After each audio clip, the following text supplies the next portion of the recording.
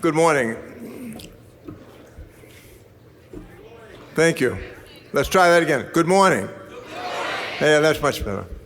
I'm Gordon Smith, the State's Director of Opioid Response in Governor Mills' office. And thank you.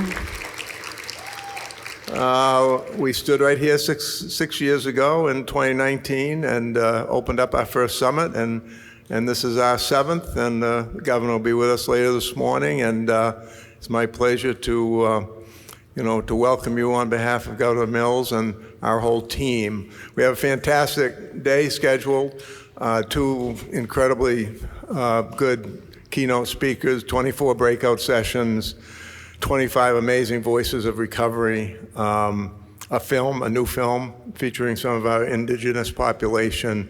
So you're just going to really enjoy the day. But it's really exciting to see the room filled. And we had over 1,100 of registrations, plus people watching the live stream as well of the plenary sessions.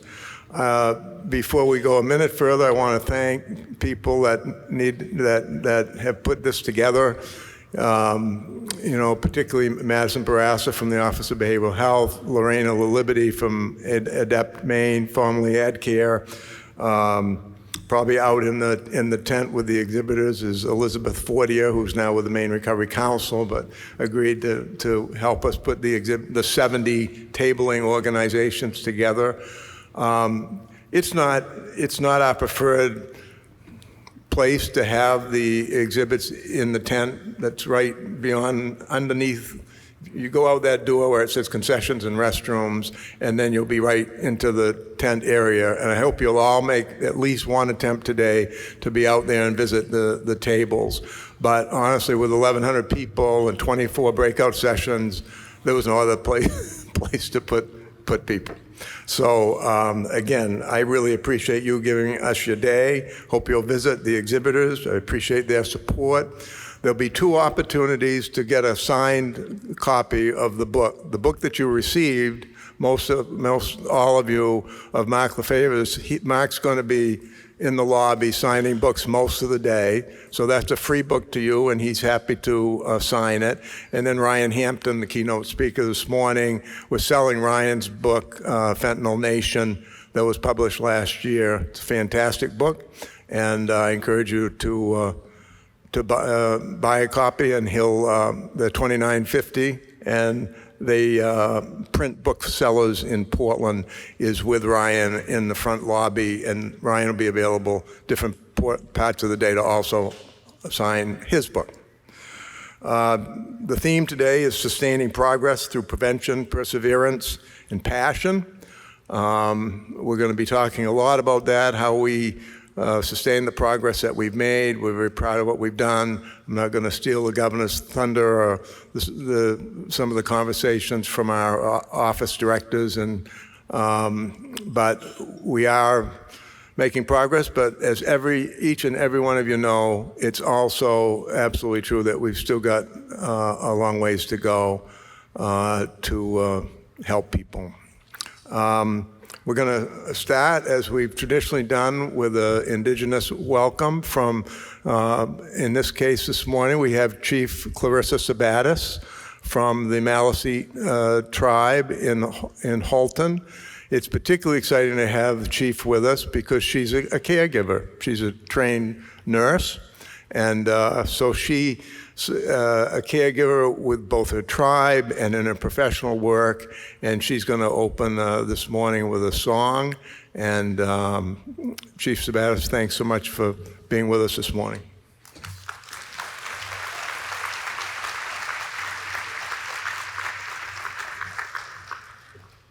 Kwe, Nodali was Sagum Clarissa Sabattis, Willistigwe Nilun, Nujayao, Midux Negyak.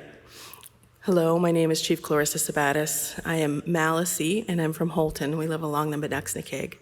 First, I want to start by saying thank you for that wonderful introduction, and thank you to Gordon and the governor for the invitation to come and to open us in a good way today with some song.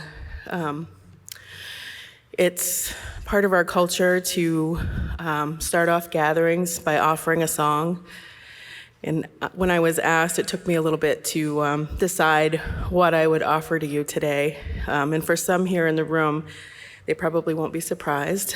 This is one of my favorite songs, and it's called the Wolastoqey song. So it is very much about place and connection. And I thought that specifically because of what you all are doing here for work, that those things are very important. And if you've done this work for any amount of time, you know that feeling connected and belonging and having supports is important. And I'll sing a verse in English so you'll hear why I chose this song. Excuse me. I also wanted to say thank you to everybody here for all of the wonderful work that you're doing. This is so important. We know that none of us are immune to this, and we all are impacted in some way. I also want to say thank you especially to those who are in recovery and who are choosing to use their stories and their experience to help not only the people that are trying to recover, but us doing the work. You're helping guide the way for everybody. So thank you all.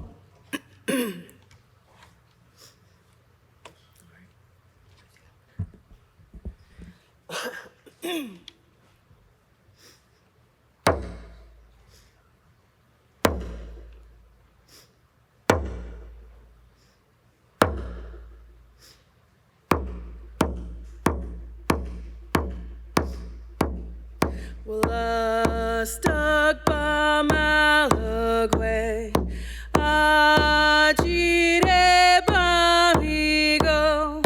Well, stuck on Malagway, Zupe Gelmia. Niguas Pamepen, Wazizich Nil. Niguas Pamepen, Wazizich Nilskamel. Well, stuck by Malagway, Ajire Bamigo. Well, stuck by Malagway, Zupe Gelmia.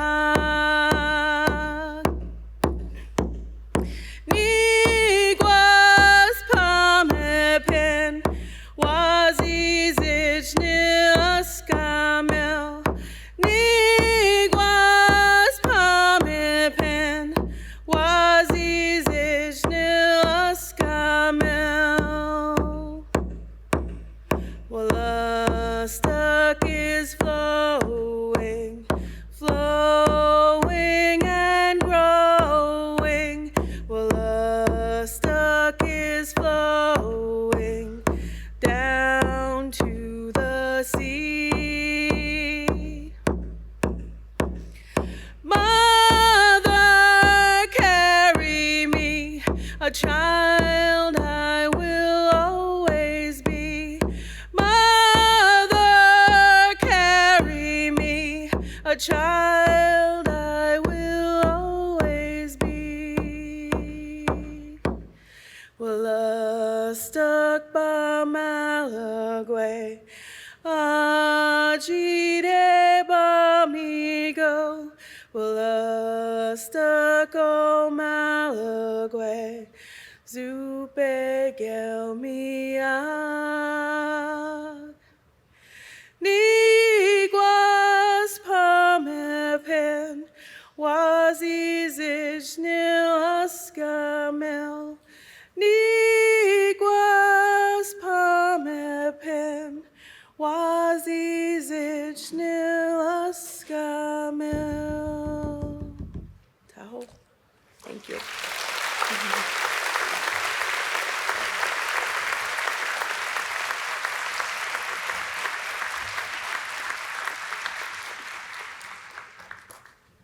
Thank you so much, Chief.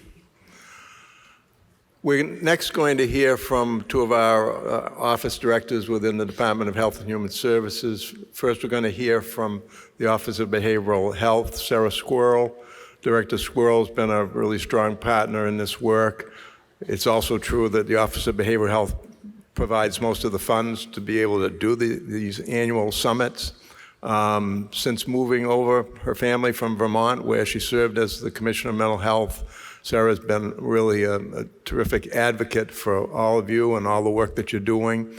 She's going to give us an update, and then following her, I won't do a second introduction, Dr. Varr, who you heard from last year in Auburn, our director of the Centers for Disease Control and Prevention in the state, will give us an update on their work. They do all the prevention work. They do all the disease prevention work, infectious disease, a lot going on in that area. So we're going to have about 10 minutes each from the two office directors, and we're going to start with Director Squirrel. Please give her a good welcome.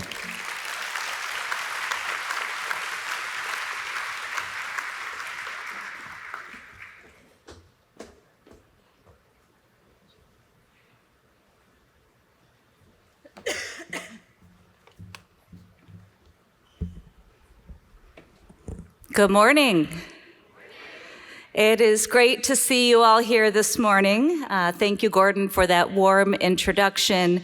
My name is Sarah Squirrel. It is truly an honor to serve as the Director of the Office of Behavioral Health for the Department of Health and Human Services, and to welcome you all here to Governor Mills' 7th Annual Opioid Response Summit here in Maine. I also, as Gordon did, just want to thank all the people who made today possible, particularly Madison Barassa, Elizabeth Fortier, Sarah Wade, Catherine Coutu, Gabby O'Neill, Jessica Shermer, Rob Porter, Tori Arsenal, and the team at ADEPT, formerly AdCare, specifically Lorena Liberty. Please join me in giving them a round of applause.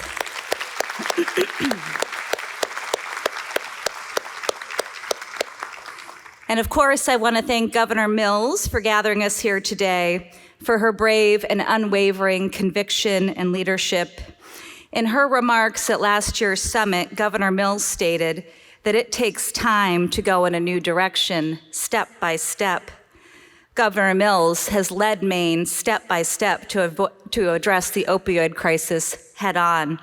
She's the driving force behind our efforts. She's a visionary, and we all know she never backs down from a fight. Yes. Woo. And I also want to acknowledge our DHHS Commissioner, Sarah Gagne-Holmes, for stepping into such a critical leadership role for our state with such a steady hand. She has led with grace and integrity, and she has remained clear-eyed about our goals related to opioid response. And I want to thank our Opioid Response Director, Gordon Smith, who embodies both perseverance and passion. Let's give Gordon a round of applause.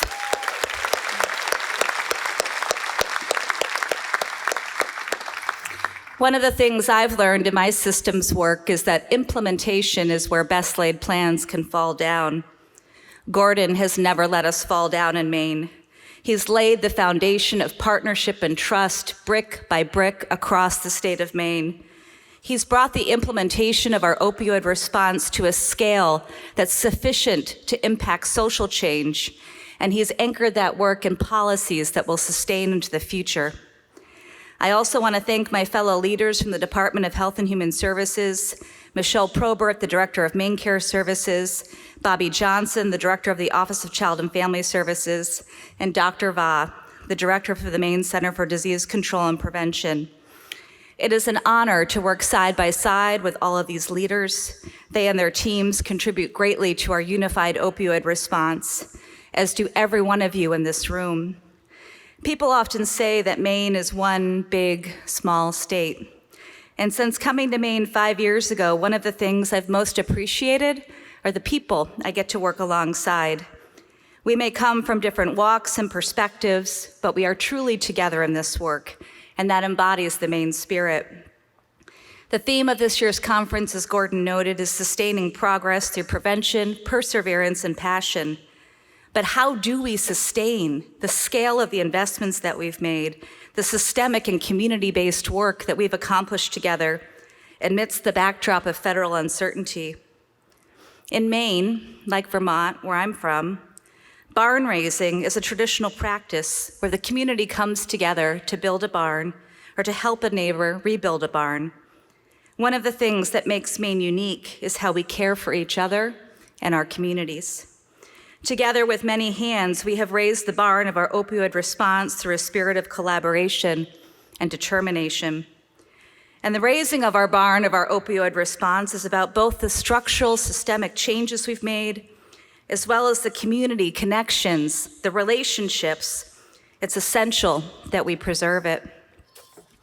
Another key component of our future success together is that connection, that space between us as individuals and as communities. We were fortunate to have former Surgeon General Dr. Vivek Murthy visit Maine last fall. Dr. Murthy published an advisory in 2023 on the healing effect of social connection. Dr. Murthy was reminding us and bringing our attention from a public health perspective. He said, and I quote, "Our individual relationships are such an untapped resource, a source of healing in plain sight. There's such powerful wisdom here that honors our mutual humanity and the power of connection and relationships." I know we all take great pride in what we've accomplished here in Maine, and it is our fierce perseverance to protect these community resources, services, and investments that will be critical to sustaining and preserving the powerful and life-saving work that we do together. We've expanded recovery community centers from 2 in 2017 to 17, with over 100,000 individuals last year attending groups and activities. We invest $2 million annually in recovery coach training and coordination. Last year, we had over 740 paid and volunteer recovery coaches in our recovery centers, and we've embedded them in emergency departments across the state. We have our beloved options liaisons, the heart and soul of our opioid response in all 16 counties in Maine, and we've added recovery coaches to their teams. From October 2024 to May of 2025, our options liaisons made over 3,500 community contacts. They referred over 1,500 individuals to community-based resources, over 1,400 individuals to treatment programs, and they've distributed over 2,600 naloxone kits. Woo!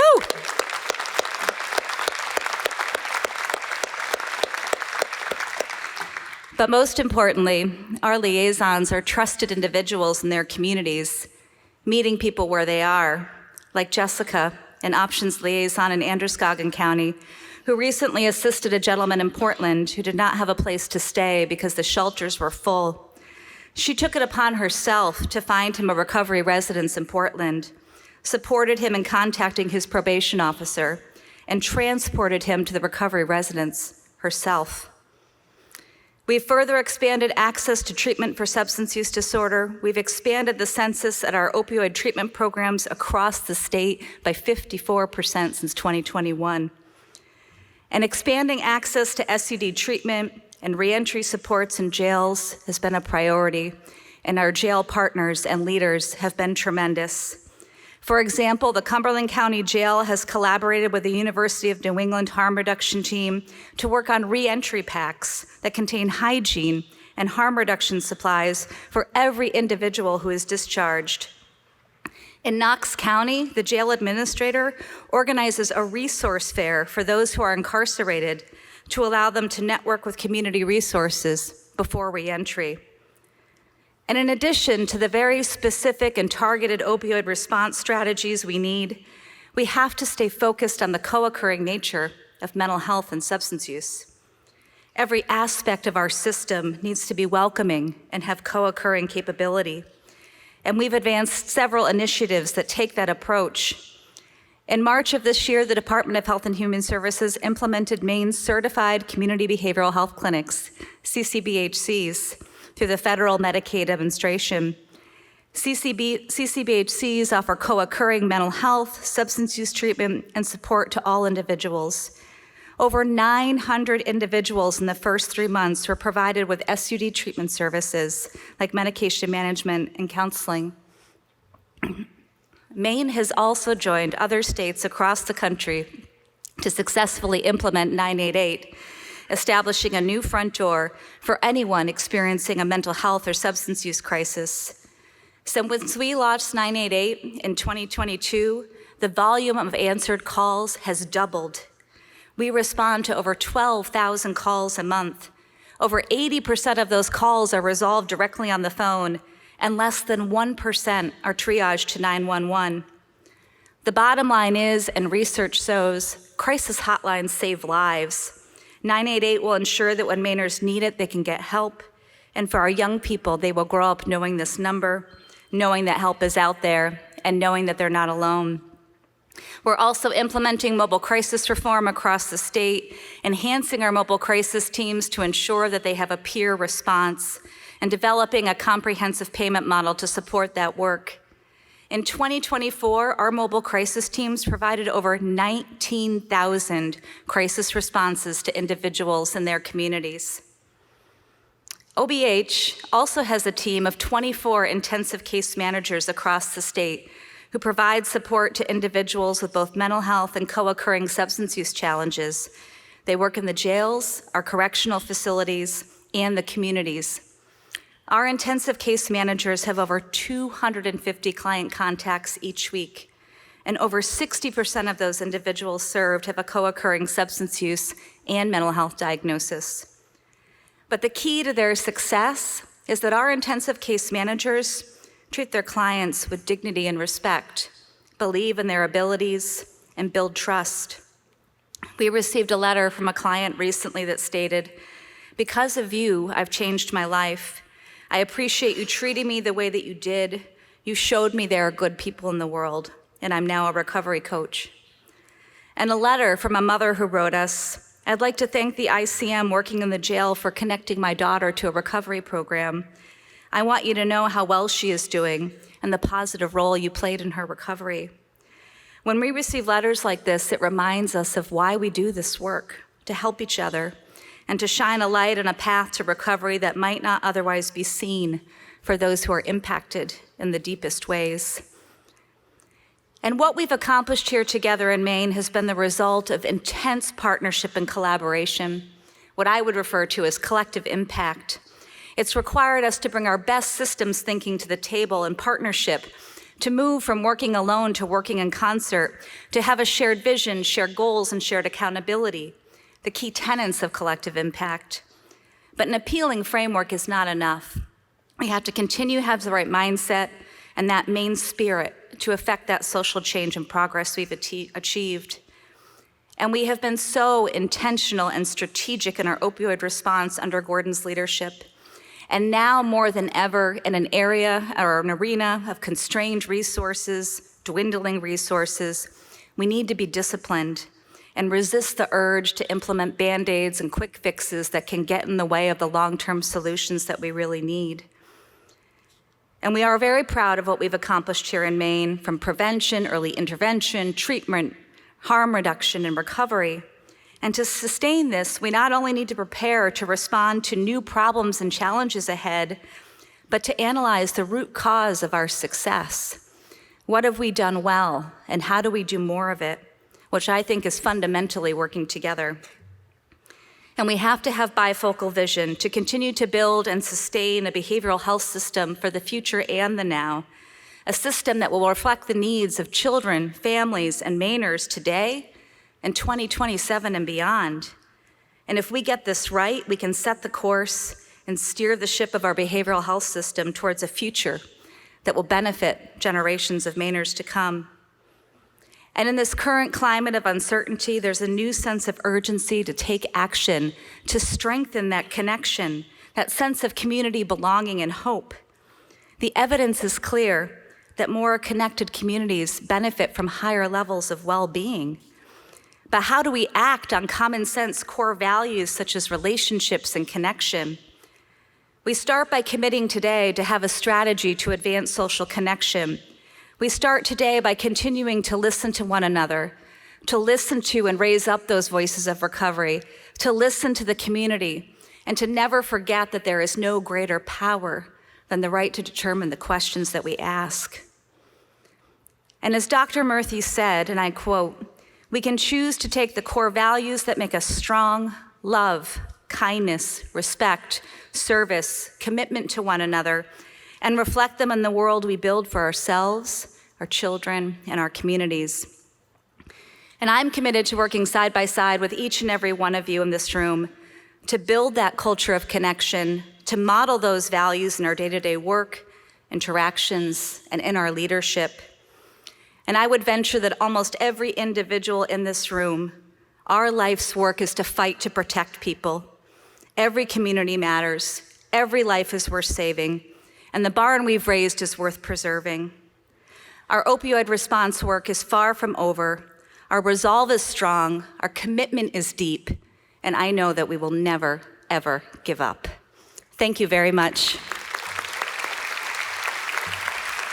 And it's now my pleasure to welcome Dr. Va, our director of the CDC.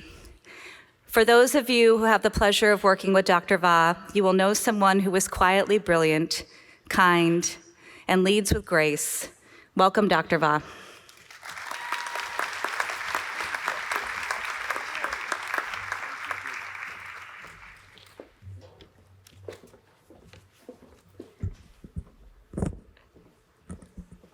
Good morning, and thank you.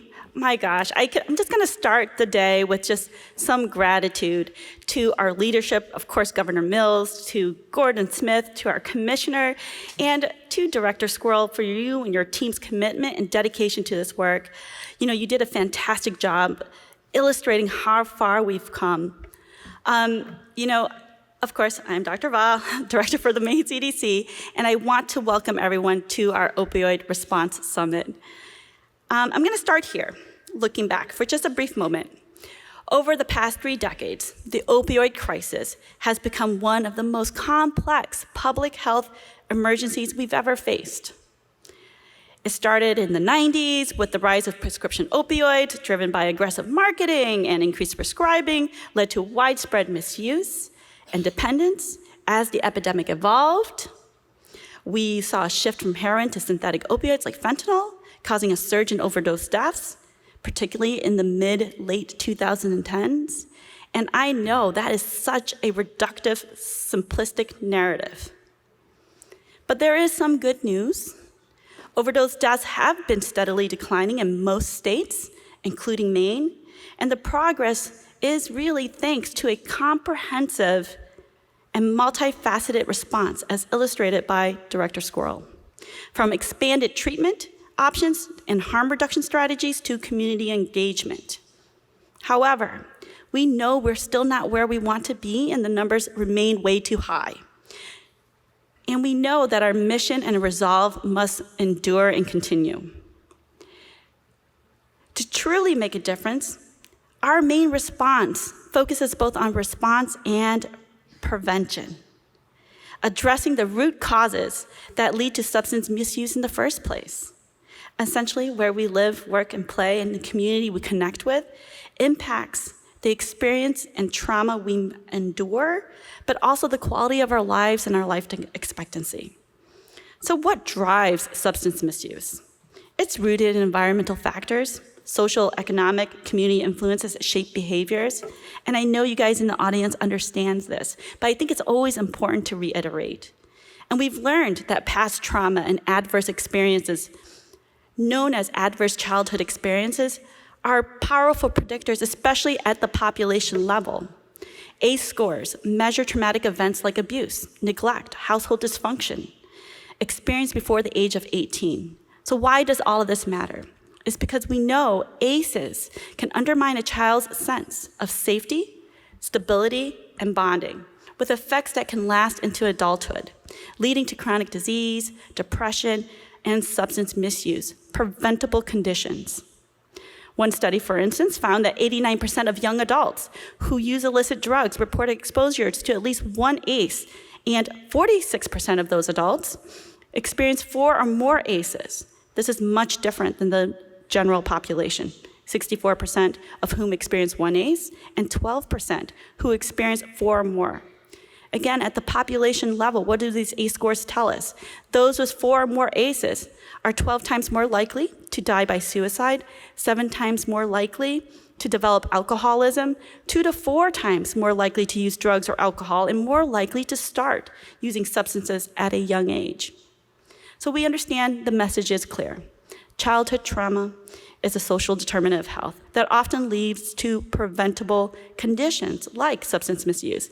And addressing ACEs in a collective manner proactively is essential in preventing addiction before it even starts. Environmental influences. We know it goes beyond childhood trauma and experience. And I'll give you some examples. They include peer groups. Friends who use or normalize drug use increase risk. Community. Living in areas with poverty, violence, or high substance use exposes kids to additional risks. Parental attitudes even. Positive attitudes towards substances use can normalize behavior. And then mental health. We understand that conditions like depression and anxiety can lead to self-medication with opioids. And then there's social media. Online content can normalize or promote substance use. All of these are interconnected factors making adolescents facing challenging environments, particularly vulnerable to misuse. Recognizing and acting on these root causes is vital, and that's why I highlight these concepts. We also know interventions that work. You know, in 2019, Maine was in the midst of the opioid epidemic, and the governor took bold action to respond to urgent need. In addition to that, in 2021, Governor Mills signed into law an emergency legislation that created the Maine Accidental Drug Overdose Death Review Panel. And this is how we learn from those who have lost their lives. Even in death, we can learn lessons. This panel reviews overdose deaths to identify gaps and develop targeted strategies. Some key recommendations from this panel: how do we utilize school health screenings like seasonal sports or routine visits to identify at-risk use discreetly, reduce stigma? Explore alternatives to suspension and expulsion. Why would you take the kids out of the communities and networks that support them? Keep them connected to support systems that improve health outcomes. Target early referrals for issues like housing instability or mental health challenges. Address social media influences. Equip youth with the skills to be able to identify and avoid harmful content or to manage these uncertainties. And then, just as I mentioned, meeting the basic needs. Support food security initiatives. Addressing the basic needs, it's just food, improves overall health and resilience. Maine CDC is working through with our partners on the ground through the Maine Prevention Network, but we know even outside of those relationships, community organizations, schools, and nonprofits are essential partners and already are translating these concepts and strategies into actions, and we are grateful for what you're doing. You know, and while environment factors are critical, they don't define a person's entire story, so we must change the narrative to focus on mattering. Research shows that kids who feel like they matter are happier, perform better academically, and have lower rates of suicidal ideation. Supporting a kid's sense of mattering and connection is a powerful prevention tool, and maybe not just kids, adults too. Having trusted adults, whether a parent, teacher, coach, whoever, can reduce risks and promote resilience. We surveyed our Maine students grades 5 through 12 through the Maine Integrated Youth Health Survey to better understand what was going on. And when we surveyed our kids, we asked them about mattering, and they responded, "It's important, it matters." When we asked high school students with 4 or more ACEs, remember 4 or more ACEs, we've been told through data that this will put you on a trajectory.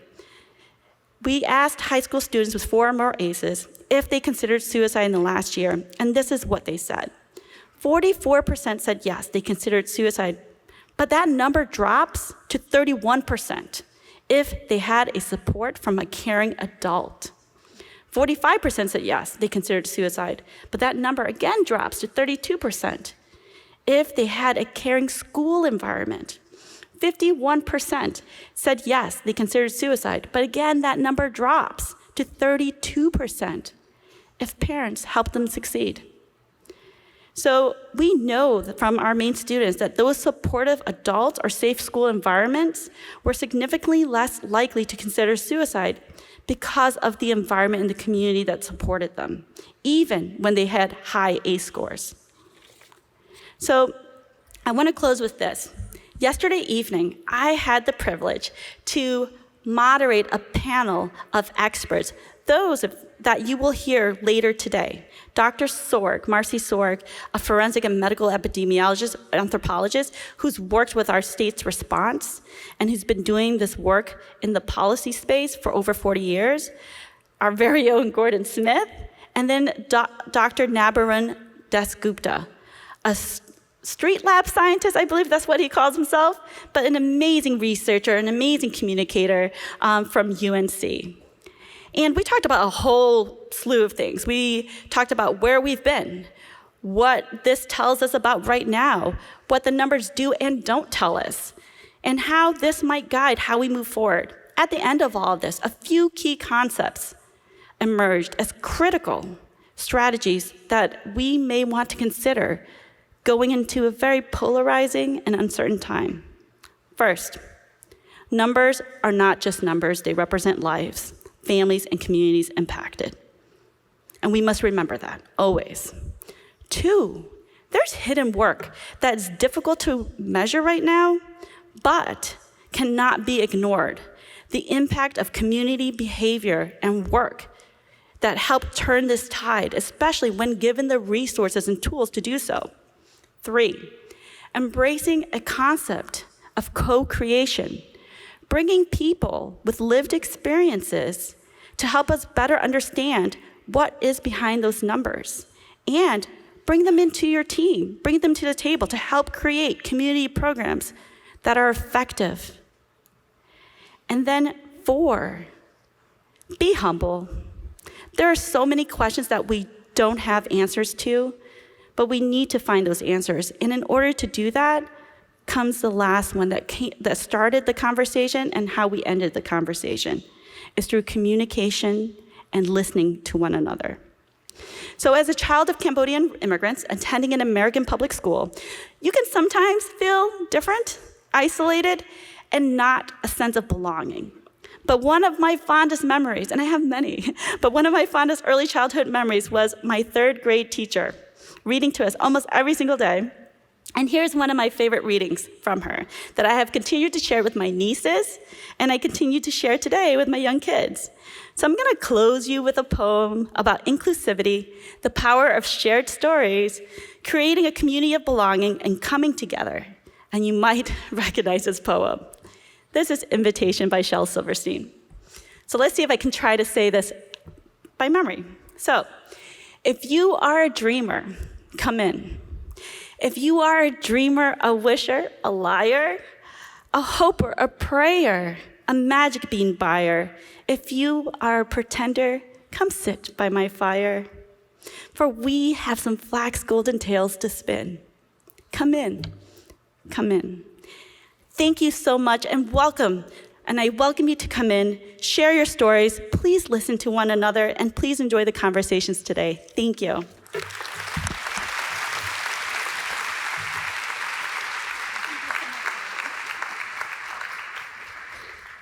Thank you very much, Director Squirrel and Dr. Barr.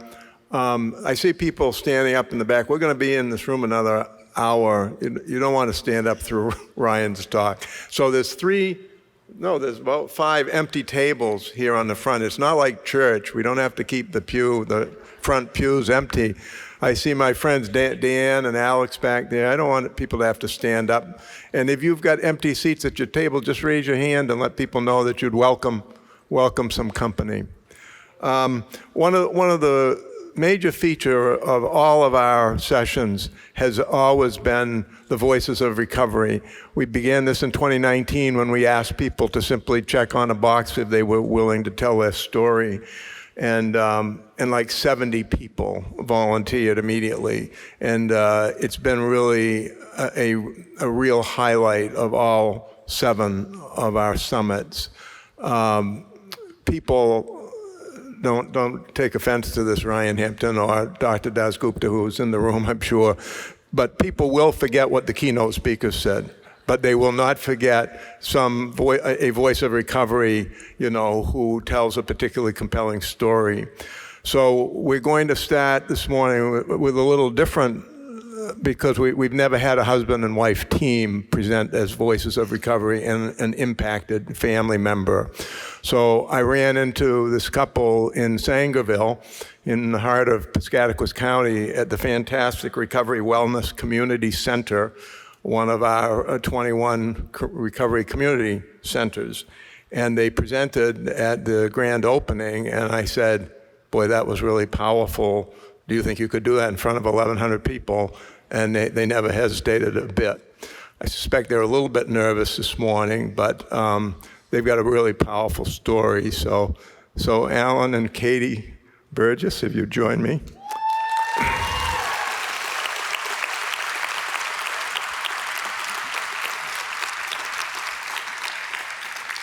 And then when they're done, then I'll introduce our friend Courtney, who will introduce our keynote speaker this morning. Thank you, Katie and Ellen.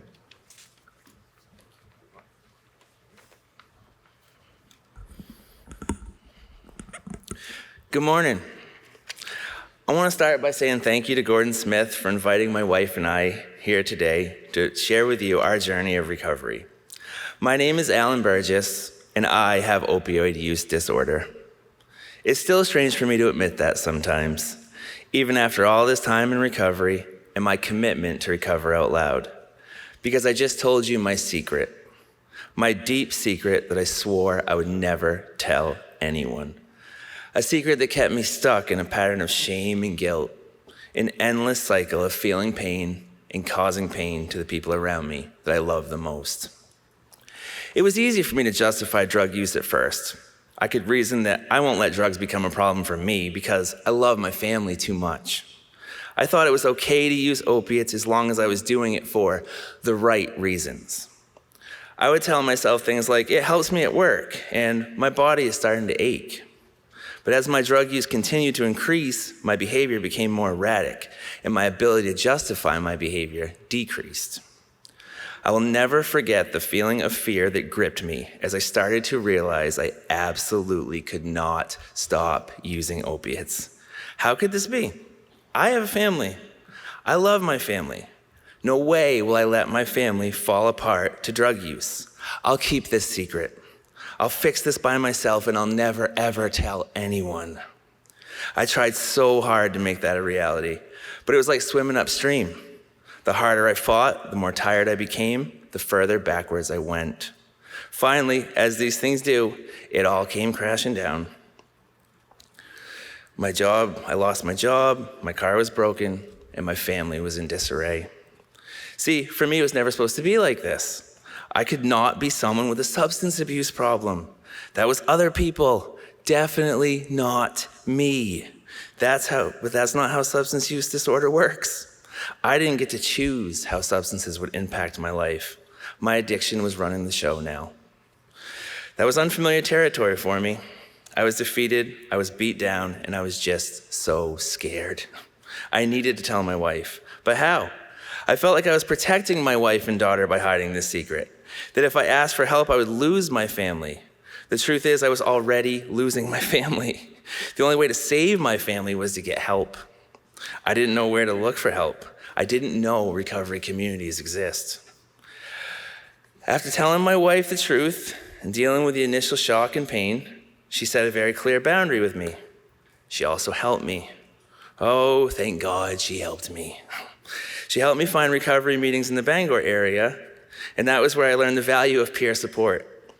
I found a recovery center in Brewer called The Barn, and I found a recovery community that was full of people that were working hard to help each other recover. That was 6 years ago. My life has changed in ways that I never could have dreamed of over the last 6 years. It changed because I was introduced to people that wanted to help me and wanted nothing in return. People like all of you here today. With the help of my peers, I slowly started to get my life back. I learned about the power of connection and the value of a healthy mind, body, and spirit. I started work at Chimbro and found myself stable again. Once that happened, I was ready to start trying to help bring recovery to our rural area.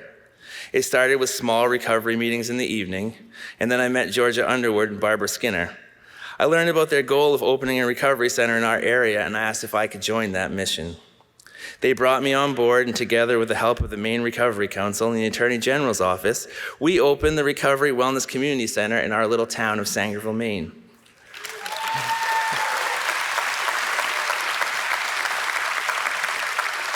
But without a doubt, the most important thing that happened was my family was saved. With the strength and support of my wife, along with the amazing resources that are out there because of the hard work being done in our state, we have built our family back stronger than ever. And I want to leave you with a reminder about the power of hope and the power of safe spaces. It not only changed my life, but it changed the course of it. If you would have came up to me 6 years ago and told me, when you found me at my rock bottom, that, hey, that secret that you're harboring, it's going to lose all of its power, and the best days of your life are up ahead of you, I would have told you you were crazy. Thank you.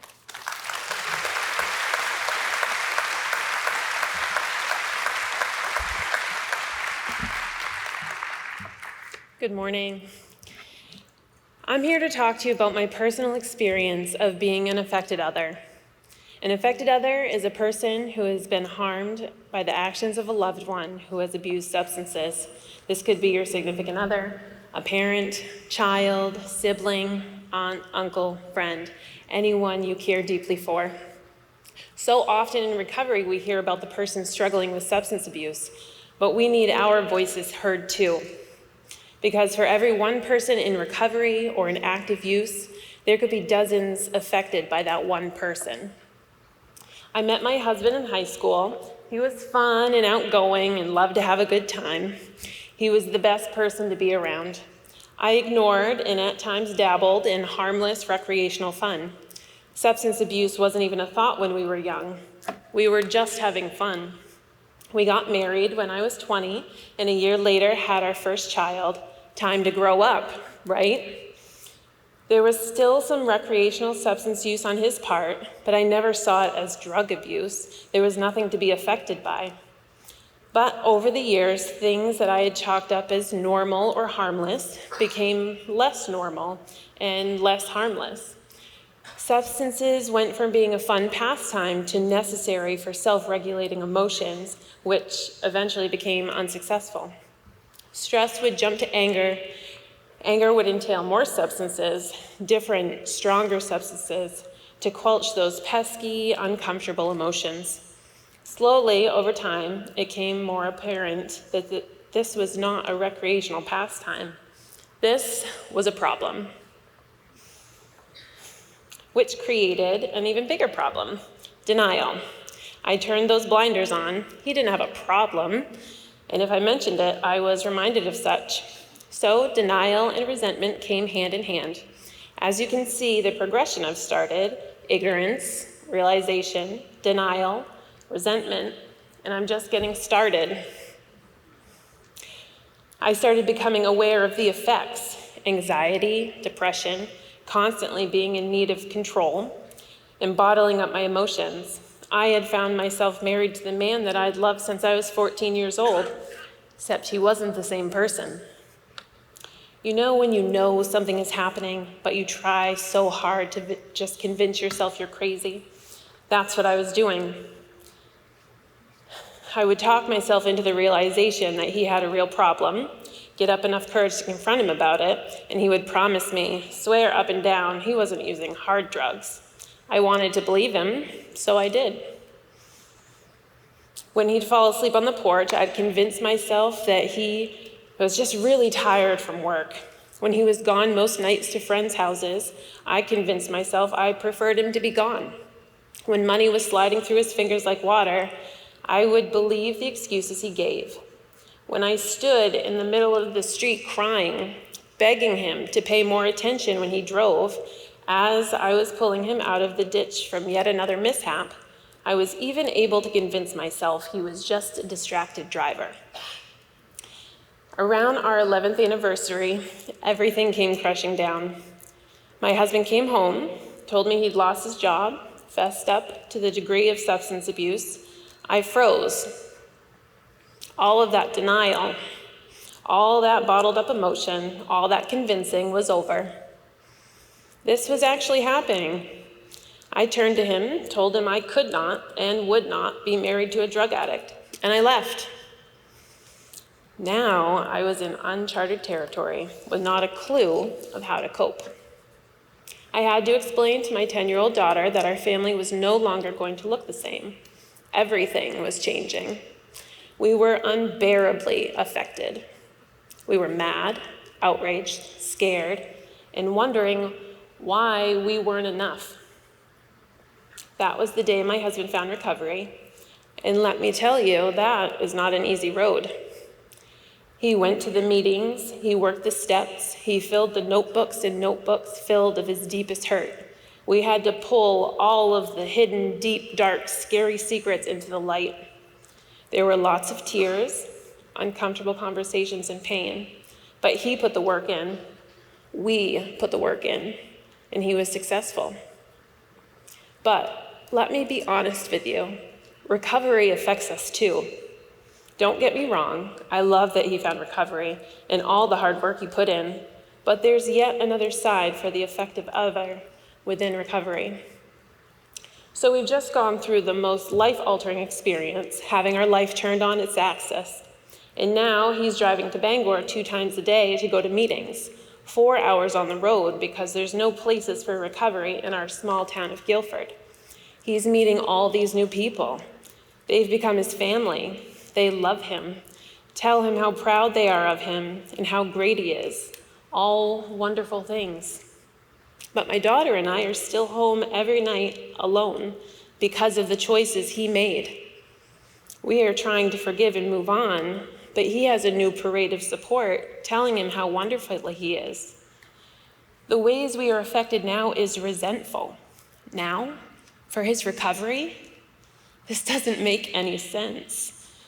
The feeling of, why does he get so much praise after he's the one that messed everything up?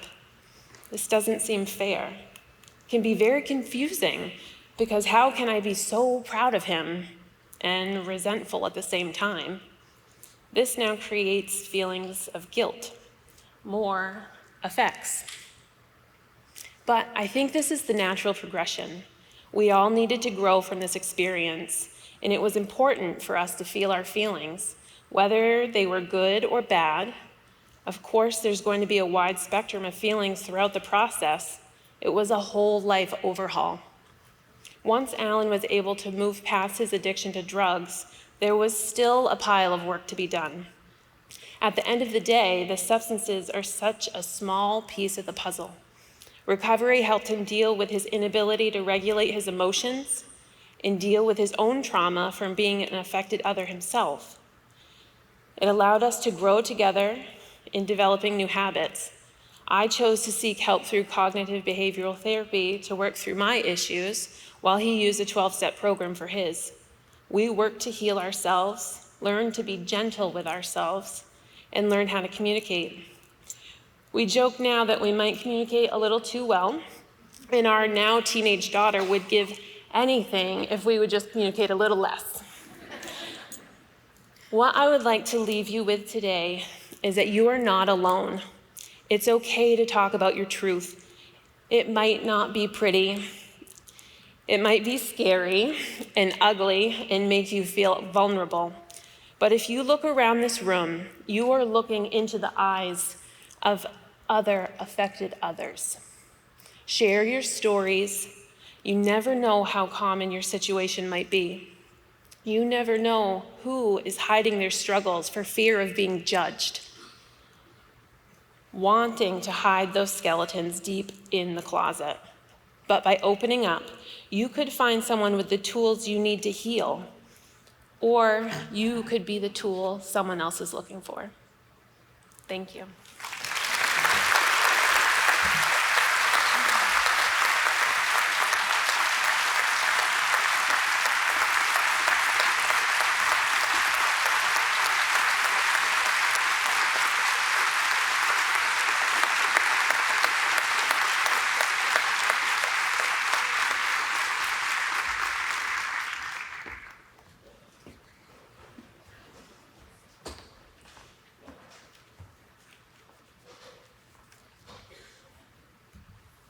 Thank you, Alan and Katie. If we just left now and didn't accomplish another thing today, the day would be a success. And thank you.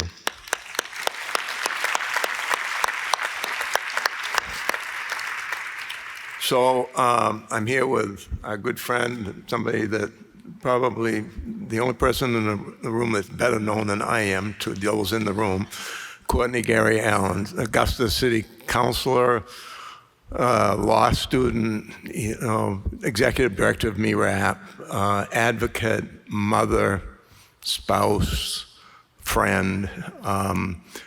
She does it all. She can be very annoying, and we don't always agree. But boy, when we do, we get things done, and she gets things done. She just last night, MERAP opened their beautiful Access Center. Many of you were there. It's just an incredible asset to the city of Augusta. She's smart, she's hardworking. Nobody works harder than Courtney Gary Allen, and I've asked her to introduce our keynote speaker this morning, who's a good friend of hers, and I'm really proud to call you my friend.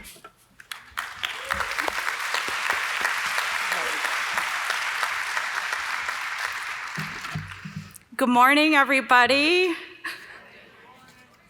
As Gordon said, my name is Courtney Gary Allen. First and foremost, I am a person in long-term recovery, and for me, that means that in just a couple of months, I will celebrate a decade in long-term recovery. So Gordon gave me 5 minutes, and I'm about to start a clock because I always listen to Gordon. Right? Right, Gordon. Okay, here we go. So I have the privilege of introducing somebody who I literally don't have the words to introduce. My friend, my mentor, my colleague, so many things, Ryan Hampton.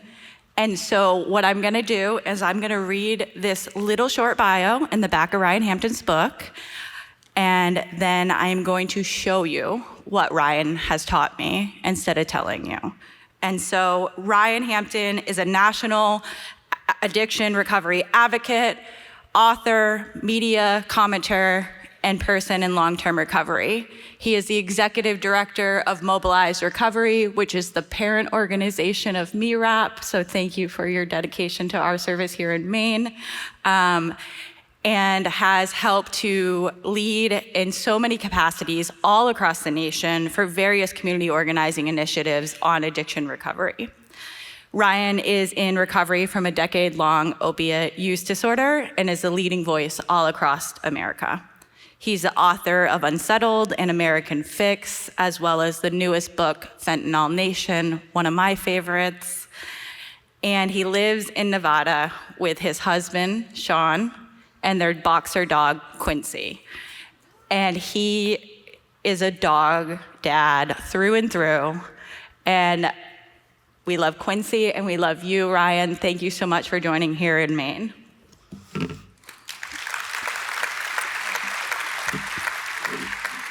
And with that, I will use my next 3 minutes to show you what Ryan has taught me. First and foremost, the state of Maine is leading the nation in so many ways. We are so proud to serve in this capacity in this state at this present moment. Together, we have helped to decrease overdose deaths in a way that is profound and just and amazing. And also, there is still more work to do. I'm asking you to join us today, in this moment, in doing 3 key things.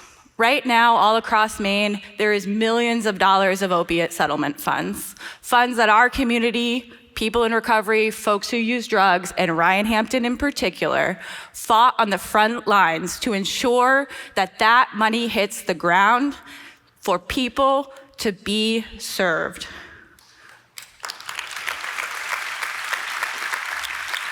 That money right now is sitting at your local city councils, your county commissioners' offices, at the Maine Recovery Council, and at the AG's office. That is our money.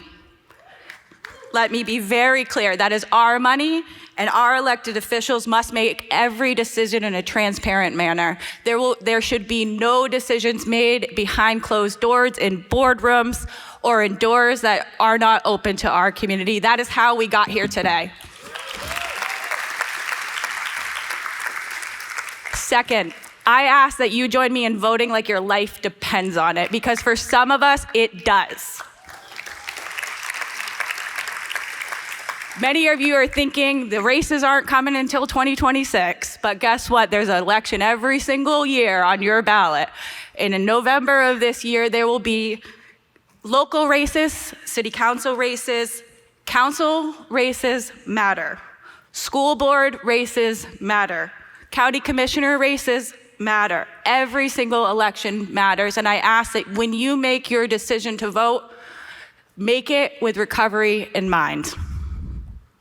Ask your elected officials who are on your ballot, what are they gonna do to protect opiate settlement money? What are they gonna do to invest in the recovery community centers like we heard from earlier? Sorry, can't remember the name of it. Somebody help me. Ask those questions as you make every single decision, and make sure you get out and vote every single time, because again, my life matters when you put your vote on the ballot.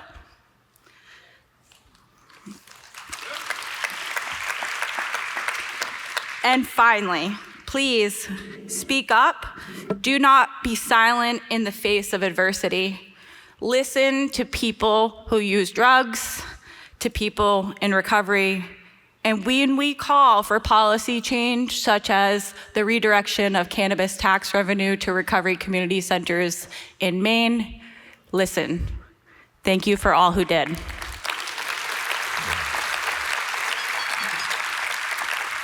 And guess what? I'm out of time, but I don't actually listen to Gordon every time, so I'm gonna finish. When we call for the expansion of the Good Samaritan law, listen. Thank you to Governor Mills for doing so.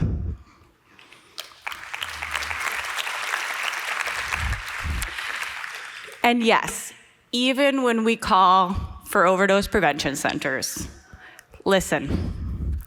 Even when you don't quite understand, be our allies, show up and ask questions, fight with us, but not for us. We are one and the same. We are on the front lines together. You do not need to protect us. We are fighting with you, and we ask that you stand right beside us.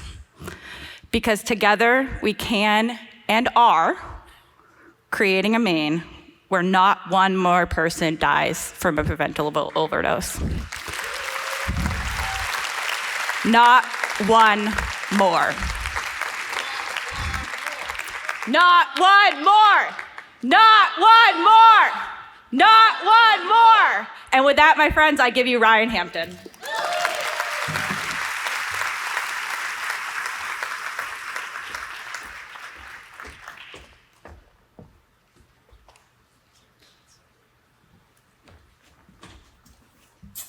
Good morning, everybody. And I just have to say, I absolutely love Courtney, Gary, Allen. And thank you, Katie and Allen, for sharing your story earlier. And it's important for me to identify myself too when I come to events like this and in rooms like this. So I am Ryan Hampton. I am an author, I'm an advocate. I'm the founder and executive director of an organization called Mobilize Recovery, which I'm gonna share about in a few moments. And I'm also a person in long-term recovery, which means for me, I haven't felt it necessary to have a drink or a drug or a mood or mind-altering substance since February 2nd, 2015. I just celebrated 10 years, which is wild. And it is, there's a lot of ground and stories and just things I want to say over the course of our time here. So I'm going to be moving fairly quickly through subjects, so bear with me. But I want to say at the top, it's a profound honor to be here in Augusta. And I do want to extend my deepest gratitude to Governor Mills for her leadership and for convening this important summit once again this year. The governor's work and the work of every single person in her administration, especially Gordon, alongside every single person in this room, the advocates, the frontline organizations, the treatment workers, the treatment counselors, law enforcement officers, policymakers. It's nothing short of life-saving. Now, the recent data indicating a decline in overdose deaths in Maine is a testament to your collective commitment and the hard work unfolding across this state.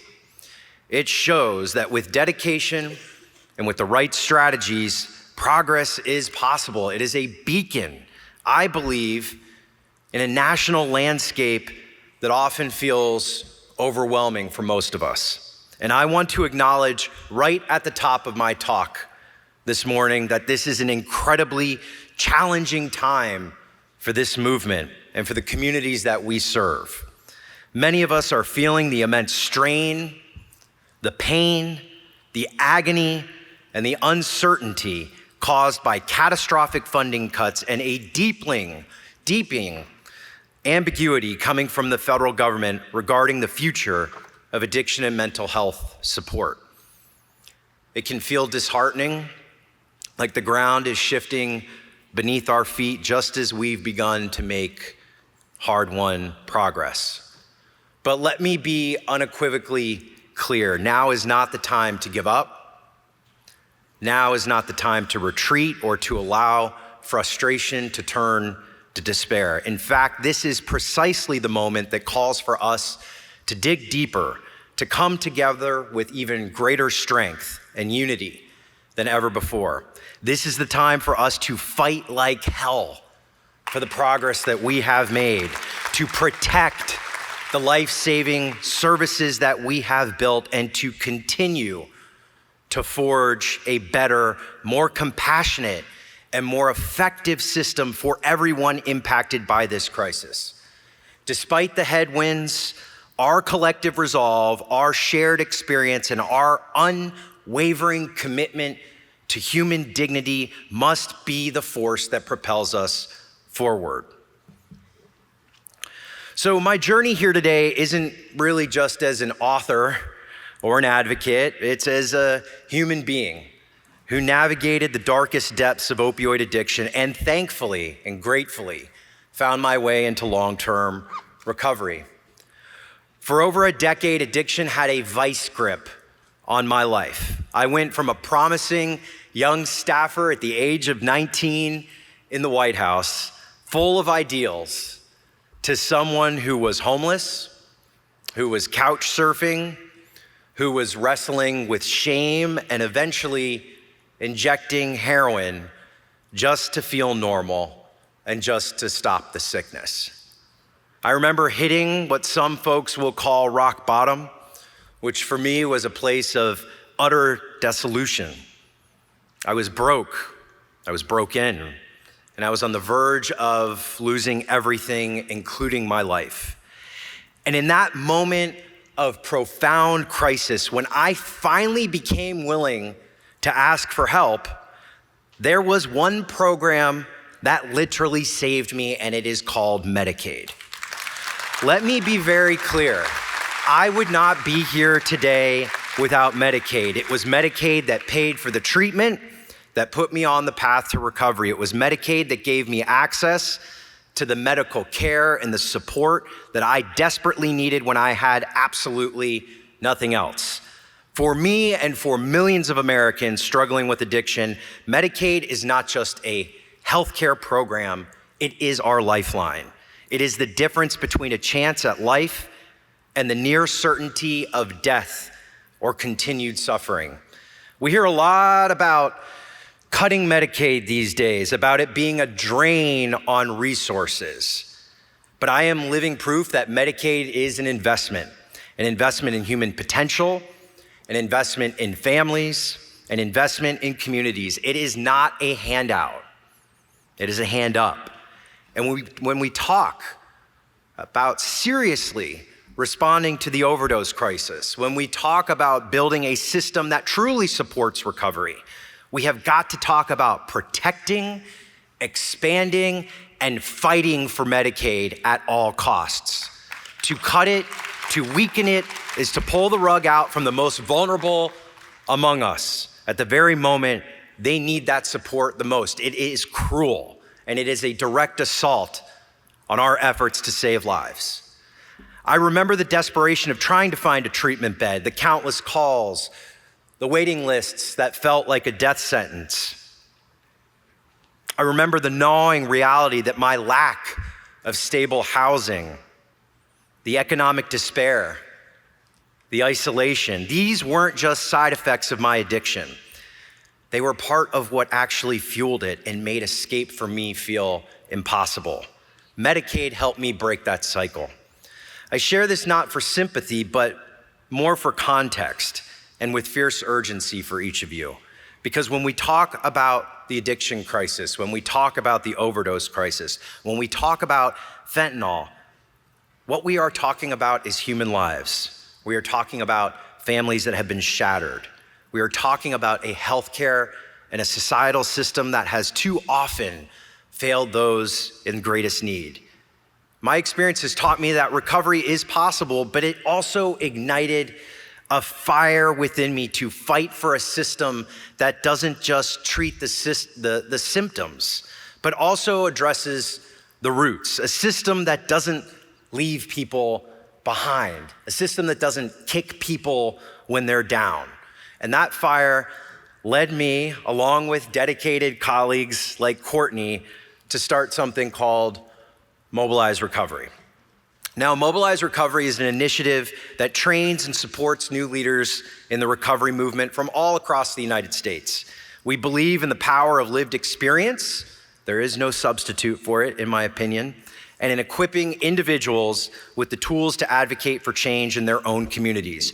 Change that encompasses not just treatment, but also addresses the social determinants of health that so profoundly impact a person's ability to thrive. And I'm gonna share a little bit more later on how you can get involved. And that brings me to why I'm here today, here this morning, to discuss the current landscape and the challenges that have become so starkly clear in recent years, challenges that I've explored deeply in my work. Now, when we hear the word fentanyl, it often evokes certain feelings, right? It'll evoke immediate fear for some of you. And frankly, it invokes a lot of misunderstanding. A story which I explore in the book, Fentanyl Nation, which perfectly encapsulates this fear and misinformation, unfolded in May of 2017 one evening in a place called East Liverpool, Ohio, a Rust Belt town ravaged by economic decline and consequently a place where opioid addiction was quite common. Officer Chris Green, who was a canine patrolman with an athletic build and boyish features, was at the gym one evening when he got a call from his partner, Rob Smith. Smith had witnessed what they call a hand-to-hand, a suspected drug deal involving a dark blue Chevy Impala. Moments later, Officer Green was in his unmarked car zipping through the industrial district. The driver of the Impala, 25-year-old Justin Buckle, panicked at the sound of sirens. He decelerated, desperately grabbing small bags of white powder, trying to ditch them out the window, but instead they spilled everywhere, caking his car's gray seats and carpet, and Buckle himself in what looked like powdered sugar. Officer Green, arriving on the scene, later told a reporter the next day that, quote, "When I got to the scene, he was covered in it. I patted him down, and that was the only time I didn't wear gloves," unquote. That detail, that small, brief detail about the ungloved contact becomes critical to the narrative that would follow that day and years later. The powder, it turned out, was fentanyl.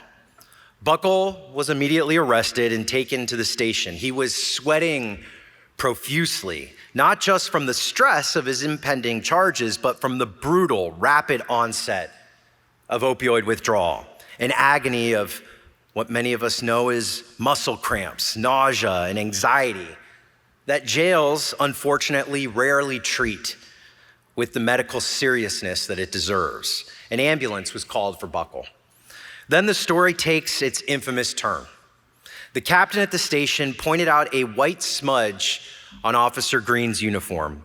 Green, thinking nothing of it, brushed it off with his thumb.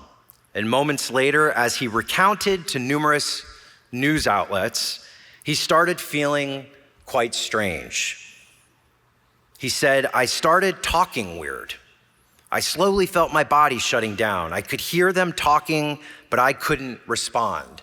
I was in total shock." That's a direct quote from him. And then he collapsed. The EMTs attending to Buckle were suddenly redirected to Green, who was now sprawled semi-conscious on the station's cold tile floor. He was given a dose of naloxone, rushed to East Liverpool City Hospital, and there received 3 more doses, 4 hits of Narcan in total, supposedly for brushing a tiny smudge of powder with his bare thumb.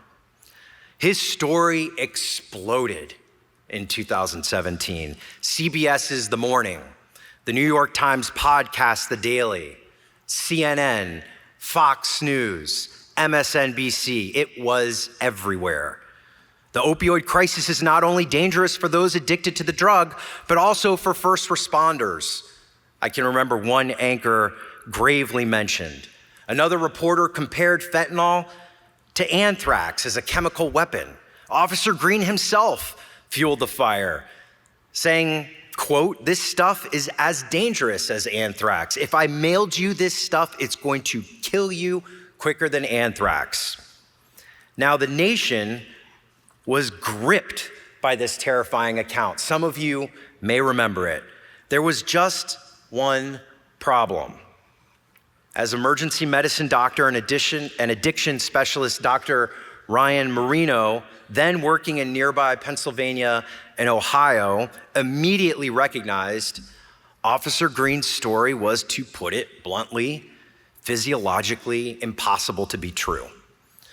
Dr. Marino, who had treated countless opioid overdoses, knew that Green's reported symptoms and the need for 4 doses of Narcan from such minimal contact didn't align with the science of fentanyl. Fentanyl isn't absorbed through the skin in a way that could cause an overdose from incidental contact like brushing off powder from your uniform. In fact, medical professionals handle pharmaceutical-grade fentanyl regularly without such incidents every single day. Green was never even tested at the hospital to see if drugs were in his system or if this account of his story was even true. So what caused Officer Green to collapse? In Dr. Marino's assessment, he believes it was fear. It was all fear. Adding to this climate of fear, the DEA itself at the time had been issuing warnings to police departments all around the United States about the supposed dangers of touching fentanyl, creating an environment ripe for such a nocebo effect where the expectation of harm can actually trigger physical symptoms. This fear, often born from misinformation, has dire consequences, let there be no doubt. It leads to counterproductive policies. It increases stigma against people who use drugs. It distracts us from real science-based solutions we need. It also echoes historical patterns of drug scares used to justify punitive measures. Meanwhile, Justin Buckle, the 25-year-old struggling with addiction, was sentenced to 6.5 years in prison, partly for, quote, assault on a peace officer, which was dealt down to him for exposing Officer Green to fentanyl. A young man's life further derailed by a narrative that was built on fear rather than facts. So to effectively combat this crisis, we really have to understand the substance itself. Fentanyl was first synthesized in 1959 by a gentleman named Dr. Paul Jansen. That's Dr. Jansen right there. Brilliant chemist. It's a synthetic opioid, meaning it's actually made in a lab, not derived from poppy plants like morphine or heroin. This is a critical distinction because it means production does not rely on agriculture. It only requires a chemist, a lab, and some precursor chemicals. Its potency is staggering though. At least 100 times more powerful than morphine. Doses are measured in micrograms, not in milligrams. This potency actually revolutionized medicine, particularly surgery and pain management. It has a rapid onset and a short duration, which can be beneficial in controlled medical settings. However, this same potency makes illicitly manufactured fentanyl incredibly dangerous on the street. As the United Nations aptly put it, fentanyl is a good medicine and a bad drug. Two things can be true at the same time. The transition from prescription pills to heroin and now to a drug supply increasingly contaminated with or replaced by illicitly manufactured fentanyl and its analogs marks the devastating third wave of our overdose crisis. People often don't know what they're taking, how much fentanyl they're taking, which leads to overdoses with such a little amount. Now, our current fentanyl crisis, our current overdose crisis, our current addiction crisis in this country doesn't exist in a vacuum.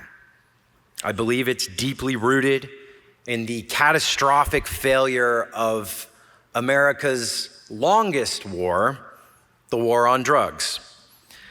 Declared by President Nixon in June of 1971 as a response to what he called, quote, public enemy number one, drug abuse, unquote. This war was never just about drugs. Its origins are actually far more cynical and racially charged. President Nixon's chief domestic policy advisor, a guy named John Ehrlichman, that's Ehrlichman right there, later made a shocking confession to journalist Dan Baum in 2016 during an interview. He said, and this is a direct quote, "You want to know what this was really all about? The Nixon campaign in 1968 and the Nixon White House after that had two enemies, the anti-war left and black people. You understand what I'm saying? We knew we couldn't make it illegal to be either against the war or black, but by getting the public to associate the hippies with marijuana and the blacks with heroin, and then criminalizing both heavily, we could disrupt those communities. We could arrest their leaders, raid their homes, break up their meetings, and vilify them night after night on the evening news. Did we know we were lying about the drugs? Of course we did," unquote. This punitive, fear-based approach has never worked to reduce drug use or supply. Instead, it has fueled mass incarceration, exacerbated racial disparities, and created a cycle of harm. The crack cocaine epidemic of the 80s and 90s is a stark example.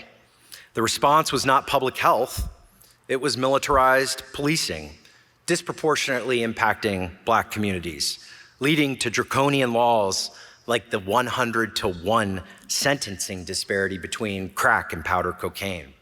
This despite the fact that both are the same drug.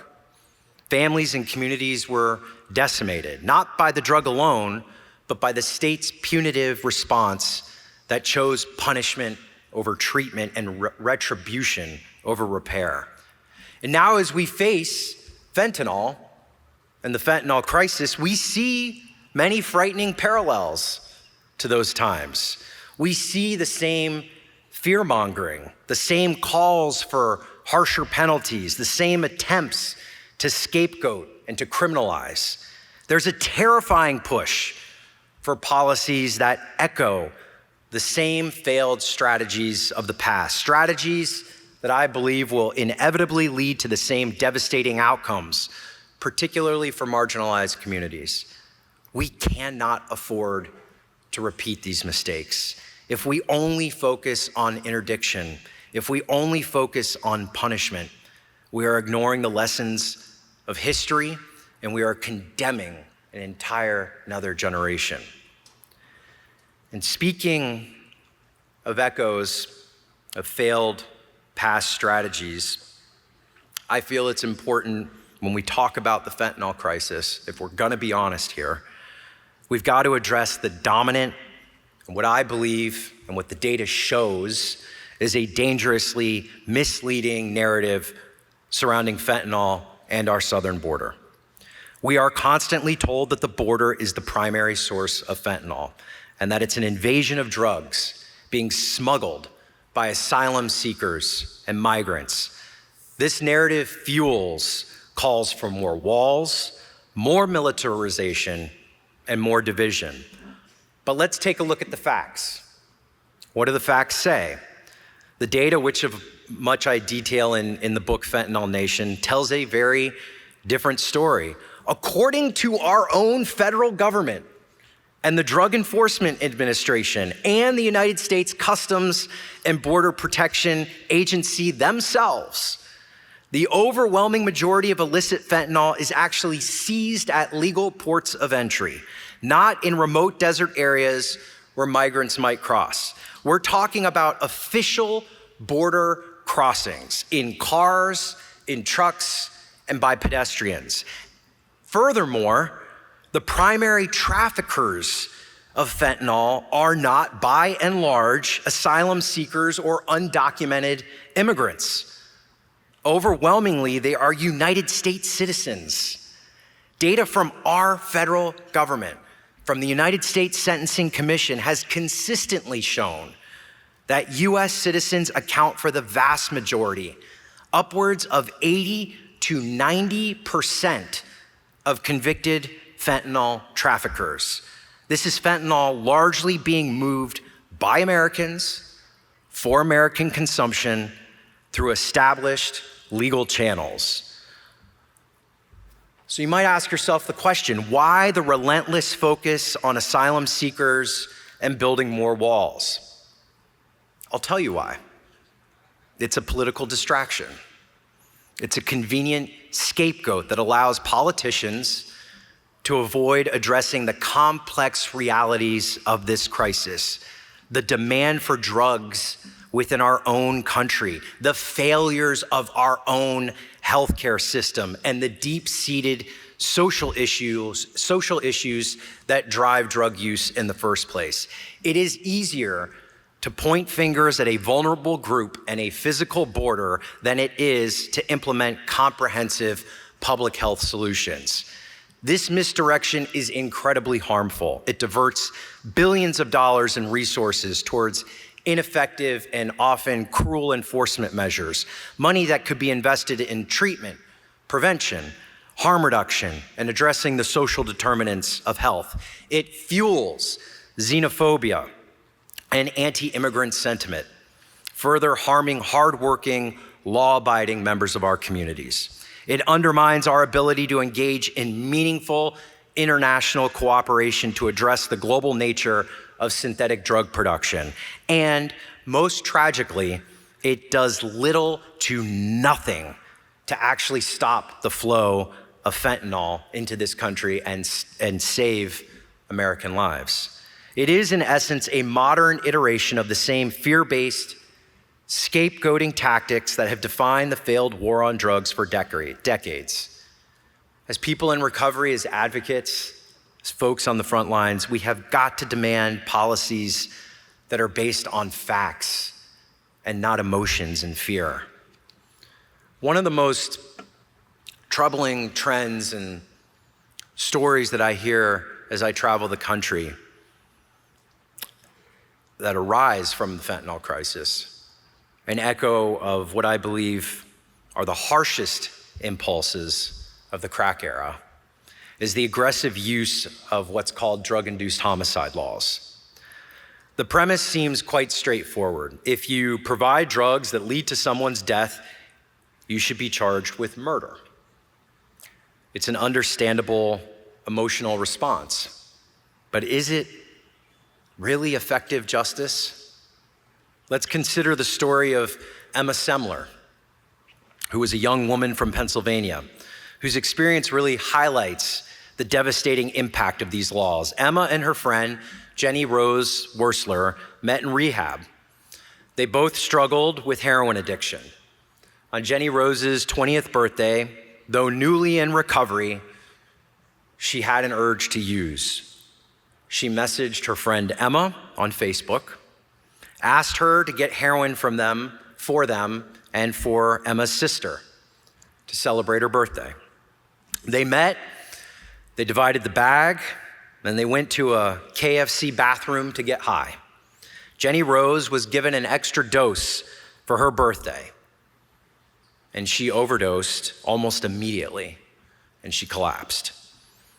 Emma had just turned 18 herself, and her sister panicked. They grabbed the remaining heroin and syringe, and they ran, leaving Jenny Rose behind. A KFC employee later found Jenny Rose, but it was too late. She couldn't be revived. Now, you have to also remember, in Pennsylvania at the time this happened, this was before there was a Good Samaritan law. But what happened to Emma? She wasn't seen as a grieving, terrified friend who was also struggling with heroin addiction. The law saw her as a criminal because Jenny had messaged her to get the drugs. Emma was designated a drug dealer because she loaned Jenny cash for the drugs. She was deemed responsible for their purity because she paid for the baggie and provided a syringe. She was charged with intent to distribute because they used near a school in the KFC bathroom. Her sentence was increased. And because she ran and Jenny Rose died, Emma was slammed with a federal drug-induced homicide charge, facing a 21-year mandatory minimum sentence. The prosecution during the trial framed her actions as cold-blooded and calculated, not the actions of a scared teenager in a moment of absolute panic. Think about the chilling effect of such laws. Instead of encouraging someone to call 911 and seek help, they actually incentivize fleeing the scene to avoid a murder charge. This makes no sense. It completely and directly undermines our Good Samaritan laws that are designated to save lives. Emma's life was shattered. After an appeal, her conviction was actually overturned, but she eventually pled guilty to lesser charges, still facing 10 years in prison. So let me ask this question. Was this justice for Jenny Rose? Or was it, as I call it, something called sadistic arithmetic, designed to compound suffering? These laws, as a good friend of mine, Sheriff Carl Leonard, who's the sheriff of Chesterfield County Jail, sheriff of Chesterfield County in Virginia, a Republican sheriff, says they fail to act as a deterrent for helping those deep in addiction. Carl says they punish individuals who are often low-level users themselves, doing little to disrupt the larger drug supply while devastating more families and more individuals. This is precisely the kind of policy that expands the net of criminalization without addressing any root causes. Now, behind every statistic, every policy debate, we know our human lives. Families like my friends, the Carters, Gary and Tracy Carter, who lost their son, Bryant. Bryant's life was a series of health challenges from his birth. His parents recall his early surgeries on his knees, exposing him to painkillers at a very young age. Later, a severe case of psoriasis led to more medications, including chemotherapy drugs. His parents believed this early and prolonged exposure, combined with the pain and low self-esteem from his condition, led him to self-medicate with his grandparents' Oxycontin. They kept that locked away, but Bryant found a way to access it. He eventually transitioned to heroin in college when prescription pills became harder to obtain. He came to his parents wanting help. He was doing well on Suboxone. He had met his fiancée and he was excited about their baby to come and about becoming a father. Then, an emergency appendectomy. Bryant pleaded with the doctors before surgery, "Do not give me fentanyl. He told them that he was a person with addiction and he couldn't have anything. His parents advocated for him, but the doctor said it was absolutely necessary, and he was given that after the surgery. Now, his parents believe that it was the fentanyl that pushed the Suboxone off his opioid receptors and may have led to a recurrence of his chaotic use. The week before they were to find out the sex of their new baby, Bryant accidentally overdosed on illicit fentanyl. His mom, Tracy, found him by his bed with his head on his Bible, his hands were clasped, and a needle was still in his arm. She did everything she was trained to do. She administered Narcan. She called 911, but it was too late. The Carter story is one of immense love and profound preventable loss, and a healthcare system that at critical junctures failed Bryant.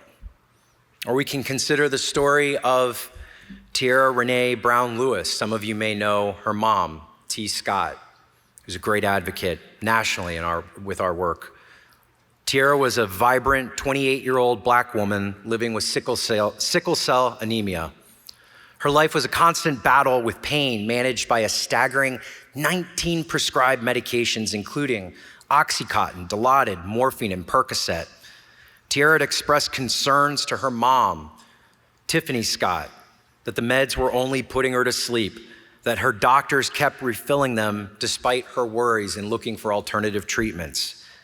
And one day, in the midst of COVID, she was turned away from the emergency room because her pain crisis didn't present as COVID-19.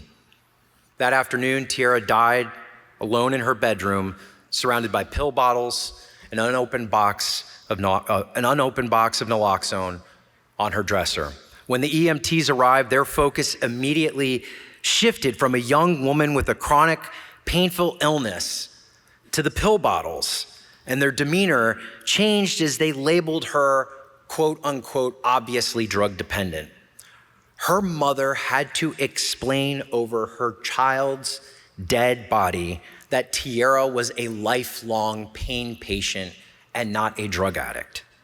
Tierra's story is a heartbreaking intersection of chronic illness, the overdose crisis, and the profound racial disparities and biases that exist within our healthcare system, where the pain of Black patients is too often dismissed or misattributed. These are not isolated incidents. They are the daily realities that we face, the kind of heartbreaking accounts that underscore this human toll. They speak to systemic failures, to a crisis of compassion as much as a crisis of substances. They also speak to the profound impact of social determinants, the conditions in which people are born, grow, live, work, and age, which can create vulnerabilities long before substances are ever used. Now, we know that as we grapple with the fentanyl crisis, that it's consistently a relentless moving target. Nationally, data, and I'm using this 107 number intentionally, and you'll hear later, but nationally, data from the CDC suggested that over 107,000 lives were lost to overdose in 2023. Now, it is notable that new data released just a few weeks ago shows that number decreased nearly 27% in 2024, bringing the total to a little over 80,000. While this decrease is welcome, let me be absolutely clear. It is still catastrophically high. The presence of xylazine or tranq further complicates this landscape, making overdose reversal more difficult and causing horrific flesh wounds. The drug supply remains volatile and incredibly dangerous. It's critical that we acknowledge this ever-changing reality as we craft and implement our responses. But as we grapple with the fentanyl crisis, we cannot forget another group of individuals who are profoundly impacted by our nation's response to opioids, and that is people living with chronic pain. The narrative of the opioid crisis often, and rightly, focuses on addiction and overdose. But the policy responses, particularly The 2016 CDC guideline for prescribing opioids for chronic pain created a devastating pendulum swing. Intended to curb the overprescribing that fueled the first wave of the crisis, these guidelines were often misapplied with rigid inflexibility. Doctors facing scrutiny and prosecution drastically reduced or forcibly tapered opioid prescriptions, even for patients who had been stable and functional on long-term opioid therapy for legitimate, debilitating pain. Clinics closed. Access to compassionate care withered. The story of my friend Ann Fuqua, who's a nurse living in Alabama with dystonia, which is an incredibly painful neurological movement disorder, is a powerful example of this. For Ann, medical fentanyl administered through patches was the magic answer that allowed her a semblance of a normal life after countless other treatments had failed. But the CDC guidelines and the subsequent crackdown made accessing her life-altering medication an agonizing quest. She described having to cross state lines, sometimes taking a Greyhound bus in her wheelchair, desperately searching for a pharmacy that would fill her legitimate prescription. She told me about the fear that every single doctor's visit would be her last and be the one where they label her a, quote, fiending junkie and cut her off. This is not an isolated story. Millions of Americans live with chronic pain. When their legitimate access to pain relief is severely restricted or denied, some in desperation are pushed towards the illicit market, a market now saturated with street fentanyl, a far more dangerous and unpredictable option than their prescribed medication. This is tragic, and it's an unintended consequence of policies that lacked nuance and compassion. And this hits particularly close to home for me. My mom, who I'm leaving tonight to go visit in Florida and spend a couple days with to help her get moved in to a physical rehab, she lives with debilitating chronic pain. She can no longer walk. The only medications that have ever given her a semblance at a quality of life that have allowed her to participate with her family at nearing 80 years old are opioids. Yet she too faces constant hurdles, stigma, and the fear of being denied the relief she desperately needs. It is a profound injustice. We cannot adopt a burn the house down approach to opioid policy. Every action, every guideline, every law must be carefully considered for its potential harm to those who are already suffering. Pain patients are not the enemy. They are often the forgotten casualties in the war on drugs left behind in our efforts to contain a crisis. Now, I want to shift to something positive, and that brings me to the remarkable work happening here in Maine. It's genuinely inspiring to see the progress that is being made. Recent reports indicate an 11% reduction in overdose fatalities in 2023, and at the same time we were seeing a peak of 107,000 nationally, and a continued downward trend in early 2024. And this is not by accident, in my opinion. This is the direct result of a concerted, collaborative effort that was led by people in this room and Governor Mills. This progress reflects the power of investing in what works, expanding access to naloxone, increasing access to treatment options like MAT, supporting harm reduction initiatives, and fostering robust recovery communities. It demonstrates that when policymakers, healthcare providers, grassroots organizations, and individuals with lived experience work together, we can turn the tide. The dedication that I see in this room is precisely what our nation needs more of. You are showing the rest of the country that a different path is possible. And I know we are running out of time, so I want to close by going to my last slide and saying that there is a path forward. There is a path forward that I prescribe in the book that I believe will lead us to less overdoses and a more vibrant recovery community. Let me get to the last slide here. Building a better drug policy, 9 pillars for holistic change. My work has led me to identify 9 core pillars that I believe will transform our approach. Number 1, and this is talking at a national landscape, free universal naloxone. This lifesaver should be accessible as an EpiPen in every public space and first aid kit. The cost to manufacture it is minimal, yet price gouging has been rampant. Real-time data. We need accurate, real-time data on overdoses, hospitalizations, and treatment engagement, much like we had for COVID-19 to inform our response effectively. Addiction treatment and support on demand. Treatment for substance use disorder must be fully integrated into mainstream healthcare, covered by insurance parity and accessible when people need it most, not after weeks or months on a waiting list. Innovate treatment and prevention strategies, including research into non-opioid pain relief and upstream prevention. We need more options, especially for co-occurring substances like opioids and stimulants.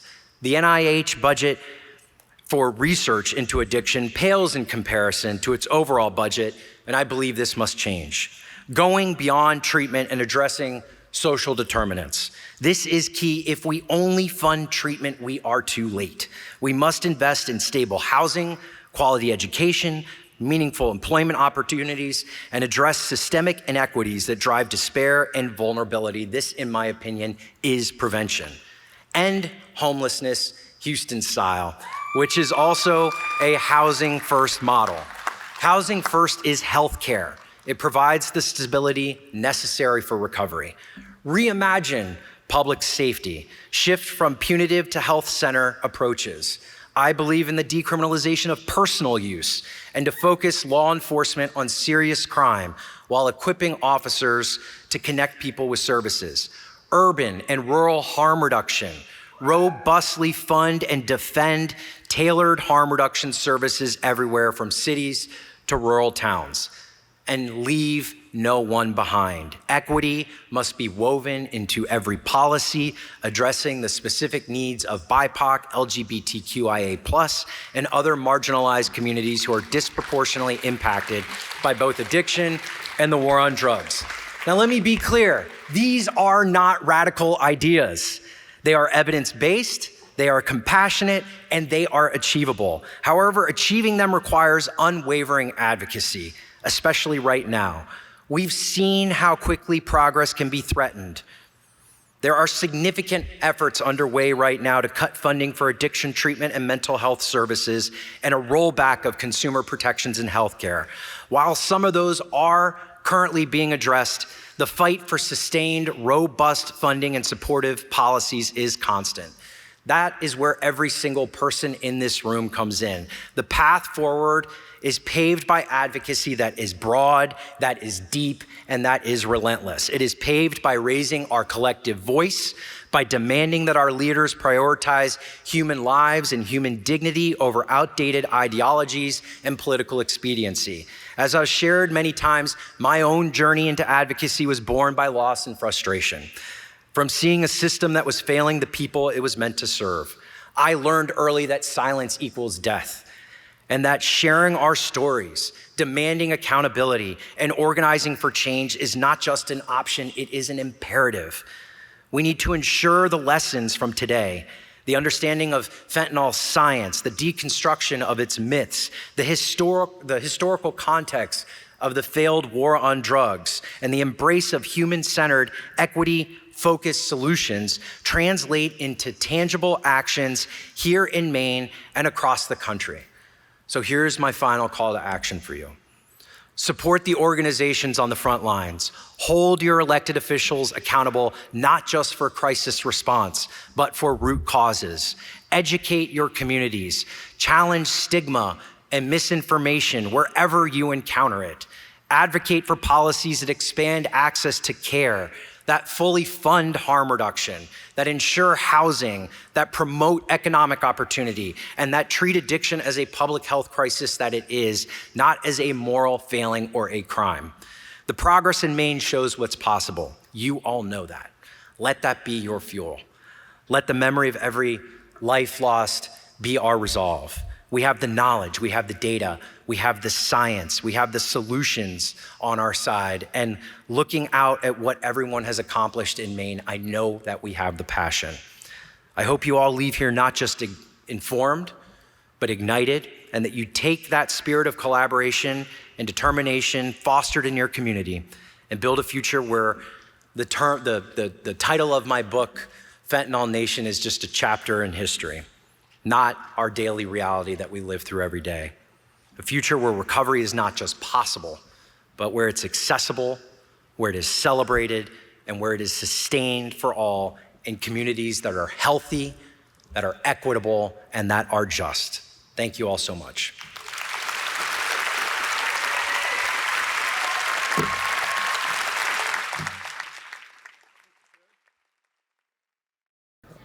My name is Michael McKernan. I'm the Director of Government and Community Relations at the Jackson Laboratory. I'm based in Bar Harbor, Maine.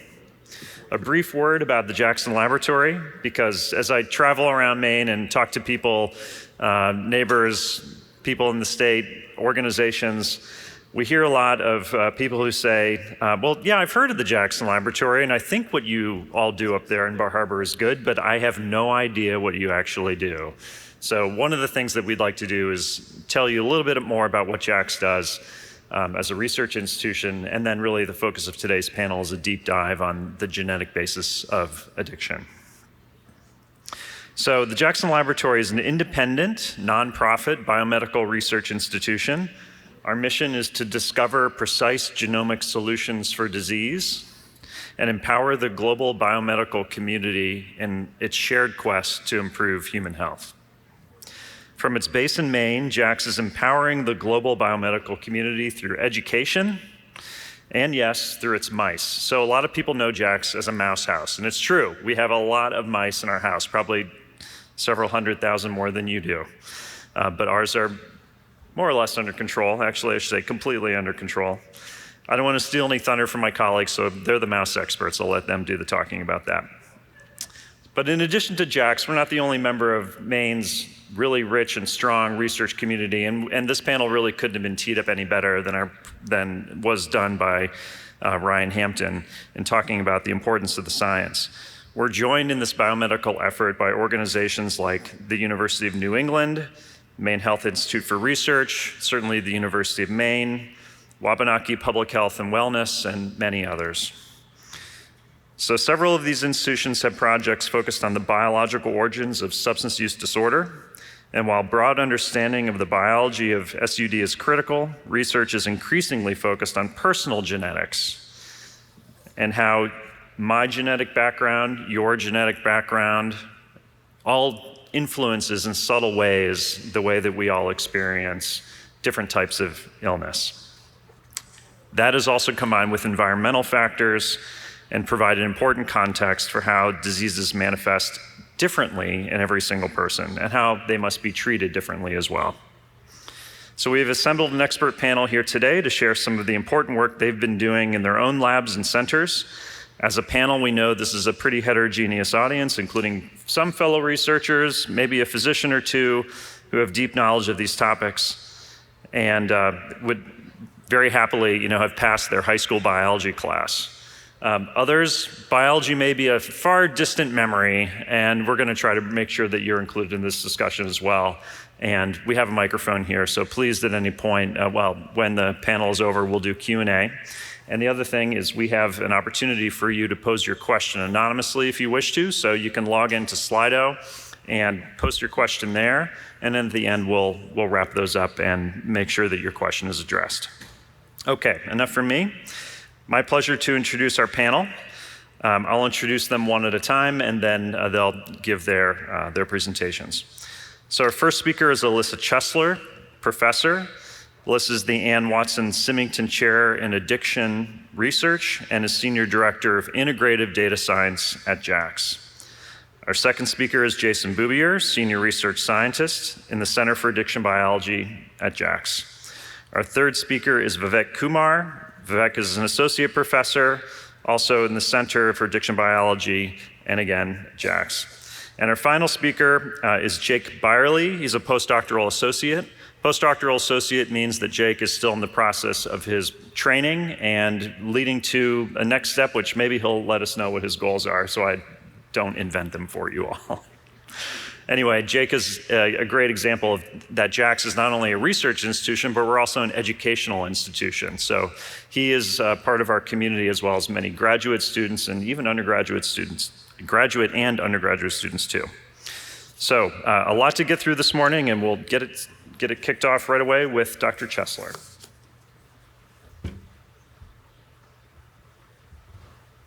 Thank you, Mike, and good morning. How do I advance the slides? Yeah, that's important. Thank The you. green arrow. I was powerless for a minute. Okay, great. So I'm going to talk today about some of our findings in the genetics of addiction.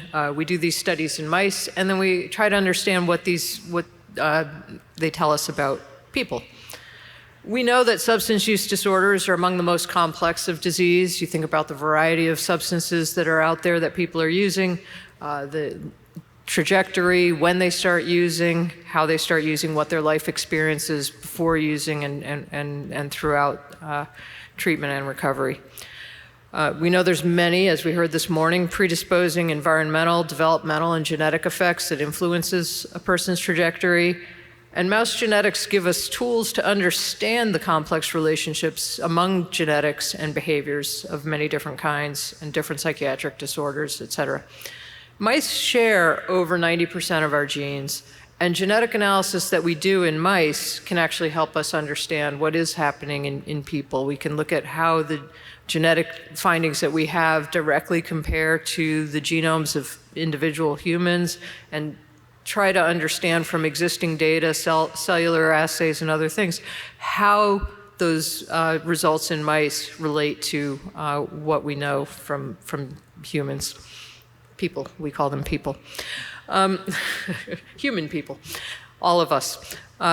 So one thing we know is only some people who use drugs become addicted to them. It's very important not to conflate the use of drugs with substance use disorders. Almost 70% of people who use nicotine will develop an addiction to nicotine. For alcohol, it's somewhat less. And for other drugs, even cannabis, which has been perceived as largely harmless, people become addicted to. And we know that the interplay of genes, environment, and development interact to shape individual outcomes. So we heard about adverse childhood experiences. We've heard many different things coming together. So if you will, you're like a marble rolling down a hill. You can be pushed in either direction to end up somewhere on the spectrum from completely, or should never say completely, resilient to substance use disorders to highly susceptible to the substance use disorder. Those of us of a certain age might remember better and relate to Plinko on The Price is Right, so you're like a Plinko chip. But I want to correct something I just said very clearly. Anybody with enough exposure can become addicted to a drug. So biologically not very susceptible, but still vulnerable to repeated use through environmental experience or just a consistent pattern of use.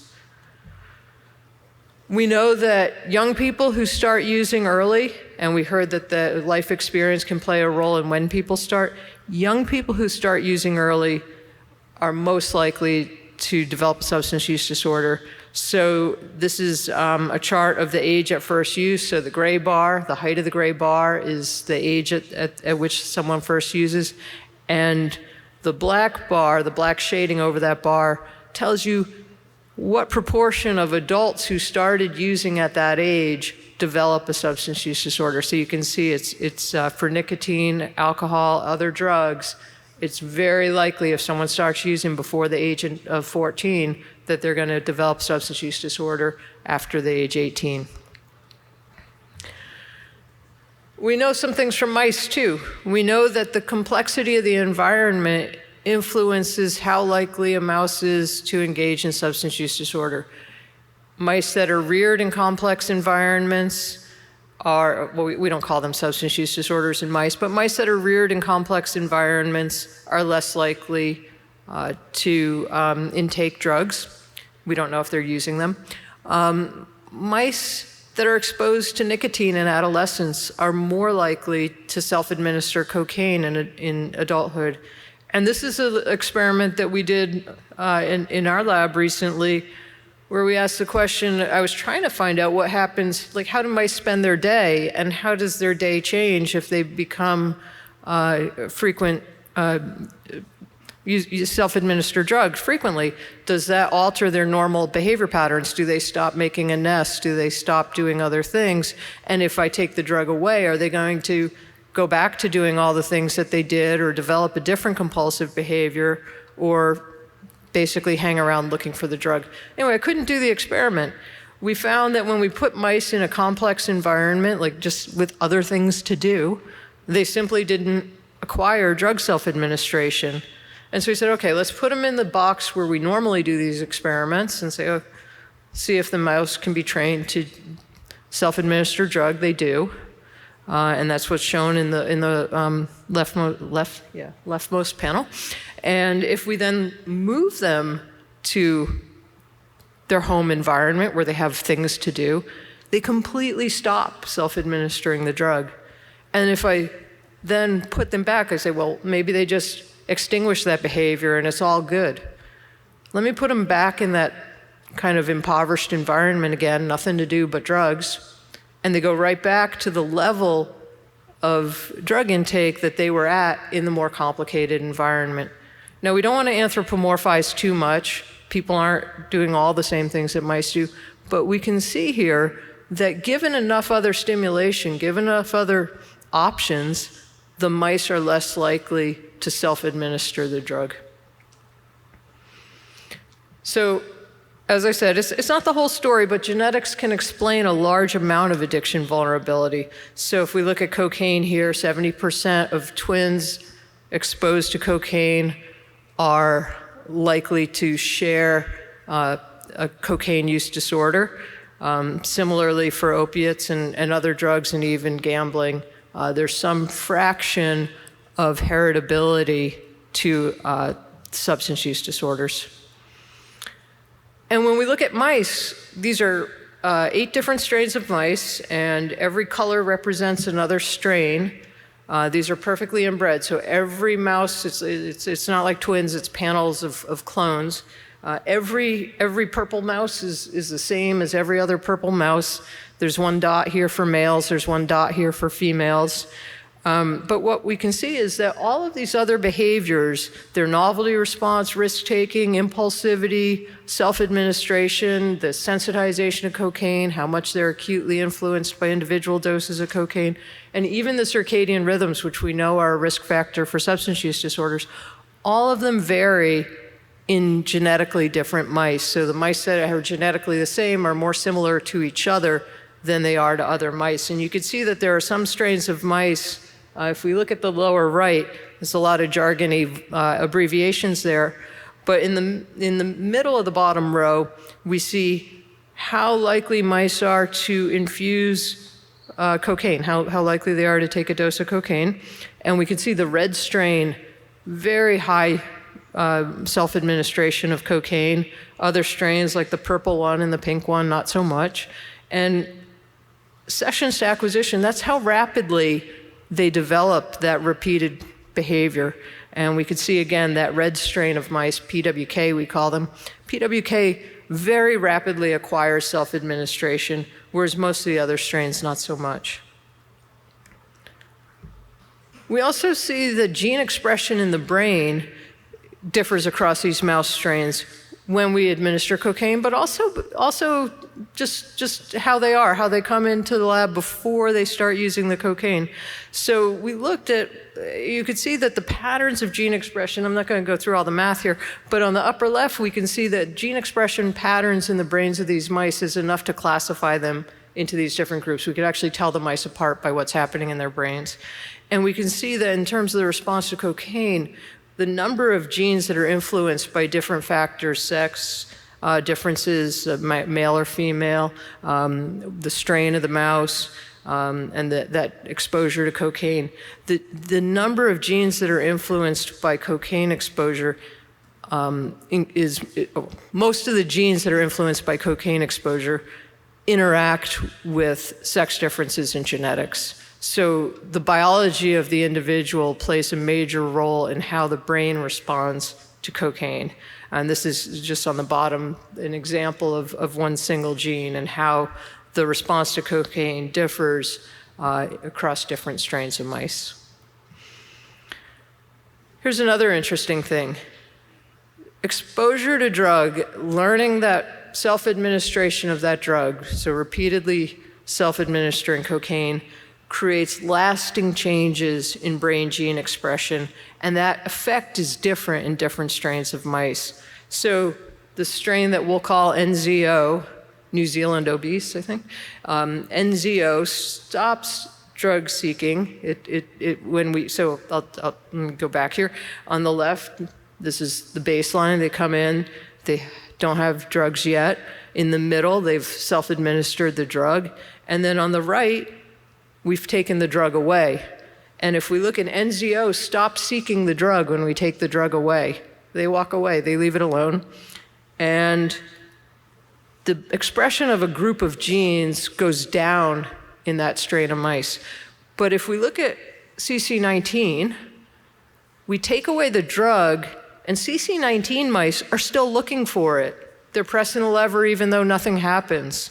And in this strain of mice, the set of genes that got turned on while they learned to self-administer the drug doesn't turn off. They have this lasting expression change in their brain. And so what is that? We know that there are what we call epigenetic changes, switches in the genome that can be turned on and off to turn on and off in a lasting way in response to experiences, what genes are expressed, how often, where, and under what circumstances. And using genetics, which is the left is genetics, and the right, analyzing all that genetics, we can pinpoint where in the genome are these switches that influence gene expression and behavior. And so there's an example of one that's on mouse chromosome 7 we found here.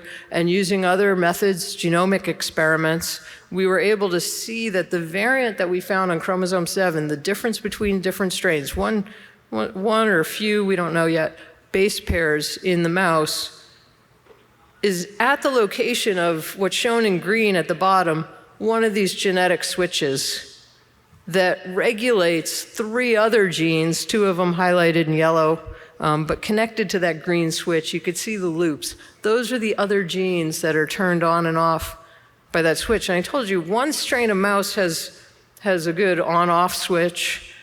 We think the other strain of mouse has a broken switch. We don't know if it's locked on or locked off. It's still called research. But when we then look at that switch and we say, is there another switch in people that turns on and off the same genes? And yes, there is. And so then we took that switch and we said, are there any differences in people at the location of that switch, where one set of people might have their switch stuck on too? If that switch is broken, the individual response to the environment might be locked on, it might be locked off, and that might lead to a predisposition to the same drug-seeking and drug-taking behaviors, and even the baseline risk-taking, novelty-seeking, and other behaviors that we see in mice. And so we looked at a lot of other genetic mapping studies that were done in people, and whether that location influences these traits in people. And you can see on the bottom row of this is quite a number of them, both predisposing conditions that are frequently co-occurring with substance use disorders, but also a number of different characteristics. Some substance use disorder, computer game use. You know, we talk about kids in social media and their addiction to the cell phone, but there's actually genetic predisposition to get hooked even on electronics use. And so we can find these places in the genome and then try to understand what to do with this. So in summary, susceptibility to substance use disorders varies among individuals. They emerge from gene environment and development interactions, And using mouse genetics, we can find some of the mechanisms by which this is occurring and examine how they inform what we do and how human genetic variation influences the trajectory of people. Lots of people work with me, and they do great stuff.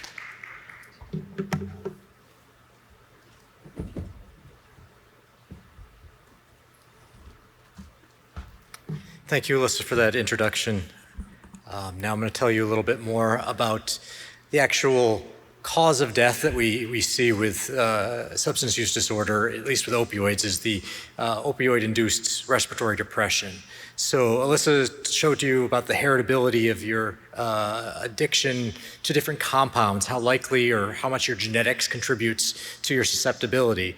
It turns out genetics also contributes to your susceptibility to overdose. So that's why there can be families where all three children in the family all overdosed because they were all an equally sensitive background. So the genetics can explain part of the sensitivity to overdose. And so I'm going to talk about how we're going to be able to use mice to understand this. So as you know, there are multiple functions to opioids. They work for the reasons that we often want to use them is for the analgesia, but the side effect that we see is the respiratory depression, the cardiovascular depression.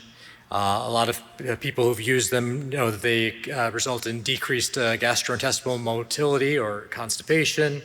Sedation occurs, the euphoria, why people may abuse or develop their substance use disorder, as well as urinary retention.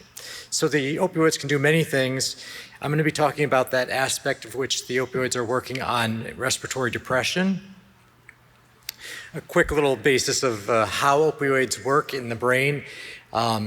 So as I mentioned, opioid overdose, which you reverse, hopefully, is through the opioid-induced respiratory depression. There's these receptors called the opioid receptors in the brainstem, specifically in a region called the medulla, that contain cells that control and respond to concentrations of like oxygen and carbon dioxide and determine how fast and how much you should be breathing.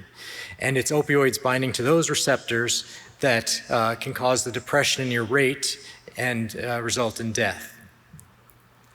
Now we have this great miraculous cure that's been developed, naloxone, which is developed as kind of is the antidote or the overdose reversal agent, and it's going to work in a replacement mechanism. So now in the little picture here, the opioid is the little red circle, and then the naloxone coming in is the group of green circles. And what happens is that it's going to develop affinity or bind strongly to the receptor, pop out the opioid, and instead it's going to go through there and stop sending the signal. So there's a signal coming through the receptor when the pink thing is on there, but when the pink thing is off and blocked by the naloxone, there is no more signal and your respirations can return to normal. So this is how naloxone works. And as it was mentioned earlier by Ryan, one of our concerns right now is the addition of other drugs such as xylazine and tranq is resulting in the ability for naloxone not to work because the tranq involves xylazine, which works through a different pathway than the opioid receptors. So something else is going to be needed, and maybe it's a supplement to naloxone to help in those situations. All right, so Alyssa mentioned that mice are similar to us. About 92% of our genome is the same. Within people, our similarity to each other is 99.9% similar, but as you can see from these minifigs, we all look very different. And within that differences, we see physically, there's a lot going on genetically and in our DNA that manifests in this way, and that's how we show this difference. And a key thing that I want to point out, or my work is showing us, is that we can use the genetic diversity of mice, so shown over here with different colored mice on the left, and the genetic diversity of a human population shown by different groups of minifigs on the right, to help us find regions of the genome that control susceptibility. So those top group of minifigs, those people need high doses of an opioid in order to get the alleviation of the pain, as well as in order to, they can resist a dose and they will not die from overdoses easily. The ones in the middle are middling, they have a middle dose, and then the ones on the bottom are very, very sensitive. So a little dose in one on the bottom, it would, 50 times the dose at the top to overdose on those people. So we don't know, looking at them, that it's, because you have the blue face or the gray hair, that you're going to have which sensitivity. But we can, by looking at our DNA, and that's what the arrow is pointing to, is that region in the DNA helix that might correspond to that region, explaining that, controlling that sensitivity. So why are some more sensitive? So here I'm going to talk about two strains of mice. We're going to call one a sensitive strain at the top, and this actually happens to be the strain that Alyssa told you about was very happy to take and use cocaine. So that's an interesting polydrug phenomenon. It's also very sensitive to fentanyl. So this is saying that its LD50 is about 2 milligrams, whereas another more resilient or resistant mouse takes about 50 times that. 100 milligrams. So it can use a big dose, whereas the top mouse, it can only take a little dose.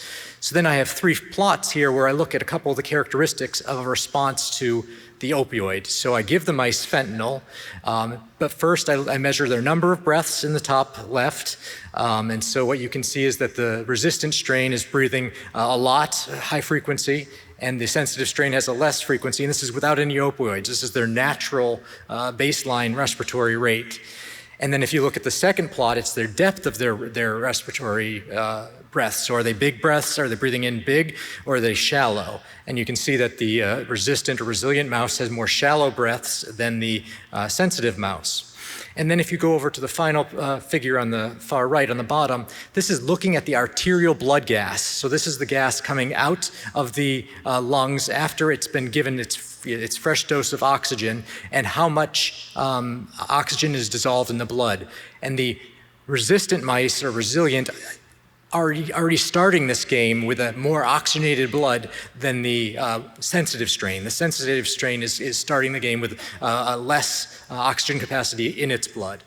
And now there's going to be 3 time points, 15 minutes, 30 minutes, and 45 minutes after giving them fentanyl. And it's the same dose of fentanyl, but we know there are different sensitivities, but the same dose given to all the mice, and it's based on weight. And what you see is that in the top figure, the depth of the breath, all the mice have respiratory depression, so it really goes down. And this is what you're trying to reverse when you use naloxone, is the depression of the breaths. And you can see that the sensitive goes down a little bit more than the resistant, but it was already down a little bit more to start with. But the interesting thing about this sensitive strain is it's trying to compensate in the bottom by increasing the depth of its breaths. So those mice, if you can see in 30 and 45 seconds, their breaths are much deeper in that sensitive mouse. And even though their breaths are much deeper, but fewer, if you look at their blood gas, they've really plummeted. Their blood gases have gone down. Their oxygen levels are very low. And so when their oxygen levels are low, then their carbon dioxide levels are going to be high. And this is what's going to result in them being, unconscious and then dying. So what we're able to do is use the mechanisms of variation in a population, here variation in a mouse population, to understand physiological basis for sensitivity to opioids, and with additional physiological risk, or their initial assessment of how they respire to begin with, to predict how they're going to possibly respond to drugs. So one of the things that this results in is, in the figure, I talked about how respiratory depression and naloxone generally works for reversing the frequency of the breaths per minute.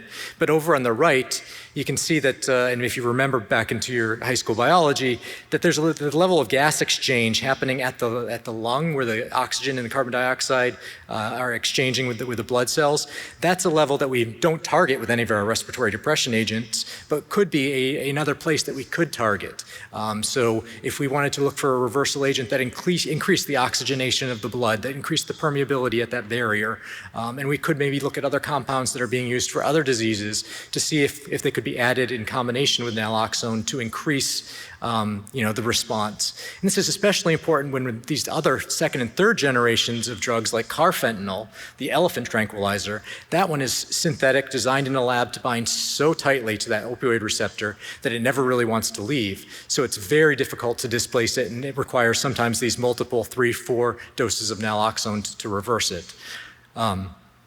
So what I'm trying to illustrate here is that using the basic biology of the mouse and the diverse population, I'm able to look at different mechanisms of action of these drugs and possibly point us to new areas to look for targets. Instead of targets involving the opioid receptor, maybe we need to be looking for targets involving gas exchange. Finally, if we do find that region of the DNA that's different between the different strains, and we can find that same region in humans, as Alyssa said, if we're finding that homologous, orthologous region in humans, we can use it as either for a variety of different reasons. We can use it as a biomarker. Before we prescribe anyone any opioids, we can determine, are they going to be needing a high dose or a low dose of opioids? It's called pharmacogenetics, where your prescribing is based on your genome or your personalized medicine, where you decide, okay, this person needs a low dose, this person needs a minimum dose. So that's kind of the predictive aspect as well. Safety, again, and risk. All these different things can be used in arrays that are done for genotyping. You might be familiar with like 23andme.com or Ancestry.com. They do broad genotyping. If these alleles are identified, they can be included in such arrays, and then everybody for $100 can figure out what their own sensitivities are, as well as through the medical field. So my takeaways from this, and I didn't really go off on this at the beginning, but Ryan mentioned this as well, is that addiction is a disease, and it has a biological basis, and it is not a moral failing. And that's like the number one thing that I try to tell my 84-year-old dad every time I go home, and he says, "What do you do again?" And he says, "Oh, they're just not strong enough." And I'm like, "Oh, no. They're given a different deck than you are, and in that deck can include their life experience as well as their genome. And so it's not a moral failing. Like addiction, opioid overdose has a biological mechanism, and each person has their own potential or risk sensitivity. You can use the genetic variation in a population to identify new targets, to develop new reversal agents, to combat the current and emerging threats. As I mentioned, the different combination of drugs and the newer, stronger synthetic opioids, and that model organisms give us the ability to try to separate the different functions of the opioids, separate the pain relief from the respiratory depression, from the gas exchange, and if we're able to understand these biological pathways, we can target them differently. And that's it. I'll cue it up for Vivek.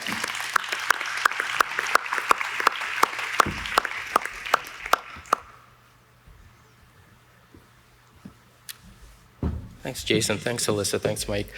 I want to thank Governor Mills. This is, I think, the third or the fourth summit that we've presented at, and it's a really special event, and I think people of Maine are really fortunate to have this advocacy at the top levels.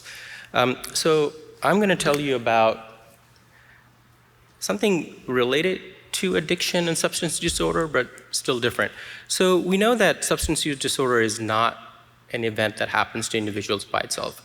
It's often comorbid with a lot of many other sort of neuropsychiatric conditions, even neurodevelopmental conditions. So things like schizophrenia, bipolar disorder, anxiety, even autism and other sort of neurodevelopmental disorders can be predictors of addiction. And in fact, substance use disorder can be a form of sort of a symptom rather than the cause of some of these events. So the main question that we're interested in answering is using the mouse to model these complex neuropsychiatric traits. And my lab is focused on not just addiction, but really understanding how do you use the mouse in a really better way to to understand mechanism and to get at treatments for human conditions, especially these sort of abstract things such as neuropsychiatric conditions. So it begs the question, right? How do you study like the emotional state of a mouse? What is a stressed mouse? What is an anxious mouse? What does a mouse model of autism look like? What does a mouse model of bipolar disorder look like? What are the behaviors that change? We unfortunately can't ask them how they feel, so we have to sort of derive the internal sort of emotional state of these animals. And this is actually a tough task. And in fact, I would argue that we're not great, scientists are not great at understanding the emotional state of at least mice. I mean, when you look at your pet, like your dog, like you could probably tell how it's feeling, like you have a connection to it. But in a laboratory setting, it's really hard to determine the internal state, the emotional state of an animal. And sometimes, unfortunately, we blame the animal for a lot of the problems of our sort of studies. So we take an approach that's different, but it's an older approach of behaviorism, which is called ethology. The idea here is to study just naturalistic behavior of mice or animals. This is Jane Goodall. She didn't study chimpanzees in a zoo. She went to the jungle, to the wild where they lived, to study chimpanzees. So she went and studied animals in sort of their more native habitat. So we try and do something similar with mice. Obviously, we can't go to the field and study mice, but we just look at mice in their sort of natural environment, which is in our lab is a cage or a larger sort of arena, and we try and understand from how much it's interacting with animals, how much it's eating, drinking, feeding, all these sort of events that the mouse carries out, what is its sort of internal state, like its emotional state, and link it to diseases. So how do we do this? So the way we do this is obviously humans are the best in terms of observing animals, but we can't have a trainee or a technician look at animals all day. So we actually train artificial intelligence and machine learning methods to do these. So we have these cameras that we watch the animals with, and then we have really fancy computer algorithms, machines that are making predictions on what the animals are doing. So here we have a single animal on the left or multiple animals on the right that are being tracked in this open field sort of large arena. Then we can watch how much it interacts with its friends, how much it fights, how much it mates, how much it eats, drinks, all these different things.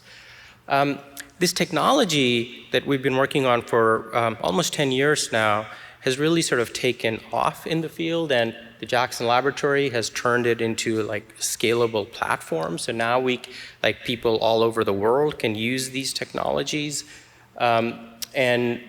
This is just kind of one of the racks that we have, where we have 48 of these cages with cameras attached to it, and it collects really high quality data like the one you see on the left and the right in the daytime. The one on the right is actually filmed at night.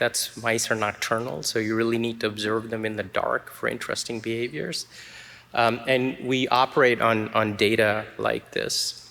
Okay, so I want to show you just one example of how we use these methods to understand human conditions. So Down syndrome happens in about 1 in 700 births. It's a neurodevelopmental disorder. The main thing in the clinic with Down patients that we want to work on are things like intellectual disability, kind of cognitive traits. However, if you're a parent of a Down child, you know that that child hurts themselves. They'll fall. They're sort of clumsy children. And we know like motor coordination, like changes in movement, is sort of a hallmark of changes in the nervous system and neurodevelopmental disorders. So the question here is, could we model movement, could we use movement as a surrogate for higher order sort of cognitive function? And to do this, we're going to look at a mouse model for the study of autism that was also developed at the Jackson Laboratory. And the original work in this mouse model was done to look at motor coordination deficit was done by a previous faculty at Jax, Muriel Davison, and she looked at sort of these motor coordination deficits by putting ink on the back feet of mice and having them walk on paper. And if you look on the left, the control mouse sort of has a straight pattern, and the mouse on the right has a slightly sort of crooked pattern. And that's evidence that the mouse has motor coordination deficits. So what we did was we took this same mouse model that she designed, and we put it into our open field, and we tracked different body parts of these mice using our AI ML algorithms. And now we can really collect lots of data, and we're not forcing the mouse to walk, it's just doing what it likes to do. We're just putting a camera on top of the arena. And from this, we derive something like this. So this is that same image of the mouse with key points on it, but we're just kind of overlaying thousands of them. And the point on the very right is the nose of the mouse, and the point on the very left is the tail tip of the mouse. And if you watch sort of that third point from the left, which is the base of the tail, so like right where the tail touches the butt, it kind of moves when the mouse is walking, it moves up, it'll come back down, and it'll sort of end up in the middle, right? So mice are not walking in like a straight line, they actually sort of have a swagger, right? Like they've got rhythm.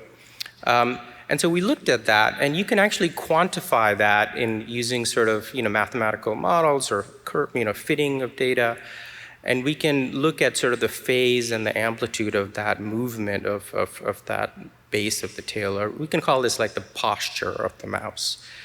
And if you look in the down mice, which are in the dashed here, they're completely different than the controls, right?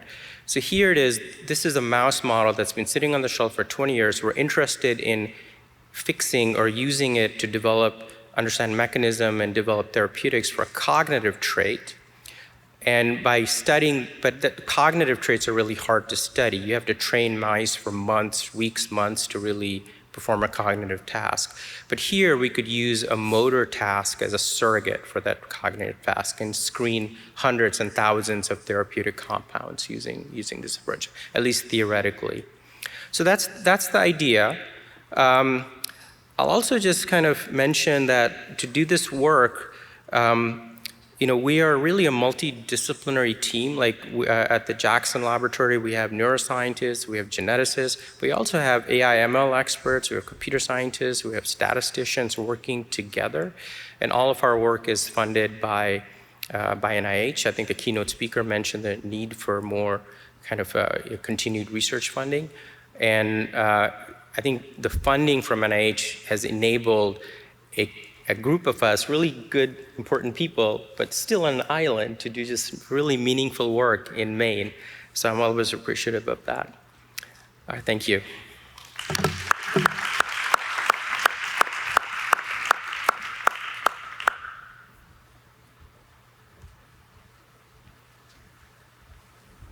All right. Perfect. So I'm Jake Byerly. I'm a postdoctoral fellow in Vivek's lab, and I'm going to continue on the same sort of theme, but give you two discrete examples that we're using in the lab, or that we're applying this technology to in the lab that are related to the opioid crisis, and that's chronic pain and opioid withdrawal. I'm really grateful that we had such a good introduction and a good speaker, right? Because I don't feel like I need to justify why chronic pain is related to the opioid crisis. But just to summarize, oh yeah, sorry, they asked us to put a disclosure statement in here. No financial disclosures. Opioids, chronic opioid pain management comes with the risk of opioid addiction, right? Which raises the question, why are we still using opioids to manage chronic pain? Right? And beyond the fact that opioids are actually very useful analgesic drugs, the other answer is the drugs that we have that are alternatives to opioids come with serious compromising complications, right? Several of these drugs, so these are 5 very common classes of drugs that are used to treat pain. Some of these drugs have limited maximum effects, so they don't provide enough analgesia. If you have a kidney stone and I give you aspirin, you're probably going to be frustrated with me, right? They either come, or they can come with really troublesome complications with chronic use, right? So Corticosteroids compromise your immune system. They decrease your bone density, which is a serious problem, particularly for older women. And these local anesthetics are really short-lasting pain relief that aren't well equipped to treat chronic pain in patients. And so the consequence is a lot of physicians have turned to opioids to manage patients' chronic pain, right? And while opioids don't come with these really troublesome, immunosuppressant problems like corticosteroids, they do come with other serious complications, right? Primarily, the longer you are on an opioid, the more opioids it takes for you to get that pain relief that you're seeking, right? The therapeutic effect of the drug.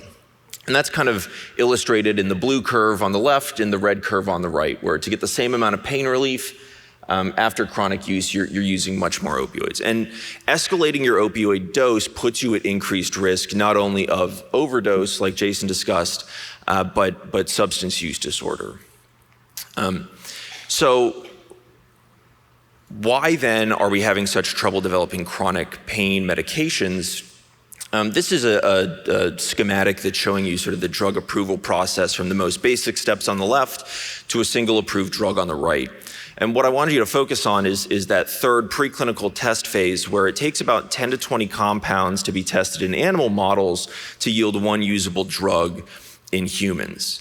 And that rate is actually, there's a 5 times increased failure rate for analgesics than the average drug, right? So it's not actually 10 to 20 analgesic drugs that have to get screened to yield one usable analgesic drug.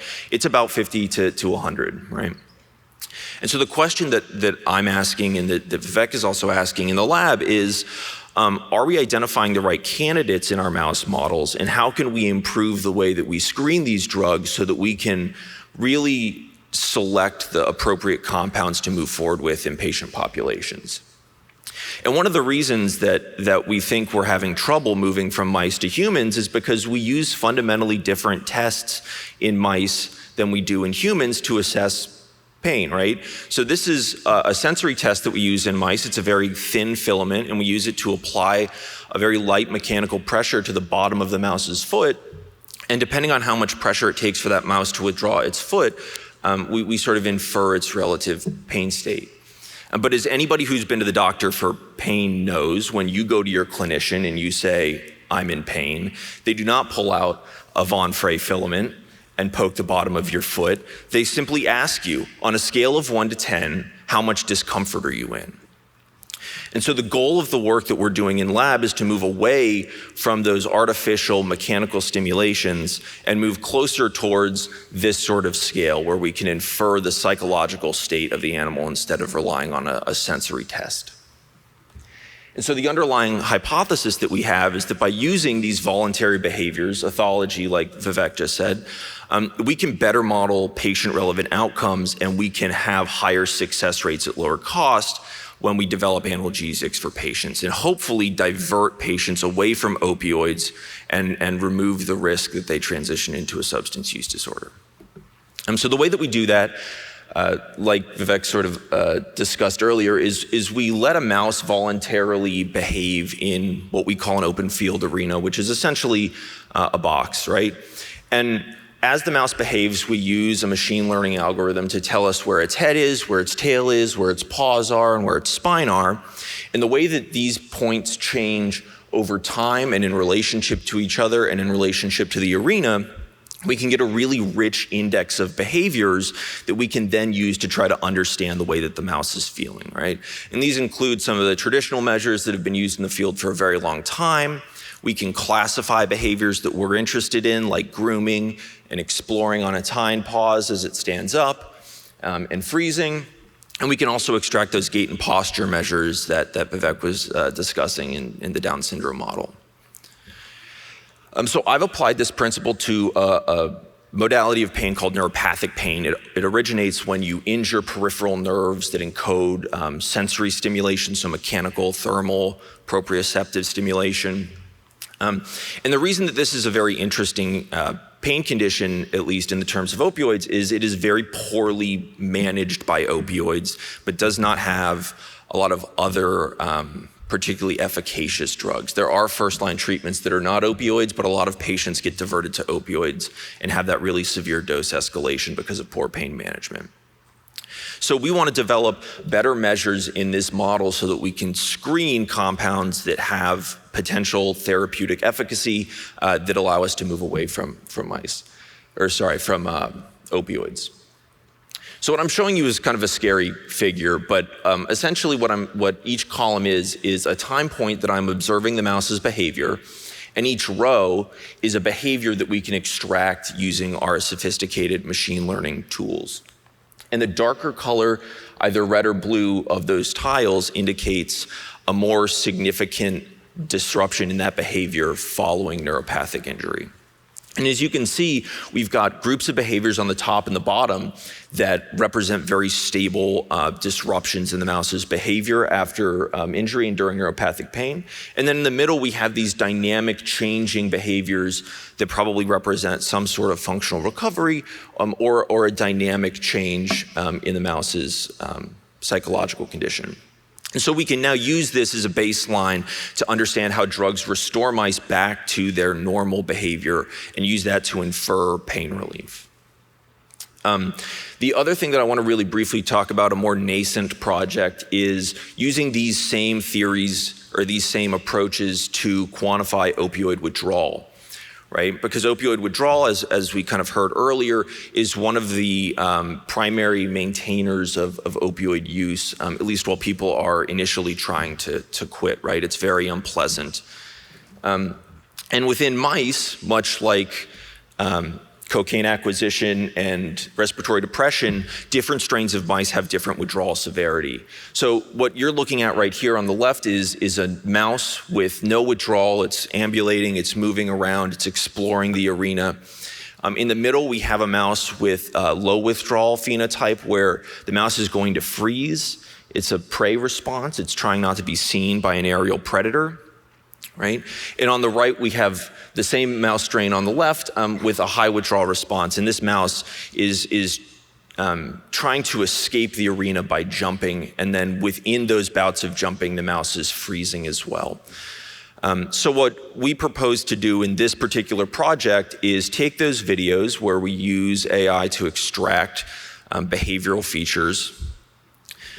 This is a list of punitive features that are very well described already within the literature that we can automate and extract, and then combine these features to make a more representative withdrawal score that we can use across genetic diversity to try to understand how genetics interacts with withdrawal severity and identify biology that we might be able to target to relieve withdrawal as patients try to cease opioid use. And with that, just to kind of summarize, we really think that these techniques allow us to access more of the psychological state of the mouse and move away from reductionist assays that by necessity have been adopted before. We're moving towards a more enriched context, as Alyssa alluded to, that allows us to look at behavior in a social context, because humans tend to use drugs in a social context. And we really do think that these approaches are really ideally suited to interrogate opioid use disorder behaviors and their related comorbidities and public health crises. So thank you, everybody, for your attention.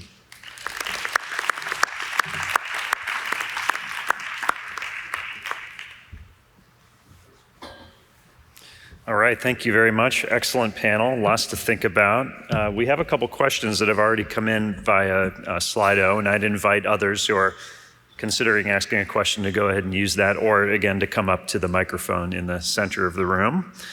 So the first question is related, I think Vivek, we'll start with you on this one.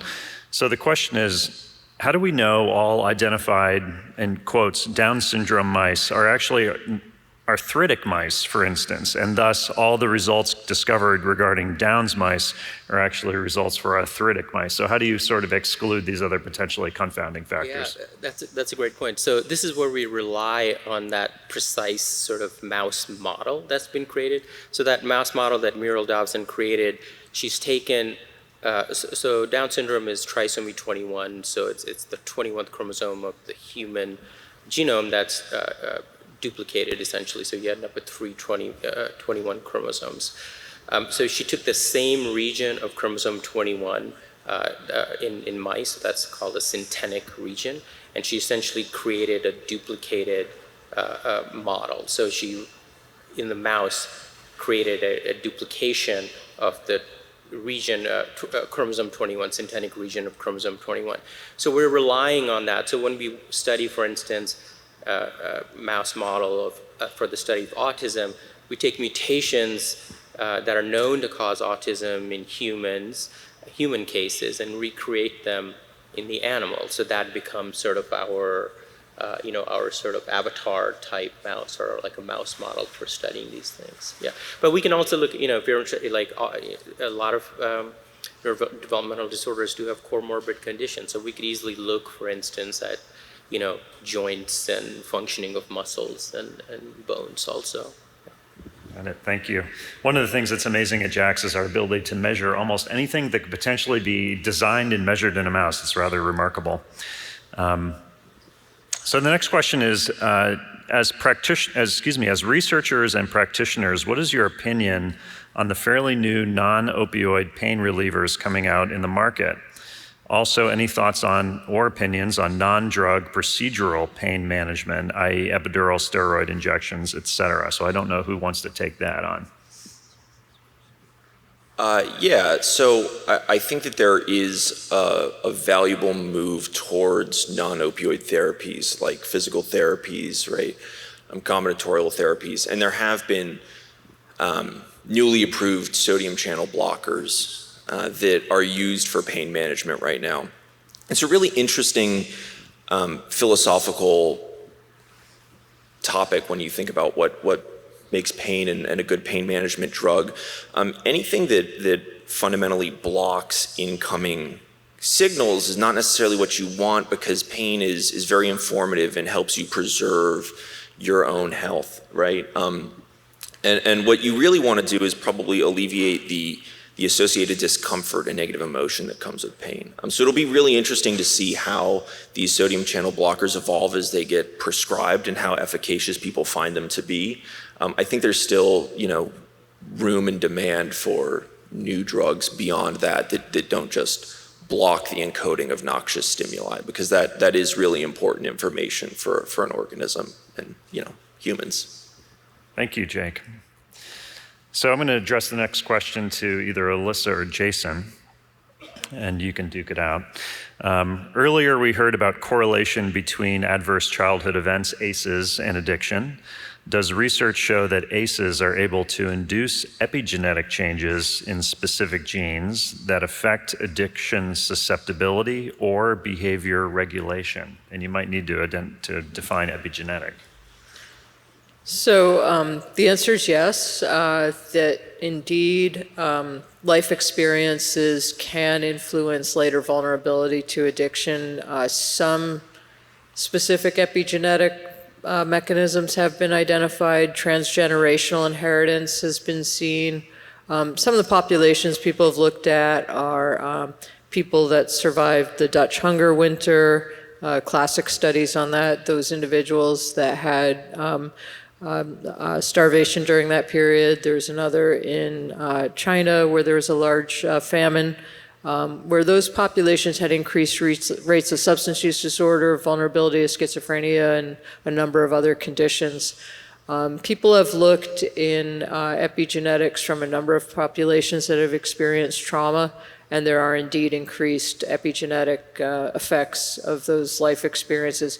What we haven't done in detail is connect those specific events to specific vulnerability to aspects of substance use disorder. So it's naming them, identifying, understanding what the genetics and gene expression consequences are, and then further understanding which of those might be harnessed to identify approaches that can be used to facilitate recovery in people who have that biological difference that's been shaped by the environment. So we can ask the question, for example, by studying mice, what's the biology of the mice that are able to stop seeking the drug when we take the drug away. How does that differ from mice that continue drug seeking? And can we induce the state that we see in mice that are able to stop using the drug? Can we use drugs, behaviors, other types of interventions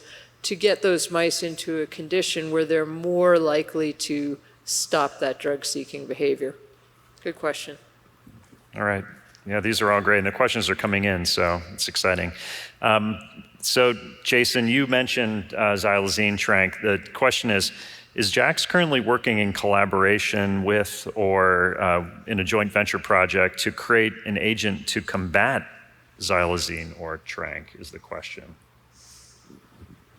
Currently, we aren't funded to do that. I have written proposals that haven't been funded yet to investigate this, but I am working with other collaborators, Elliot Nelson and Arpana Argawal at University of St. Louis, WashU in St. Louis, and they're doing human studies, and they have a grant under review right now where they're looking at single cell transcriptomes of xylazine exposed and opioid exposed compared to just controls. So kind of a three-way comparison to look at the changes in the genome that they're, and I'm looking at it from the mouse angle, and they'll find things in humans, and then I'll look at them in mice, and we'll go back and forth together.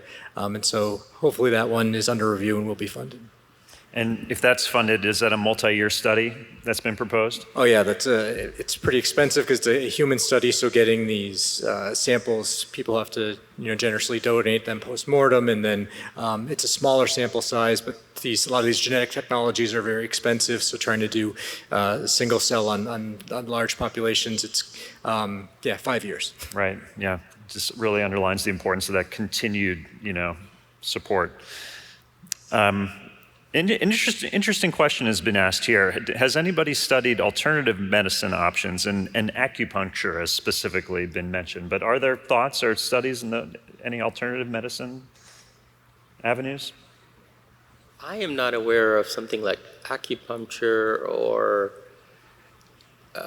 other alternative medicines. I mean, there are a lot of natural compounds that are studied in mice. But yeah, that's a tough question. Yeah.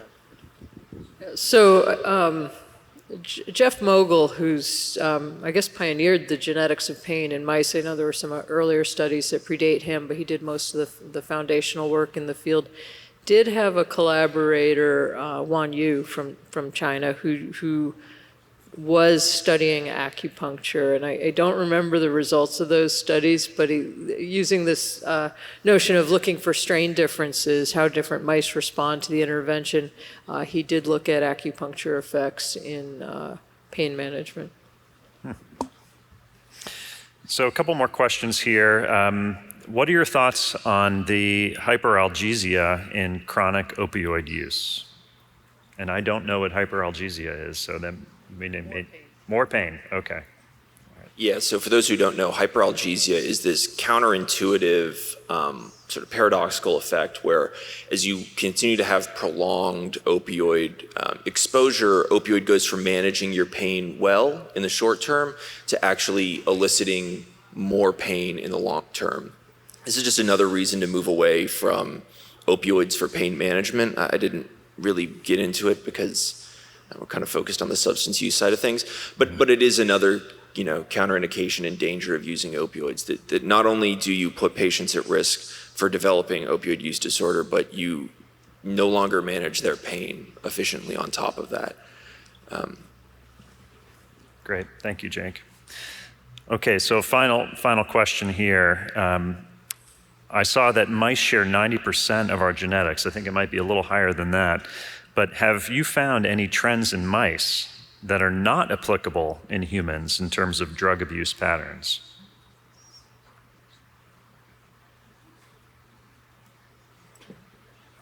It's a little bit of a stumper. I would say I don't know that we've found major differences. I think what we've encountered are challenges that Vivek and others have been working to address, which is a lot of what we know about addiction comes from this paradigm of putting mice in a box, operant behavior. They press a lever, they get a dose of the drug. And so we're looking at these very early responses, and we actually, receiving that drug was termed reward. And we named the brain circuitry the reward circuit. And so we've reduced addiction to people trying to collect too many prizes.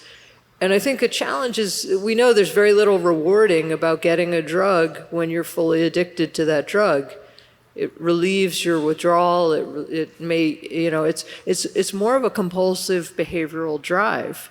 And so we have to be very cautious about how we interpret mouse models, what we say about the behaviors that we think we're studying, and how we label what we're doing. I'm looking at mice probably in the first 60 days of them pressing a lever for drugs. And we know that, and that's a longer part of their lifespan than it is of ours, but it's still not that long-term chronic pattern of repeated withdrawal and repeated attempts to quit using drug and the increasing compounding challenges of having a substance use disorder. And so it's very difficult to model those things. And we think some of the technologies like Vivek is using, some of the approaches that we have to directly, computationally, integrate data from mouse and human genetic studies are ways that we can create better interpretability and understanding about what the results of our experiments mean. And again, really be cautious about how we're interpreting what it is that we're studying.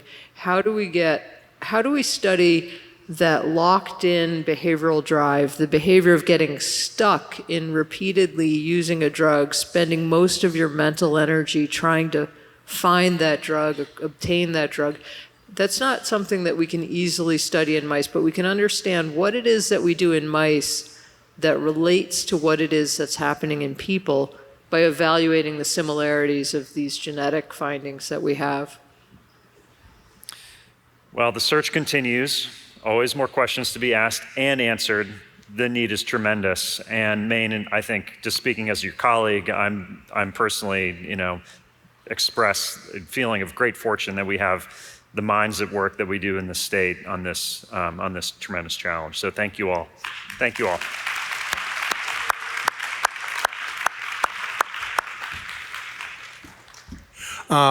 We're really happy this morning to have with us 4 of our commissioners.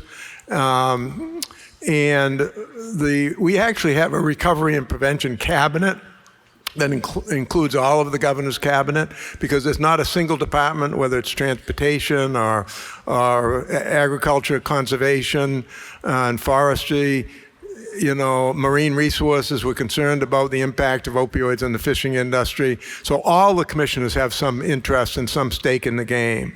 But the ones we work most closely with are here today, and I just want to introduce them. You're going to, I know, want to applaud for every single one, but to save a little time, I'm going to have all 4 of them stand and then introduce my former associate at the Governor's Office of Policy, Innovation, and the Future. So first, Randy Liberty, as you know, is Commissioner of Corrections. Our Department of Corrections leads the country in the percentage of incarcerated individuals in the prison system, residents who are on medication for their substance use. That is so awesome. So Commissioner Liberty, I know you're there. Stand up somewhere. The Department of Public Safety, Mike Soschek, has been a great partner for me since day one. He's been leading the work. EMS is under Commissioner Soschek, and they're doing this fantastic leave behind program with naloxone when people are revived but don't want to go to the emergency room. And again, most of you know that Commissioner Soschek's a former police chief in the city of Portland and just has a real interest in our work. And Mike, if you'd stand up too and be recognized. Where are you? You're over here on my, way over there with the, And Mike helps us take care of security too in this building when we have these type of events. Sarah Gagne Holmes, I get 30 minutes with every week. I mean, she's doing an awesome job running the Department of Health and Human Services. It's not an easy job, particularly she's had a lifetime as being an advocate for people to have access to health care. And so the environment that we have to deal with now with Medicaid and all the challenges, it's a really tough job. But Sarah, stand up and be recognized. Thank you so much for what you do. And we have one of our two newest commissioners, Joan Cohen. Joan is the commissioner, of the Department of Professional Financial Regulation. So the Board of Pharmacy, all the licensing boards, the doctor's licensing boards, these are all things in Joan's department. I know, Joan, you're out there somewhere. There she is. Thank you for being here. And then I wanted to take a second to introduce somebody that I'm very close to, who worked for 6.5 years with us in directing the Governor's Office of Policy Innovation and the Future, and then left to do new things a couple months ago. Hannah Pingree. Hannah, you're here somewhere. Thank you. So now I'm going to introduce Dr. Eric Steele. Eric's the chair of the 1,000 Lives Campaign. You first heard about the 1,000 Lives Campaign 2 years ago at the summit in Portland, where Eric was there to announce it. The governor talked about it. It's an effort by the medical community itself to step up and save 1,000 lives from overdose that would be otherwise expected by actually doing things differently in the hospital, doing things differently in the emergency department, doing things differently in our primary care practices. So they're in their second year. I want to acknowledge the funding from the Attorney General's office. They gave them full-time staffing for that campaign. When you came into the Civic Center, you saw that beautiful sign, the 1,000 Lives Campaign. He's going to give us a quick 10-minute update before Sarah Curran introduces the governor. Thank you, Eric.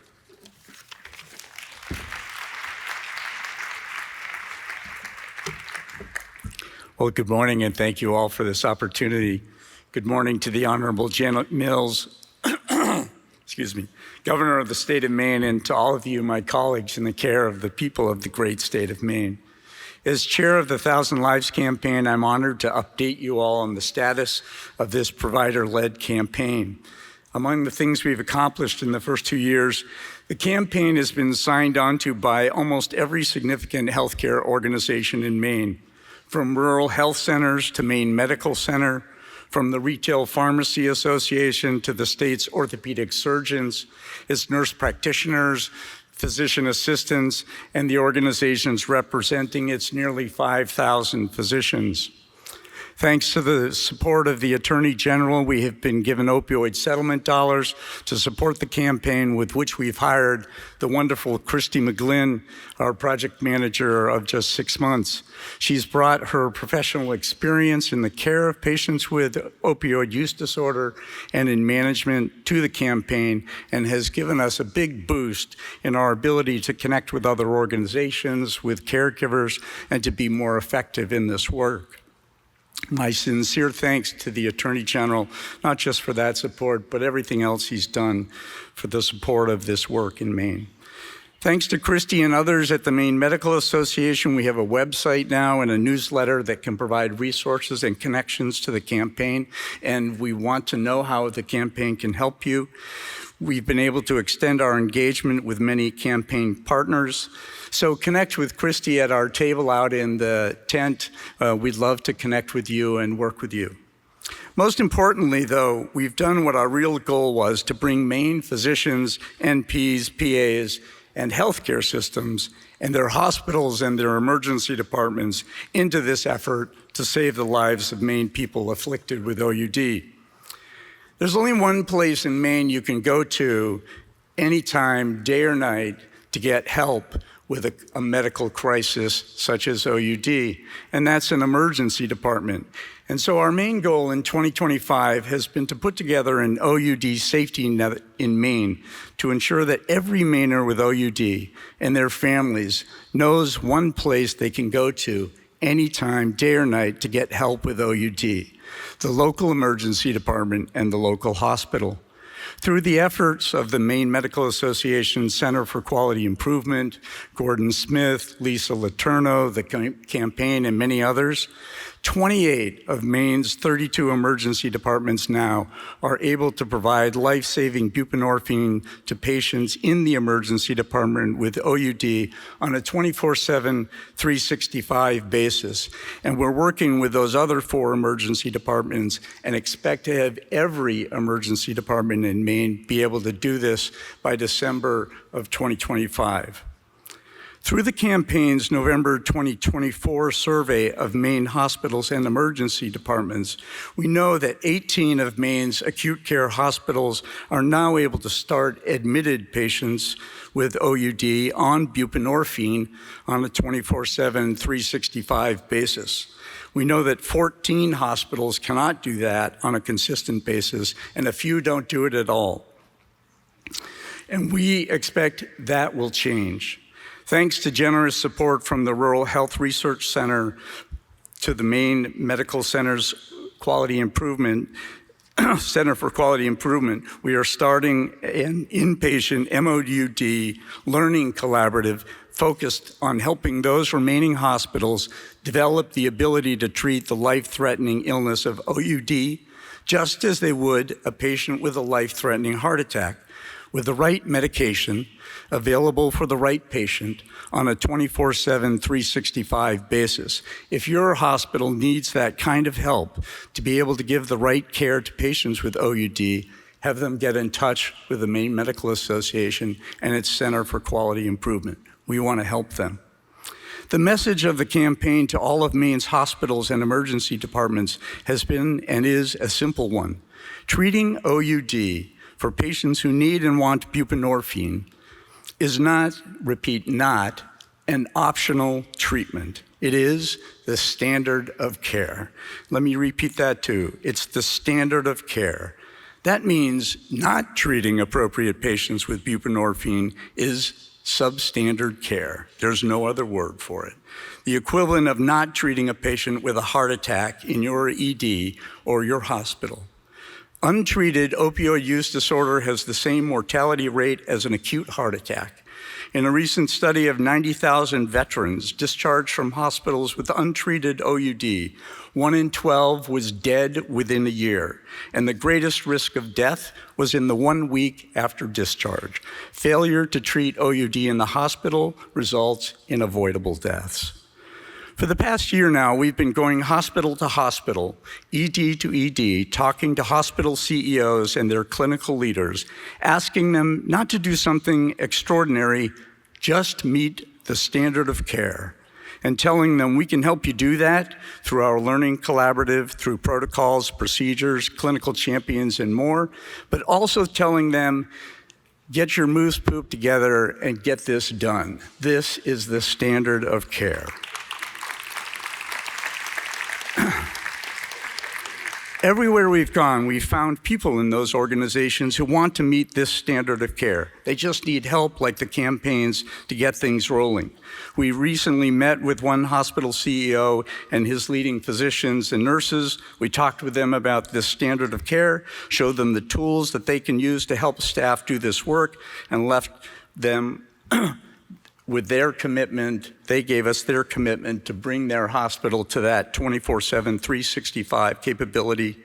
In a follow-up email, the CEO told hospital leadership, as the area's largest healthcare provider, we are in a strong position to make a real difference in the lives of these patients and the health of our patients. Let's get the plans for MOUD in the hospital in place here, and our providers' education on this most important topic. Let's get this done.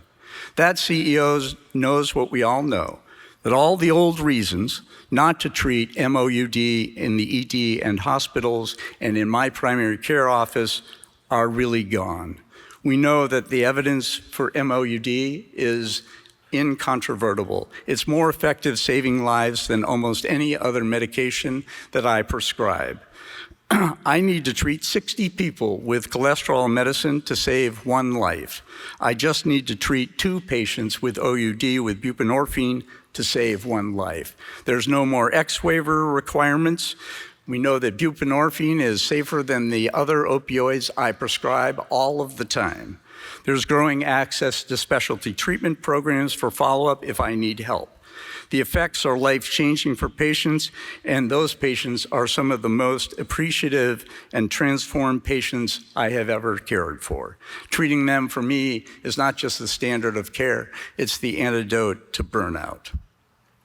The campaign's message to all of our colleagues in healthcare is, we love you, but you gotta get this done.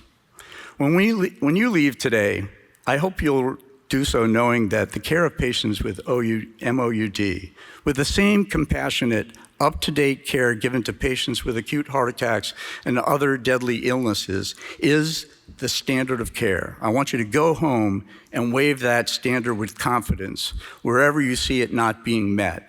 And if the 1,000 Lives campaign can help you get the standard of care met in your community, in your ED, in your hospital, with your police department, let us know. We would really like to help. What we are asking for is not some kind of a medical favor, please. We want just the standard of care for Mainers with OUD the way we want it for fellow Mainers with a heart attack. And we want it in every hospital, in every emergency department, in every primary care clinic, in every jail, on every street, in every community. We just want the standard of care. So go home feeling the power of that knowledge to bring about change. We're not the poor cousins of healthcare anymore, asking for some clinical handout. We're just asking for appropriate treatment. We want the standard of care, and the campaign thanks you for the opportunity to speak to you today and offers our help meeting that standard of care everywhere in Maine. Thank you.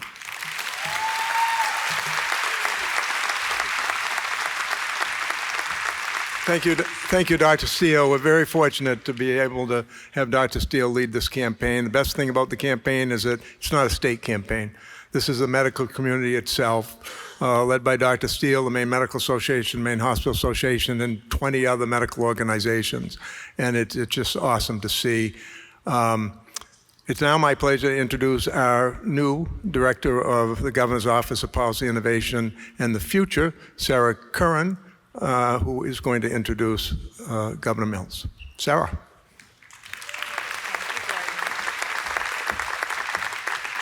Good morning, everyone, and thank you to Gordon Smith, who has led the administration's work to combat the opioid crisis since 2019 and brought together so many of the people here today to tackle the challenge head on. As we gather for this 7th Opioid Response Summit, I'm pleased to join you as Director of the Governor's Office of Policy Innovation in the Future, which has supported Gordon's work under the leadership of my predecessor, Hannah Pingree, and will continue to support him as this challenge remains before us. From her first days in office, Governor Mills made clear to Maine people that the opioid crisis was front and center in her vision to improve the lives and livelihoods of Maine people. In appointing Gordon to marshal the collective power of state government to combat this crisis, she described those whose lives it affects, saying, "They are our sons and daughters. They are people without labels, citizens without stereotypes. They are athletes and business people, fishermen, cooks and clerks, mothers and fathers, people we see every day." She brought compassion to this challenge, having witnessed it firsthand as Assistant Attorney General, then as Maine's Attorney General, fighting Big Pharma over their role in creating the opioid crisis, and then using settlements to purchase overdose reversal kits to save lives. As governor, she expanded Medicaid to bring affordable, high-quality health care to tens of thousands of Maine people, including more than 31,000 who rely on it for substance use treatment. Under her leadership and with the partnership of so many of you in the room and joining us virtually, Maine has begun to stem the tide of the opioid crisis through prevention, harm reduction, treatment, recovery support, and public safety. I'm honored to introduce her today as we gather to sustain this important progress through prevention, perseverance, and passion. With that, please join me in welcoming Governor Janet Mills.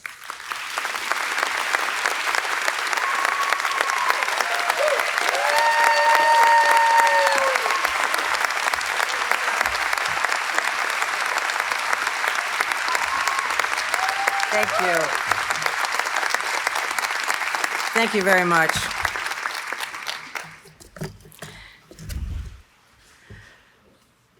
A few months ago in Rumford, Maine, on a cold Saturday morning, people were carrying signs with handwritten messages with the intent of uplifting people in recovery, celebrating community members who were overcoming addiction, and raising money for substance use treatment.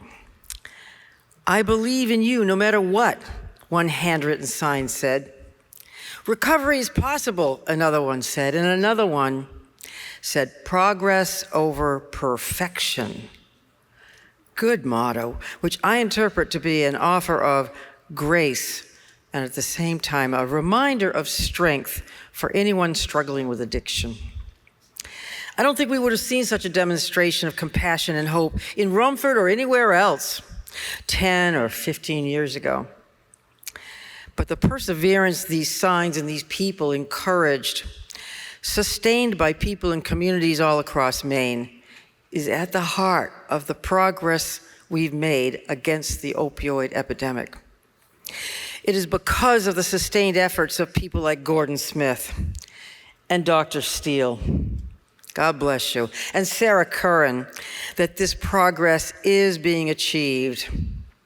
And I want to especially acknowledge the work of the woman who preceded Director Curran and who led my Office of Policy, Innovation, and the Future, including the Opioid Response Team, for 6.5 years.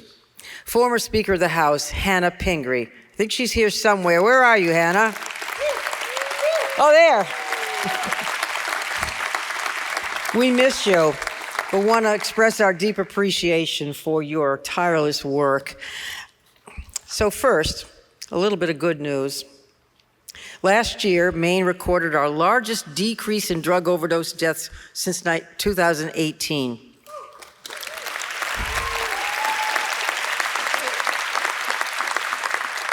Some progress. And according to provisional data from the US CDC, we still rely on them. All but 5 states nationwide actually saw a decrease in fatal drug overdoses between January 2024 and January 2025. And this year, we're continuing to make progress. From January to June of this year, fatal overdoses have decreased by more than 21% in Maine. At the end of May, the total number of non-fatal overdoses has also decreased by more than 18%.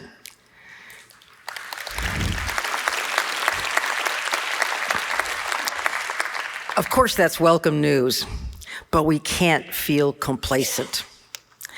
Every overdose, fatal and non-fatal, every one of them is a tragic, I believe preventable as well, loss or diminishment of a valued life.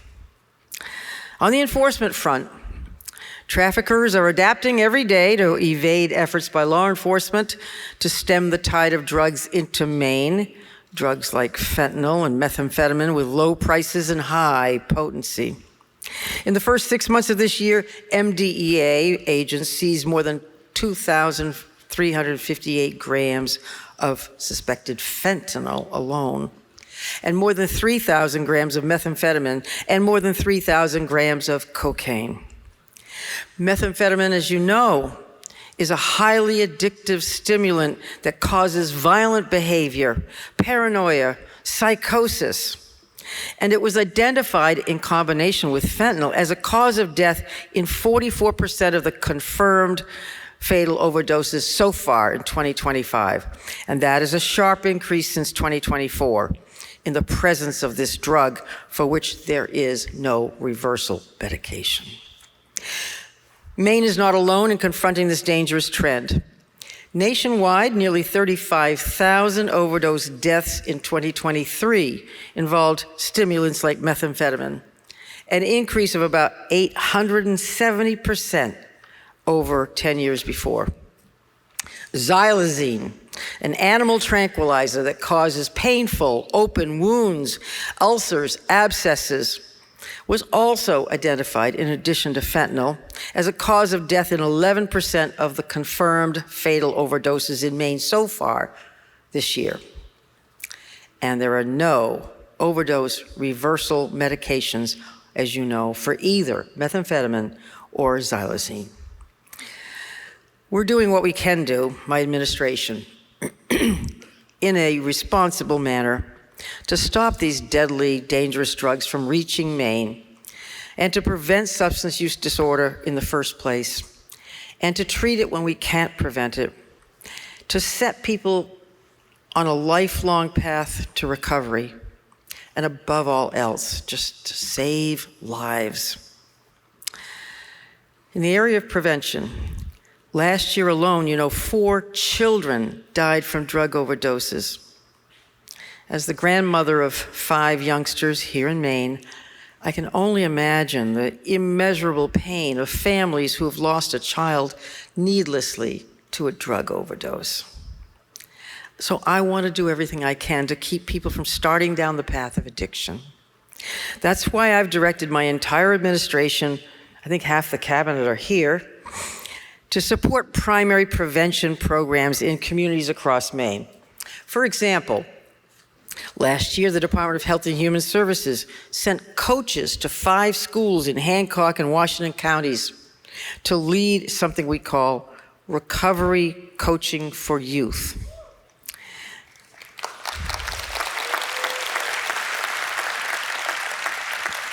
These coaches, these people train young people to recognize the dangers of substance use, to realize how many fulfilling things that they can do here in Maine that don't involve drugs or alcohol, and to manage relationships with family members and friends who do have addictions. It's a tough call. It's not easy growing up in this era, in Maine and elsewhere. So many pressures, so many temptations, so much isolation. Our Department of Health and Human Services also teamed up with Midcoast Youth Center to pilot something we're calling Strengthening Families. That's a program for parents and caregivers and 10 to 14-year-olds to decrease family conflicts that we know can lead to substance abuse and use. The first cohort with 8 families recently graduated from that program, and the second cohort has begun. The Department of Defense, Veterans and Emergency Management, and members of the Maine National Guard went back to their hometowns last year to lead a 10-week program for 7th and 8th graders called Keeping It Real. For nearly an hour every week, students in Poland, Auburn, Surrey, and Lemoyne learned from local service members how to be resourceful, and these people provide excellent role models for the kids too. And next year, we'll expand that program to more schools. I want to thank you, Chief Master Sergeant Gauthier, for leading this work. He's here somewhere. Sergeant Gauthier, out for coffee break. The Maine National Guard is also creating more resources for young people in their own communities. For example, the Kennebunk Police Department invited the National Guard to work with them to recruit local business owners, school board members, law enforcement, youth groups, and many others to devise healthier activities for young people like summer camps and after-school programs in their own towns. Thank you, Sergeant First Class Frost, for leading that effort. He's here somewhere.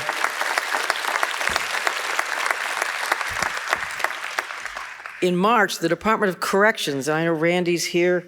There he is. Randy Liberty. They've created the Pathfinders Reentry Focused Outdoor Project. Long name. To expand outdoor experiences for young people who are leaving the criminal justice system, probation, Long Creek, etc., and who are re-entering society. So important. We can't just put them out on the streets and say, you're on your own now.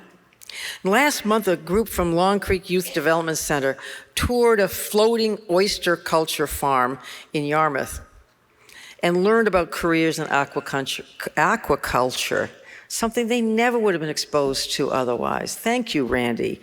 And that's just one of the very creative programs that's been established under Commissioner Liberty's very compassionate and effective leadership of the Department of Corrections.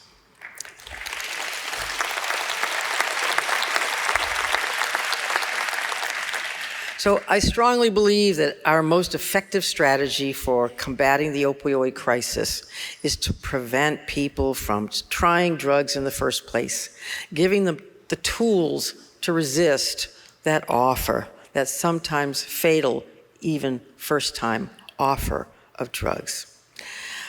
But I'm not naive about the number of people of all ages who are already struggling with addiction. And so to save lives, Sarah mentioned the naloxone that we've distributed all across the state of Maine. And when I was Attorney General, we were not allowed by law to distribute it widely. And so I bought a room full of naloxone with settlement monies from settlements against pharmaceutical companies, oddly enough.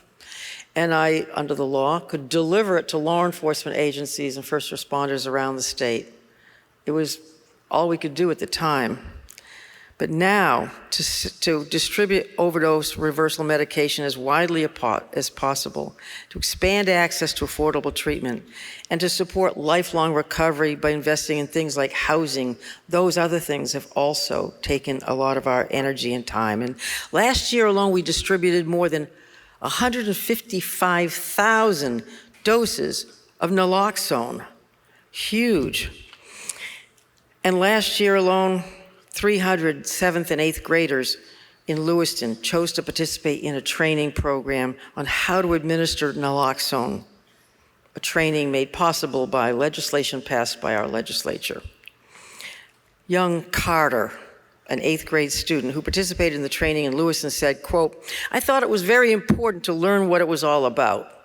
We'll know when to call 911 or what to do while we wait for help." Boy, oh boy.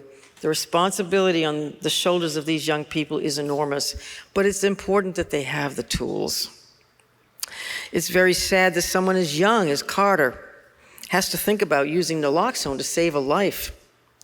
But the reality is this epidemic has touched many, many lives across Maine. And many of those lives have been saved by naloxone, sometimes administered by young family members.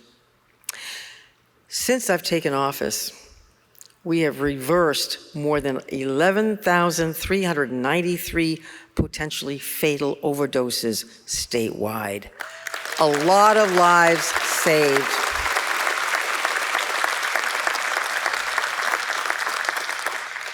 Community members like Esperanza, Elliot, and Giselle from Gardner have been a big help with those efforts. Those young adults have trained members of their church in how to administer naloxone, and they've designated and built community supply boxes outside the Augusta Access Center so that naloxone is always within reach for anyone who needs it any time of day. And we know that simply reversing an overdose is certainly not enough to set someone on the path to long-term recovery. That's why it's so important to create more places where people can get ongoing care and help to stop using substances, to stay productive, and to reach their full potential. So in 2022, we established the Cumberland County Crisis Receiving Center that provides walk-in services for anyone suffering, suffering a mental health or substance use crisis so they can get prompt and appropriate care, instead of being alone in an empty apartment or languishing in a jail or an emergency department room, as is too often the case. Since that receiving center opened, more than 2,500 people have gotten services there. We've got to be accessible.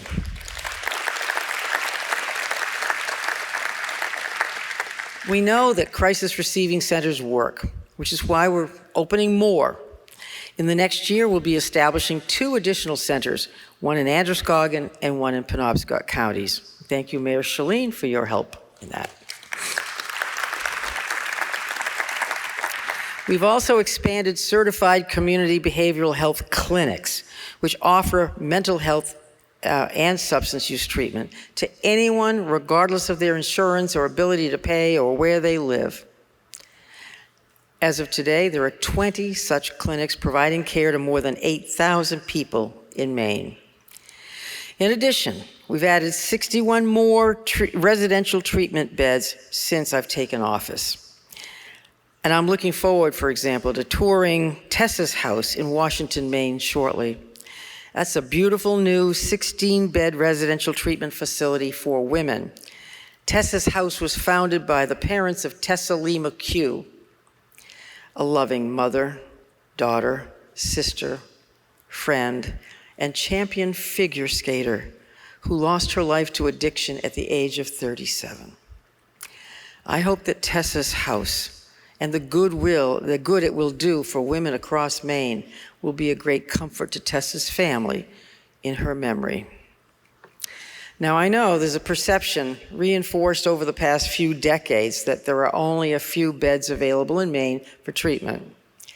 I want to be clear, things have changed. New treatment beds are opening and coming online every day, and I encourage anyone who needs help to ask for it. It is there. And in addition to treatment beds, we've invested heavily in recovery community centers, recovery residences, and recovery coaches. Many of you who are in this room, I think, are recovery coaches. Since 2019, we've increased the number of certified recovery residences from 11 to 104.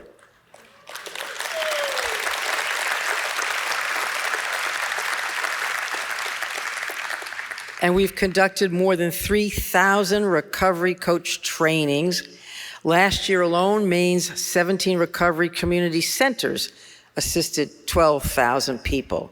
Help is there in every corner of the state. I also announced last year we would place substance use disorder consultants in all of our Office of Child and Family Services offices. So important.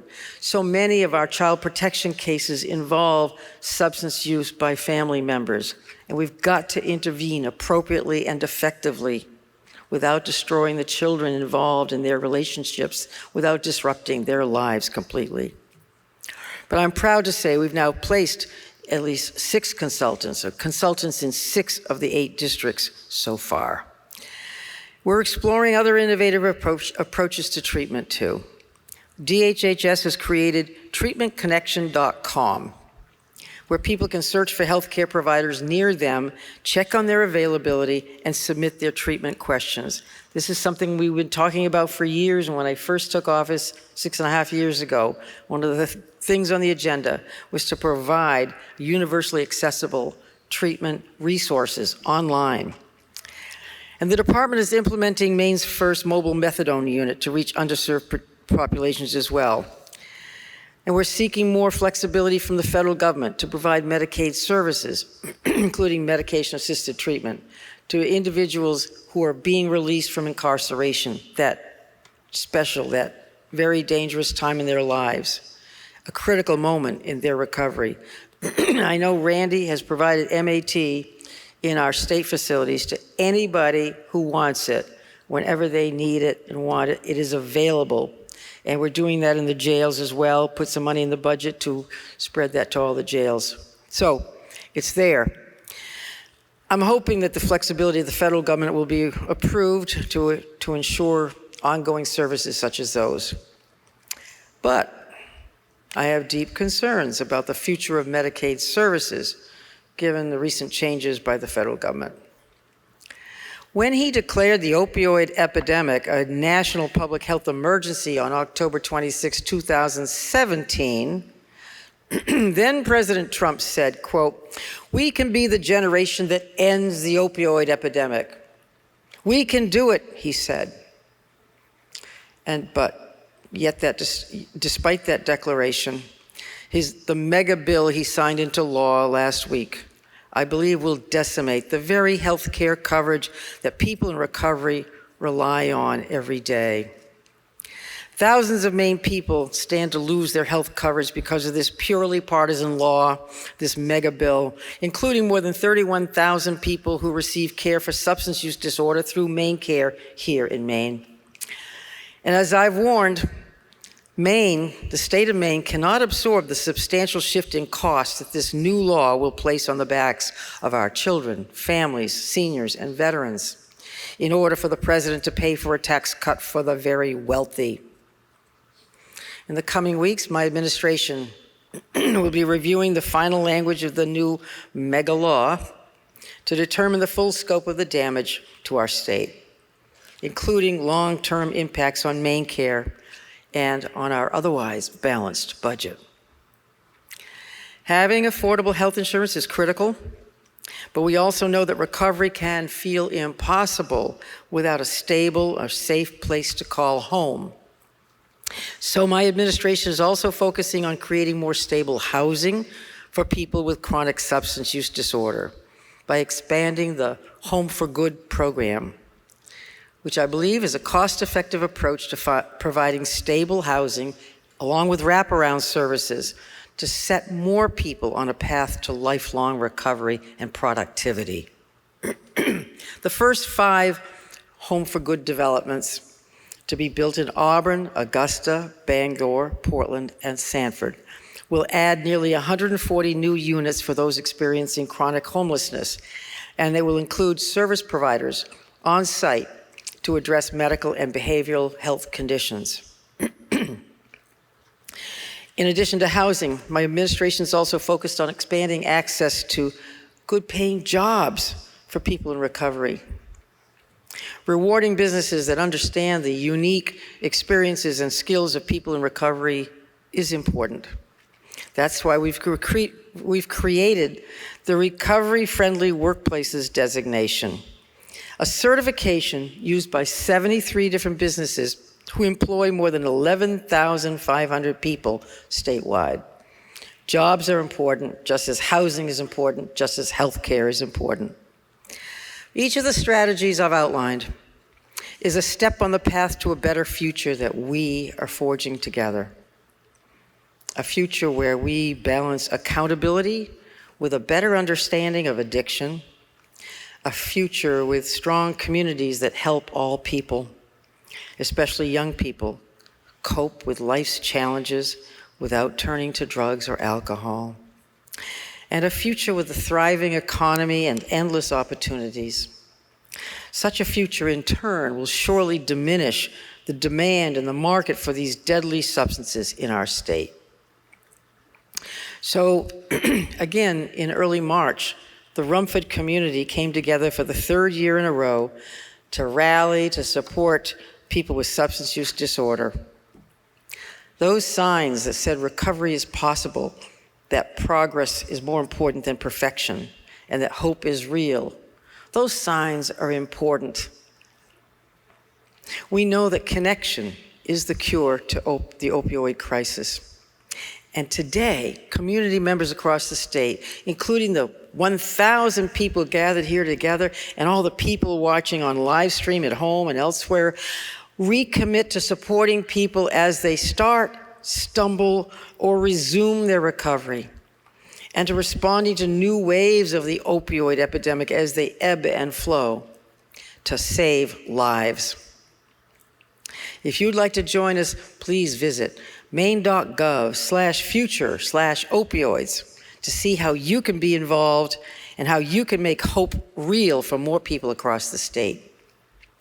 But fundamentally, what we gotta have is leadership. Leadership from everyone in this room, leadership in every community, leadership from everyone watching this remotely, leadership from every young person who's offered a pill to cure a pain, a drug to fix anxiety, a drug to get high, a drug they believe will make them popular or more accepted.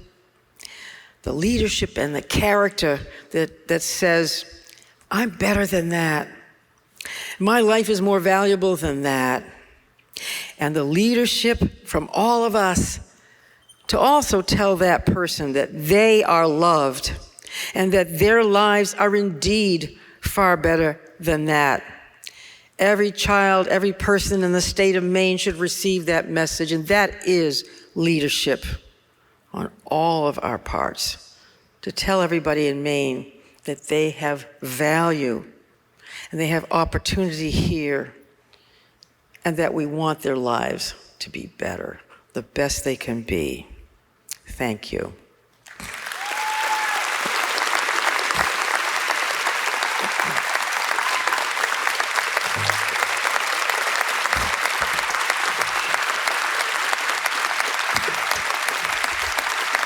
Thank you.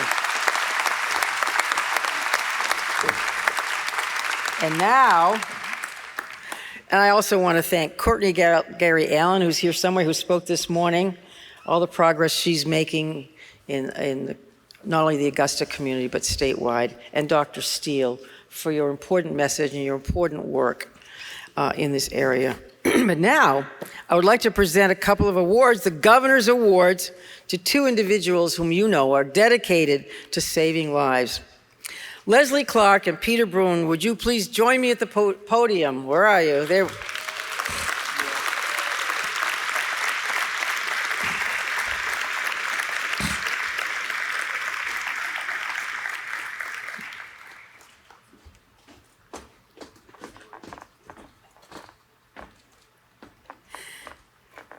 Leslie, good to see you again. You too.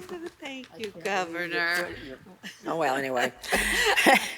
As executive director of the Portland Recovery Community Center, Leslie Clark has been a longtime member, or leader rather, of people in recovery, like herself. Although she's retiring, I can't believe that.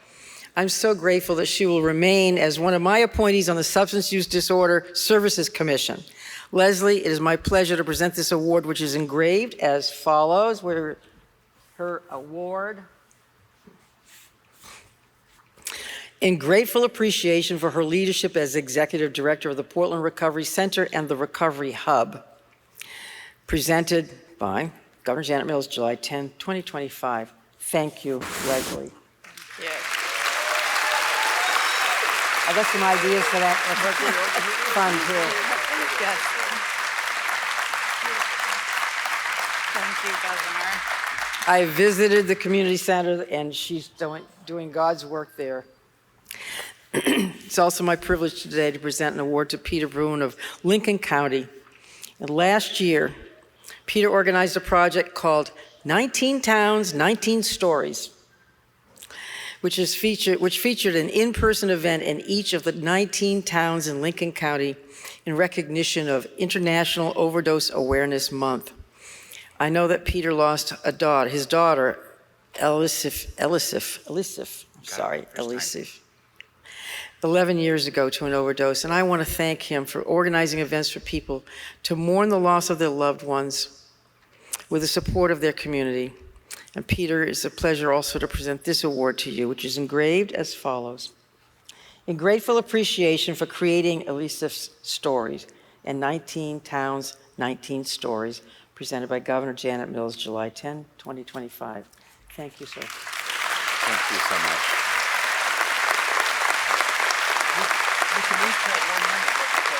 Okay, don't drop it, it's glass. It's heavy glass. And on behalf of the 1.4 million people of the state of Maine, I thank you both. And now I'll turn things back over to our Director of Opioid Response for the last 6.5 years, Gordon Smith. Great. Right before we introduce our film, which is the only thing standing between you and lunch, I'm going to ask Leslie and Peter to take a minute to acknowledge the award and say thank you. You can both say something. Thank you so much. Thank you so much, Governor. It just is such an honor to receive this award and to thank you for your championship and leadership from day one of deciding that the opioid epidemic needed to be addressed and come to an end, and for expanding Maine Care on the same day, which to hand in hand, those things have saved so many lives. I wanted to, Gordon, and also thank you for appointing Gordon Smith. Gordon, are you still? Oh, there you are, yes.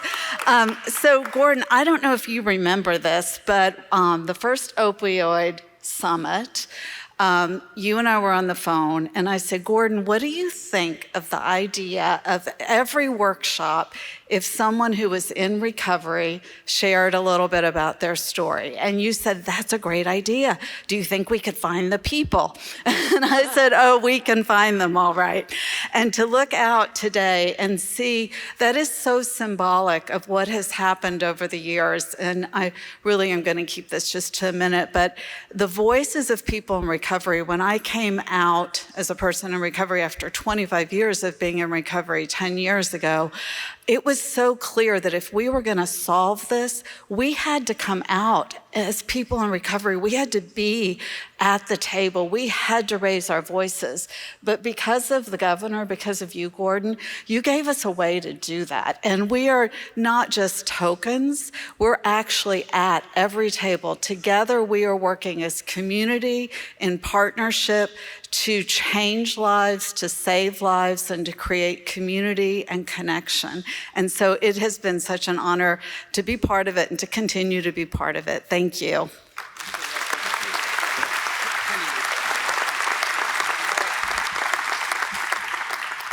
First, I want to thank Gordon Smith and certainly Governor Mills for all of their incredible work.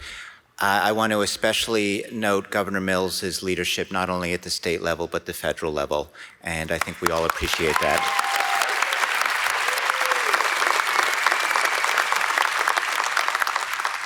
I lead an organization called Studio B. It's based in Lincoln County. And Studio B has the mission of using art and stories to support community well-being and justice. And I am incredibly humbled to receive this gift. And the only way I can is by understanding that it's really not for me, it's for all of you. Our job at Studio B is to create spaces for people who have powerful stories, tremendous resilience, extraordinary grit, and yet experience shame, blame, judgment, and challenges day in and day out, to create spaces where their full humanity can be seen, embraced, appreciated, and upheld for those of us who often feel we need to be small, to feel you can be large and seen and heard. We seek to carve out spaces for you and your stories, and I accept this gift on all of your behalfs. Thank you so much.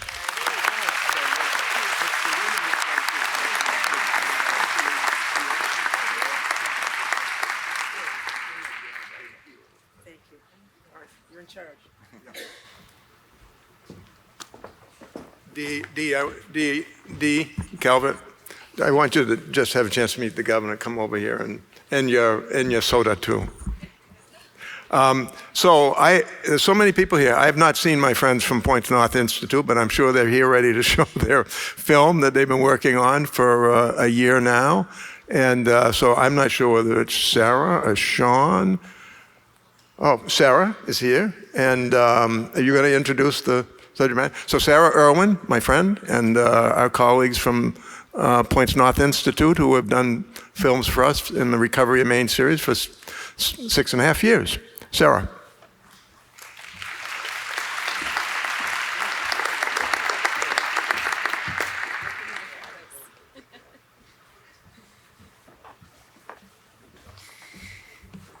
Thank you, Gordon, and good afternoon, everyone. I guess now I'm the one thing standing between you and the film and lunch, so no pressure.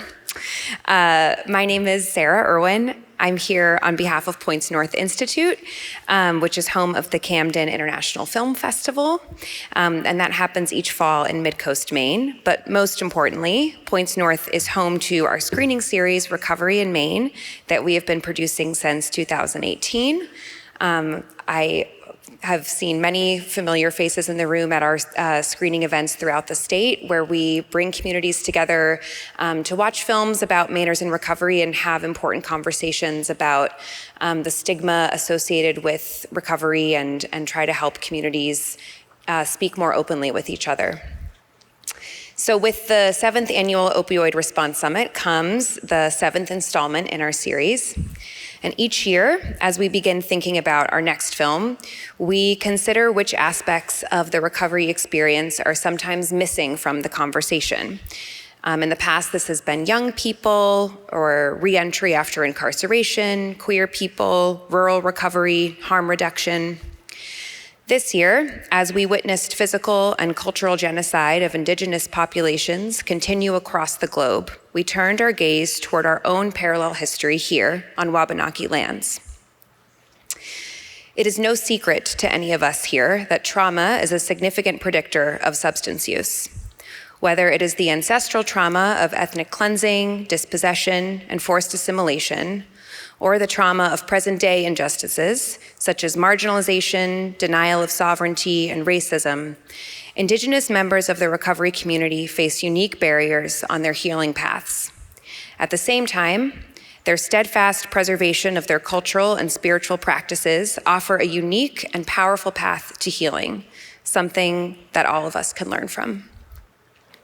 We have everything to gain from the Wabanaki community's willingness to share not only their stories of survival, but also their knowledge and medicine. We are deeply grateful to Jared Lank, Lakota Sanborn, and Abby Lank for so thoughtfully and beautifully creating a film to share some of this with you all today.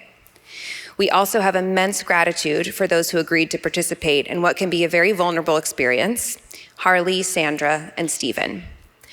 Thank you to the Governor's Office for Opioid Response for your continued partnership in bringing these important stories to life. And may we all do our part in opposing the continuation of cycles of trauma everywhere, from Palestine and Sudan to here in Dawnland. And I'm thrilled to present Recovery in Maine, Wabanaki Voices. Thank you so much.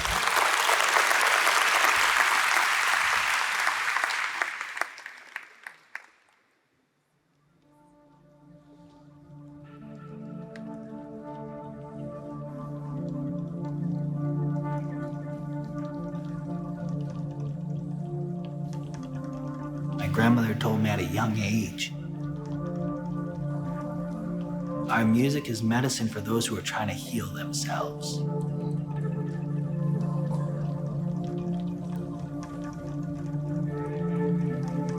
Sounds that come from the drum or the rattle or the flute,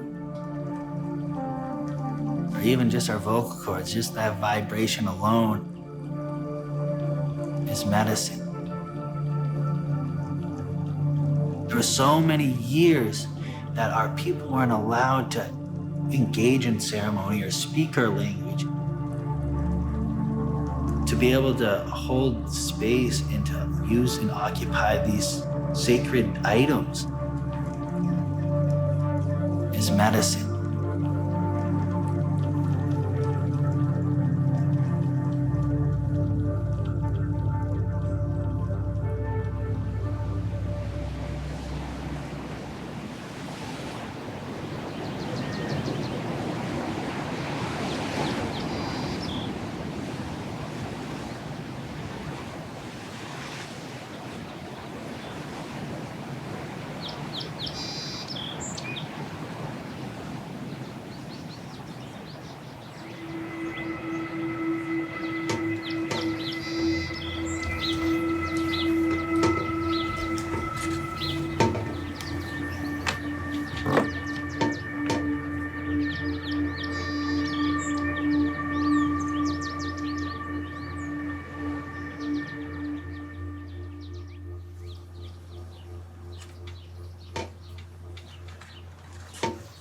Grown up off reserve my entire life, for a long time I just kind of wanted to fit in or not, be seen as who I am. I would tuck my chain in. I wouldn't grow my hair out. I didn't want to speak my language. I didn't want to drum in public because I was ashamed. I was afraid of what the ramifications, nobody wants to be looked at or teased. I used to think in my addiction, oh man, if I could just take a backpack with a little bit of smudge in it and a drum and just go up to the top of a mountain where there's nobody around. I gotta make sure there's not another car in the parking lot, and I could just belt it out, I'll find some relief, And the things that we used to do that seemed like such a foreign concept of I hope this might give me a little bit of peace and serenity, have now been just my daily walks of life.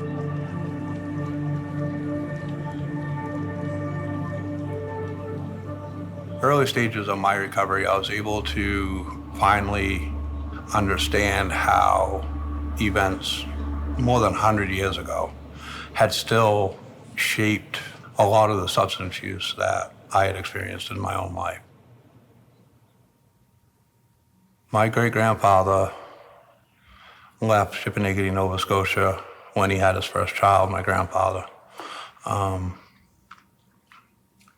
He left because he didn't want him to experience the same traumas that he had. So he moved to the Western Maine Mountains where he could basically raise his family in solitude and not have to worry about residential schools. But in doing so, he also never taught language. He didn't teach ceremony. It wasn't passed down through our generation. So when it came to me, I lived in a white world, and I always felt like I had to be a chameleon. I needed to be what other people needed me to be in whatever space I was in. And that never felt right. You know, when I came into recovery, I started to understand that these were pieces of me that I needed to regain in my life. And it's truly led to, just an amazing experience. When we are able to start to heal an individual, we are healing 7 generations in front, 7 generations behind. So really, in order to ever see our communities get well, we have to start on that individual level and start in those recovery spaces and allow people to see and understand firsthand that they too can recover from whatever it is that they need. Seeing the joy when an individual that drummed as a child, and maybe because of the stigma that he has faced in his own community, didn't feel he had the right to drum, finally pick a drum up and sing again for the first time, to watch how that heals an individual, to watch how they are able to reclaim that little bit of their childhood that maybe they had lost.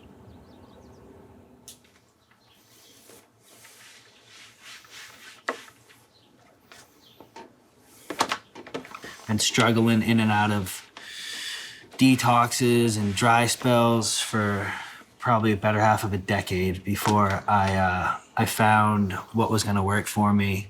There was no other options. I was at the end of my road, and I had this little girl that wasn't in my life anymore. And I just realized that she was gonna grow up without me, and that was really the breaking point. Really seeing that generational trauma being inflicted on this little girl who had absolutely no reason to have a father like me in her life, and to be able to show up in a way that was going to be productive for that little girl. And I had to heal myself from the inside before I could start spreading that hope into the other people in my life.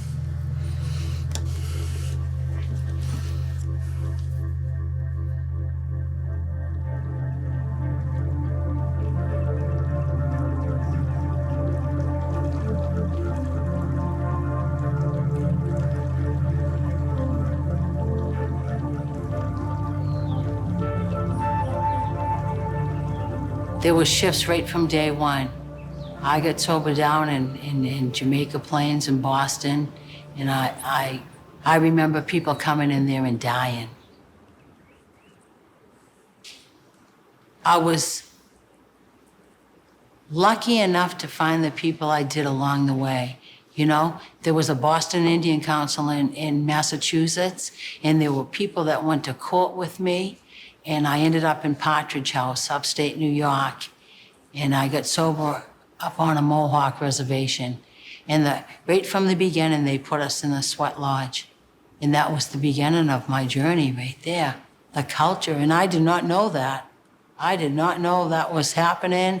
I just knew I went in there and I cried and I was detoxing, you know, like I went to detox and I went there, but I was so unhealthy. And I really think that started putting me back together. It started putting me back together. I've been in the city most of my life. I've been in the city about 50 years of my life.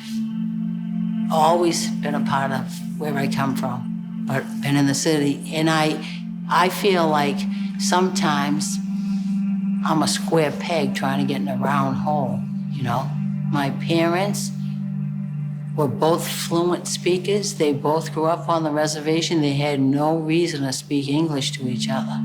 Even though we moved away, they always spoke Passamaquoddy in my house. And my father used to drum, my mom used to sing, but our culture was always there, always there. So when I went up to, you know, Partridge House, and I knew it was something that I had been missing through my using, was my culture. I've been told and taught that even the songs that we have, they were given to us to share with others. And that's a perfect example of what they do in recovery, right? But our people have been doing this stuff way before Alcoholics Anonymous has been thought of. The methods that are being brought together, of course, people can identify with that because there's a healing process that has to transpire. My mom and my dad, they wrote this song, and at the end of it, it talks about someday we will come back together the way we used to.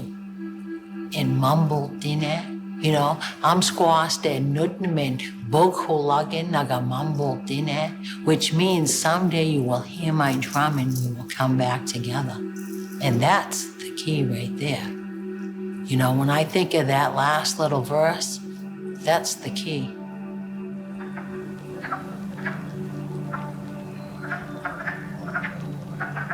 To help somebody, that's the only way you keep it in recovery. You cannot keep what you have if you don't give it away. And you certainly can't give something away you don't have. It's been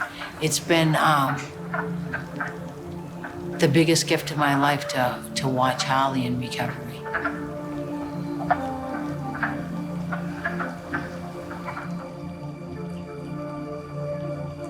I didn't pick up a drum for a better part of a decade in my use.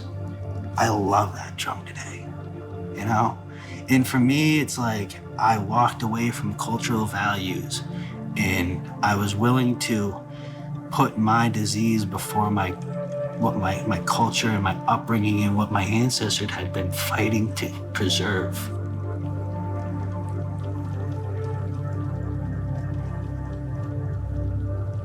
Deal is Harley Bassett. I started this journey back in 2019. A Native American in recovery. More than just being a Native American in recovery, I'm also a father in recovery. And that's something that I hold very sacred and near and dear to my heart.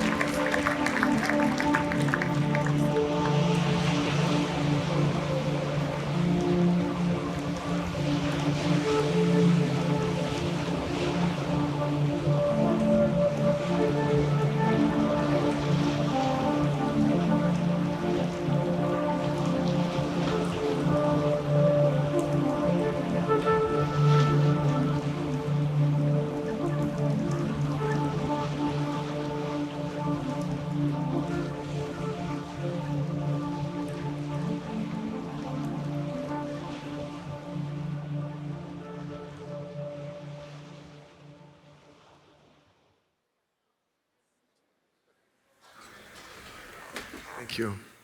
While we're getting Director Probert up here, I do want to acknowledge the hardest working people in the room, our signers.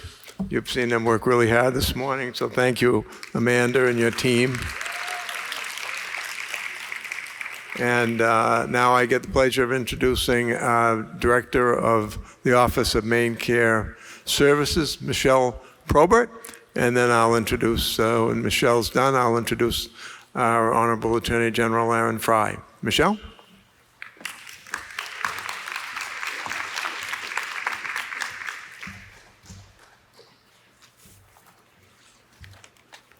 Good afternoon, everyone.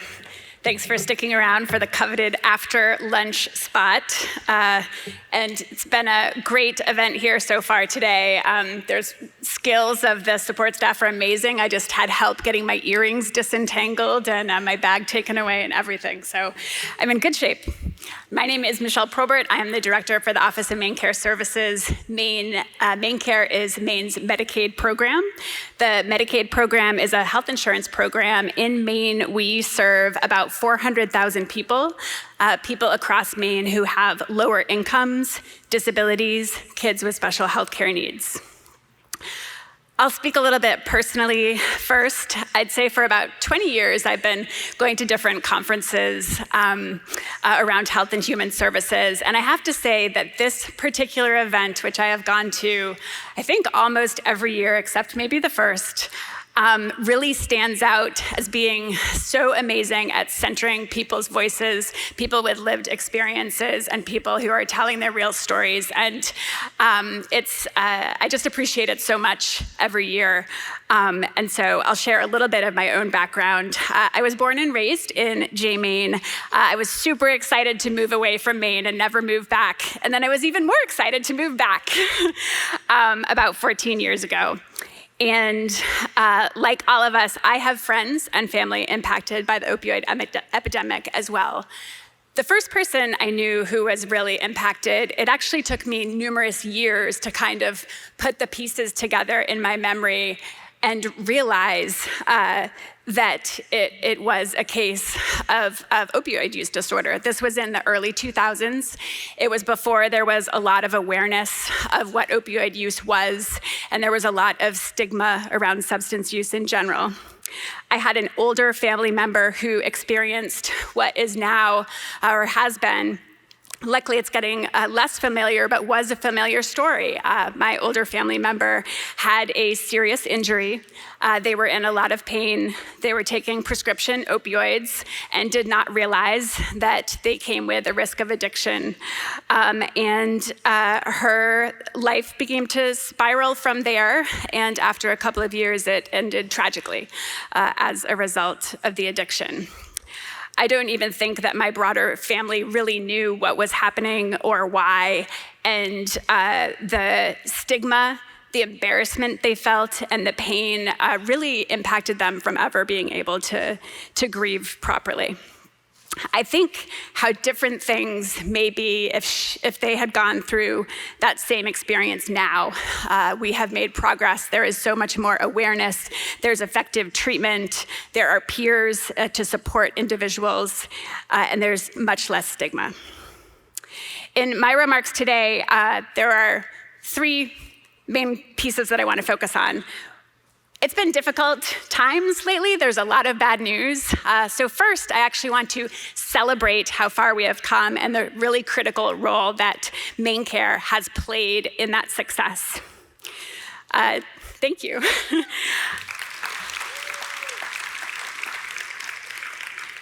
The second point is more depressing, but you've heard some today about what is happening at the federal level. And it's so critically important that all of you are aware of what is going to happen and that you will partner with us so we can make sure that we can mitigate impact and continue on the successful path that we have been on. And that continued commitment, not just to mitigating impact, but also to innovation and partnership is how I will end. I have been honored, so first off, celebrating where we are with Maine Care. I have been honored to lead the Maine Care program as director since the beginning of Governor Mills' administration. Anyone who works for Maine Care, I know there's a big table back there, please stand up.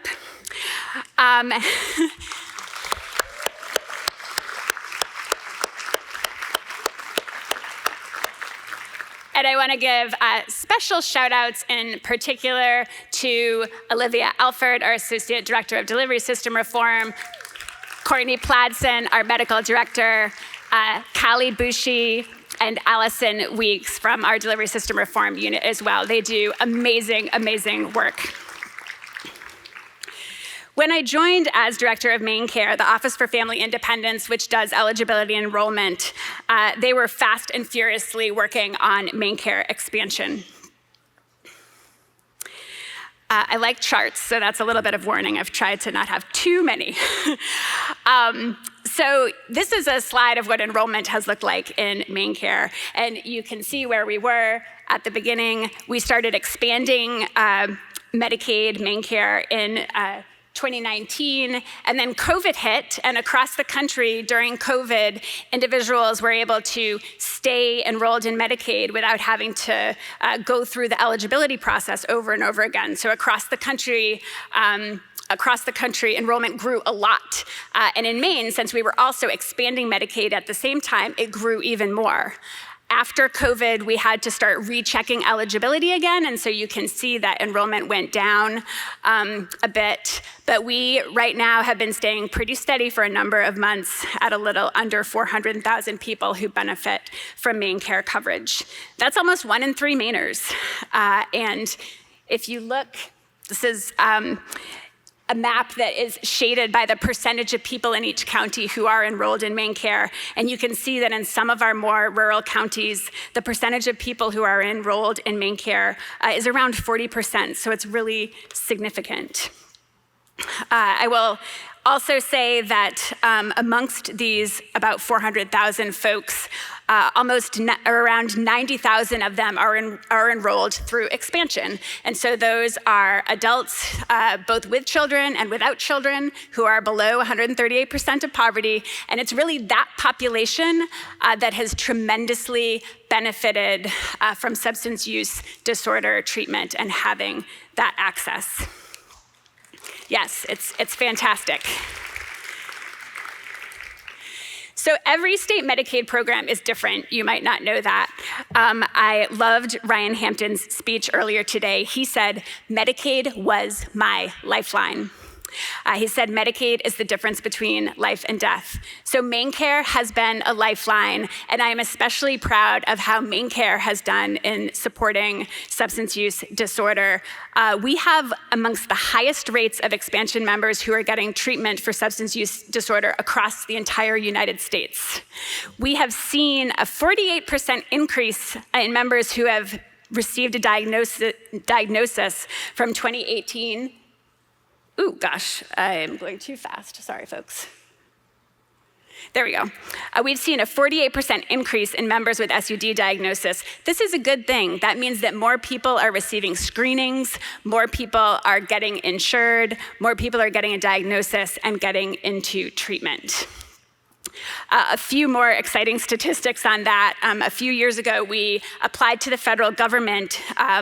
It's called a waiver, but it basically allows us to improve access to community-based services and also increase the number of residential treatment beds that we're able to have in the state. So you've heard earlier today about those increases. And we've done a fair amount of evaluation of how successful we've been, and we have improved access. There has been a 52% increase in outpatient services. There's been a 16% increase in residential and inpatient care, 37% withdrawal management. Our opioid health home program, members served has increased by 300%.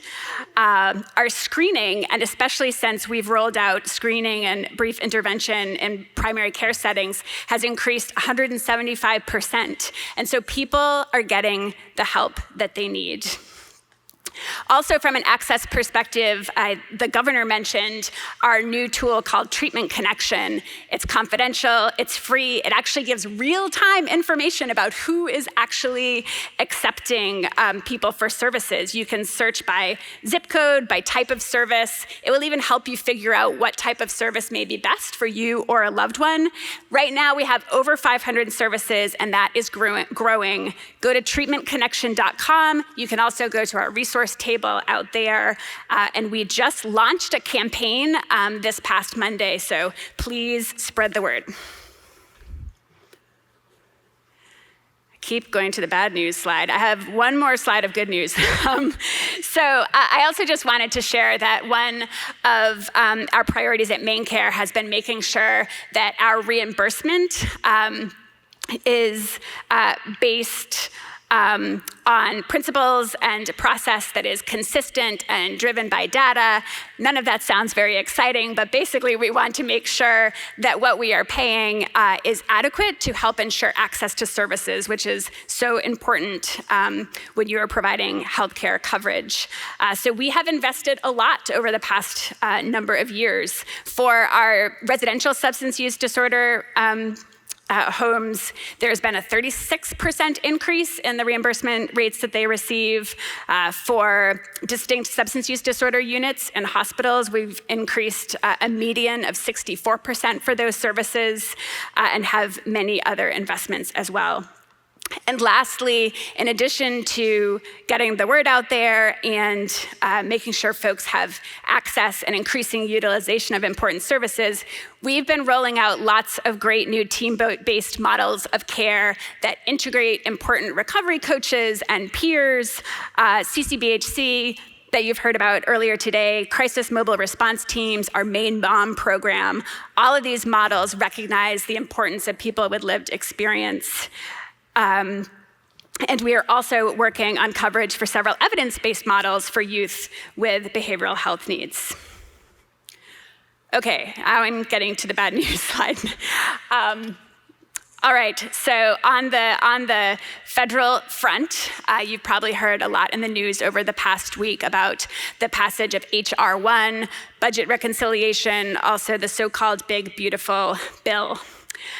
The first thing I want to say is that there's a lot of concern and and that is warranted, but I don't want people to panic. And the message that we are trying to let our MaineCare members know right now is that there is no change to the scope of services covered in Maine. And right now, there are no cuts to eligible populations or changes to enrollment or eligibility requirements until the fall of 2026. So please, for those of you enrolled in MaineCare or who have friends and family enrolled in MaineCare, continue getting the care that you need, schedule those appointments, fill those prescriptions. We need to be aware and plan, but everybody should continue as normal right now.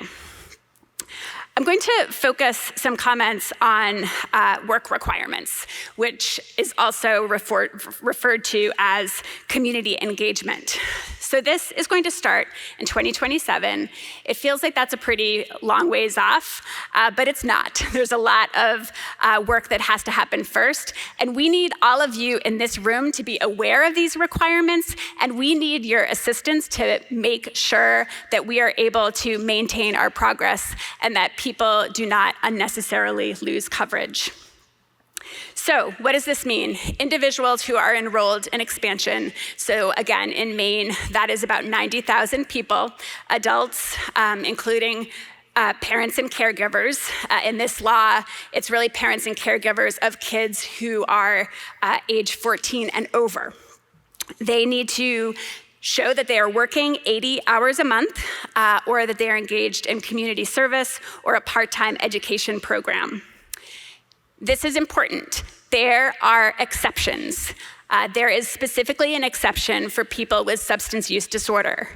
And the law allows states the option of not having to require verification of those exclusions. So that sounds very technical, but what it means is that, and we'll figure out how this is going to work on the ground, but people can say on their application, I have a substance use disorder, And that means that they will not need to meet the work requirement for that month. So that is good news. People with substance use disorder can be exempted from the work requirement, but we need people to recognize that and indicate that, and they don't need to show anything else to be able to prove it. In addition, individuals who are pregnant, getting postpartum coverage, if they have other special medical conditions, if they have been released from jail or prison recently and in 90 days prior, those are all exceptions that it will be really important for everybody to know about. You might have also heard the governor say that we estimate that over 30,000 people may likely be disenrolled when we look at the experience of other states that have implemented work requirements in the past. 30,000 people may be disenrolled. We can all work together to make sure that that number is lower than that. And so that is my challenge to you all today. And it is a challenge because we live in a state where we know that a lot of our lower wage work is seasonal employment, our tourist industry, fishing, logging, and people have to work multiple jobs. They need transportation, they need stable housing. So it is not easy, but again, awareness is really critical.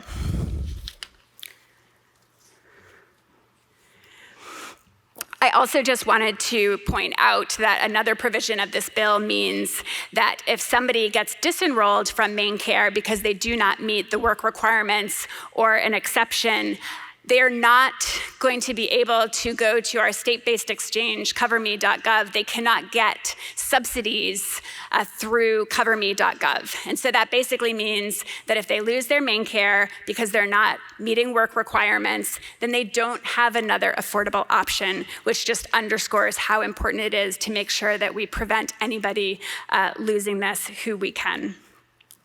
So what can we do? As I said, awareness is critical, outreach is critical, and really working together on that front is going to be one of our main focuses over the coming year. I also just want to note that in addition to the direct impact this has on members, it has an impact on our healthcare providers as well, those of you out there who are providing the treatment. Because when individuals get disenrolled, that means that the provider is no longer getting paid for the care, and so there's more uncompensated care for the care that is delivered. This is specifically designed to cut costs. So it's called a work program, and we all think that work is obviously very important and a great goal and can be helpful in recovery. But the federal government is banking on individuals not being successful because that's the only way that this saves money. So I just want everybody to recognize that we really need to foil that intent to make sure that, yes, people who are able to work, we absolutely want them to work and have programs to assist with that as a state. But people who have exceptions, we need to make sure that they're able to take advantage of that. Okay. Lastly, I've already said that partnership is super important. And one really exciting project that we have underway is we have applied to the federal government to be able to provide Maine Care coverage to individuals in jail and prison settings prior to their release as they transition into the community. We all know that that is such a sensitive time for people where it's hard to continue getting the treatment that they need, and it's really easy to relapse. So this is a major shift for Medicaid across the country. Courtney Platson, our medical director, has been leading this work. She's visited every jail in the state. She's had tremendous support and conversations statewide. And we just submitted this application last week. These applications take a long time to process and to implement, but we're going to be working hard statewide to be able to roll this out. And the beautiful film that we just saw from Points North, one part of our waiver application is actually working with our tribes to be able to see if we can get Medicaid coverage for traditional healing services as well, which is something that other states have been working to roll out also. Gordon is probably going to tell me I'm out of time, but I appreciate all of you being here today. I appreciate your support for the Medicaid program. We have been improving access. We have been succeeding. It's exciting, and I think with our collective focus, we can maintain that progress, and I look forward to working with you. Thanks.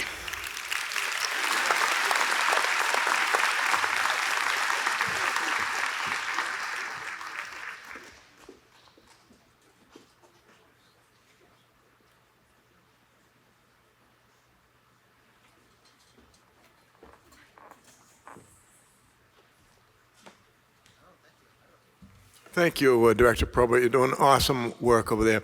Aren't we lucky to be in Maine, don't you think? The kind of leadership that we have in our departments and in the state. And our next speaker is no exception. Aaron Fry is completing his fourth term, two-year term as Attorney General of the state of Maine. He is a really busy guy nowadays, suing to protect the state of Maine from the capricious and arbitrary decisions of the federal government. That's kind of a legal term, but I am a lawyer, even though I try to hide it most days. But I'm so proud to be able to say that Aaron Fry has been by our side since January 2019. We started this work kind of the same time. And it's such a blessing, honestly, for our work that when the governor is term limited and Aaron's term limited next year, I presumably get done at the same time. It's about time that we will be able to look back on these 8 years and have been able to do this work together. And Aaron's been just a fantastic partner in our work. All the settlement stuff that we have to do, get all that money into Maine. He'll be talking a little bit about that, but I'm just so proud to call him my friend and partner, Aaron Fry.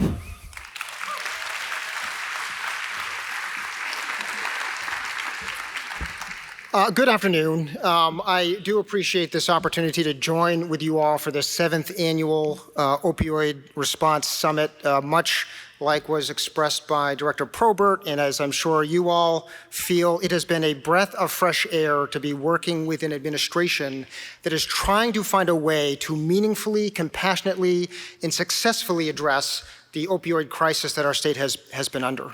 Prior to 2019, the way in which I experienced the opioid epidemic was family members who would hide their addiction because of the severe stigma that society put on those who are struggling with their addiction. As a defense attorney representing individuals dealing with criminal charges and parents who are dealing with child protective cases, I had to deal with a real dearth of resources and access to meaningful ways in which they could address their addiction in addition to the stigma that was what brought them to my office. And as a state representative, I had to work to blunt what were really awful, inhumane policies of the former governor, who did not see addiction as something that should be dealt with humanely. So come 2019, where we have a room like this that has continued to meet year after year to not only talk about the ways in which we can help support those who are experiencing a substance use disorder, support those who are either families, friends, community members, communities, as a state work to really, really address what is an awful situation but needs to be dealt with humanely. It has been meaningful that we could all come together now for the 7th time and hopefully again for an 8th time, hopefully not the last, right, to talk about some of the work we're doing. Let me also reflect, much as I'm sure you've all appreciated, there's some relief in what the data is showing for the work we've been doing for quite some time. The number of fatal and non-fatal overdoses is down when you compare to where we were at this time last year. This information, it motivates me, as I hope it motivates all of you, to continue with very deliberative efforts to confront the impact of the opioid crisis. Support and understanding for all of those who are experiencing this crisis, individuals, families, communities, providers, advocates, These efforts must be sustained in order to maintain the progress and continue to work toward what I think is our shared goal of having zero be the data that we get for who are experiencing fatal or non-fatal overdoses. Now, as this audience is aware, as was indicated by Director Gordon, my office, in conjunction with other state attorneys general and with other private attorneys, we've been working to hold opioid manufacturers, distributors, pharmacies accountable, both providing transparency, providing accountability, providing resources for what they did to contribute to our opioid epidemic here in Maine and across the country. So far, this work has secured $230 million coming into the state of Maine over 18 years, along with important court orders that ensure that these companies do not return to the behavior that got us in this place in the first place. I can assure you that they are being held to account, and Maine is getting resources that are being directed out for abatement in a supplemental way. To date, about $72 million has come into the state of Maine, with another $11 million that's due in under these settlements just this year. Now, as I mentioned, these resources have to be used for abatement. They can't be used for roads. They can't be used, for something that has nothing to do with abating the opioid crisis. And they're directed out by three different entities. 50% is directed out by the Maine Recovery Council. 30% is directed out by all of the counties and 23 different municipalities, and my office directs out about 20% of that. Now, we have a new round of settlements that we are just about to close down that's worth about another $30 million coming into Maine, along with important protections against these manufacturers from engaging in their bad behavior. With my approval, we now just are waiting on the 39 different counties and municipalities to also sign off in order to ensure that we get all of that resource. So every county receives some resource from these settlements, some money from these settlements. The municipalities, I'm going to name them, and I hope you remember them, but if you don't, I'm going to give you a website you can go to find these out. If you live or work or have reason to do business in the municipalities of Auburn, Augusta, Bangor, Biddeford, Brunswick, Calais, Falmouth, Gorham, Kennebunk, Lewiston, Orono, Portland, Rockland, Saco, Sanford, Scarborough, South Portland, Standish, Waterville, Wells, Westbrook, Windham, and York, these are municipalities, along with all 16 counties, that are at different stages of making decisions about how to spend the money they received under these settlements for abatement purposes. If you did not know that, you now know, and there's no reason whatsoever that you should not go and make sure that you are talking with your civic leaders in these counties and in these municipalities to encourage them to get that money out as soon as they can in the way that is most impactful for your communities. Now, notably, this past session, the legislature did enact, and the governor signed, legislation that requires these counties and municipalities to report into my office what they are doing with these dollars. This initial reporting is going to begin next year, but I wanted to flag that because this is a way in which there is going to be transparency into how these resources are being spent in order to support our communities. Now, at the same time, in an effort to help counties and municipalities, last year, at about this time, my office contracted with the Catherine Cutler Institute at the University of Southern Maine to establish what is called the Maine Opioid Settlement Support Center. Apparently, the Maine Opioid, the MOSS Center is what they're calling it. There was a breakout session this morning that some of you may have attended. If like me, you spent some time listening to what they're doing, it's really exciting, and it's a way in which a couple of goals are going to be achieved.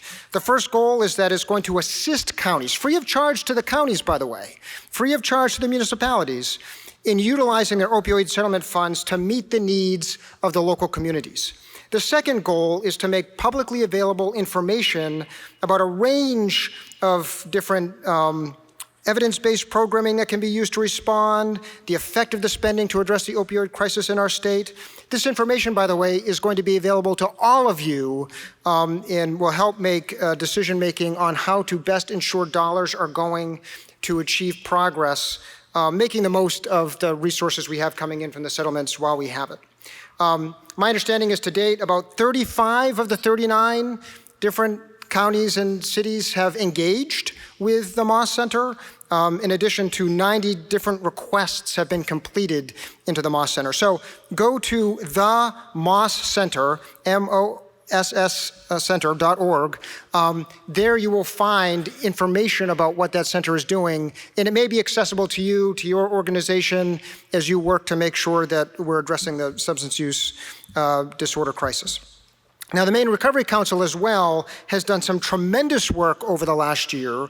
Under the chairmanship of Pat Kimball, they have been diligently directing resources in support of abatement programming across the state to a number of different organizations, nonprofits, and programming that help really abate the crisis in a way that it has not been before. There is a breakout session this afternoon. I hope you've signed up for it. It's called the Maine Recovery Council, Our Journey Part 2. You'll learn a lot about it. If not, please try to find somebody from the Maine Recovery Council. I think there's a lot of folks here today from the council that can help you understand the good work that they're doing. Also, if you want to learn about the work of the Maine Recovery Council, if you want to learn about the work of my office, if you want to learn about the work, about the money that's coming into the state, how much and where it's going, please visit the Office of the Attorney General website. It's www.maine.gov/AG/opioids. There's a whole bunch of information there that can help you be more informed as you go out and talk in your communities, talk with your civic leaders, talk with my office, talk with the Maine Recovery Council about different important ways in which we can all work together to sustain this progress that we're making. So at this point, I could lament about the work we have ahead of us, particularly in light of the substantial cuts by the federal government to Medicaid and other very important public health programming. As Director Smith had outlined, my office is engaged in a lot of litigation right now involving the federal government because of really inhumane cuts that are being made without congressional approval that are hurting the state's ability to address a range of public health issues, including the opioid crisis. But I'm not going to spend a lot of time on that at this point because you've already heard a lot about that. And the disappointment and outrage that I'm experiencing is in many ways muted by the sincere confidence that I have that we are all going to work together in spite of these setbacks to ensure that we rise to the challenge of continuing to effectively confront the opioid crisis here in our state. So I want to end or conclude with a heartfelt expression of gratitude. I want to express my appreciation to Governor Mills, to the Mills administration, in particular to Director Smith for the significant commitment they've made through the entirety of her time as governor to address this crisis. I want to express appreciation to the legislature, to civic leaders, to law enforcement, first responders, and to the universe of providers and advocates who have contributed to the progress that we're seeing. I want to thank my team at the Office of the Attorney General who works hard day in and day out to ensure we're seeing meaningful, humane progress in this area. And I want to express how grateful I am to the work of individuals, families, friends, and communities to those supporting those who are struggling with substance use disorder. And then I do also want to recognize, and frankly, this is one of the most important actors, the significant work that every individual who is struggling with a substance use disorder, the work that they're doing on their pathway, whatever it might look like to recovery. I hope they see my office, me, all of you as team members in that effort to help them on their path. Finally, I want to thank you all for turning out today, for doing the work that you do day in and day out to really show really meaningful progress. And I'm looking forward to continuing to work with you to sustain the progress through prevention, perseverance, and passion. Thank you, and I look forward to our work over the coming year.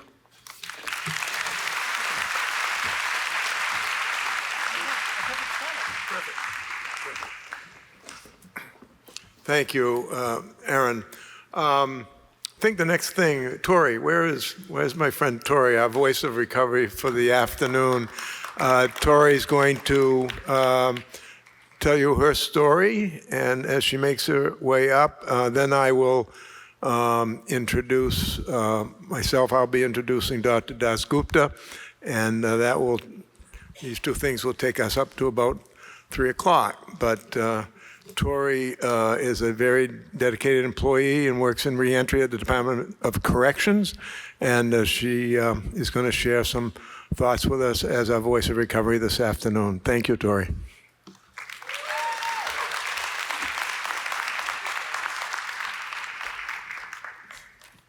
Thank you, Gordon. It's It's going to be kind of hard on this timer, but I'm going to do the best I can, and I'm going to remember to breathe in between. So, oftentimes when people talk about recovery, they talk about the multiple pathways to and of recovery.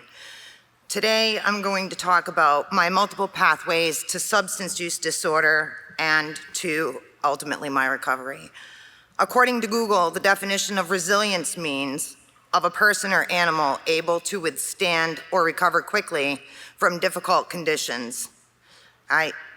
Babies are generally far more resilient than new parents realize.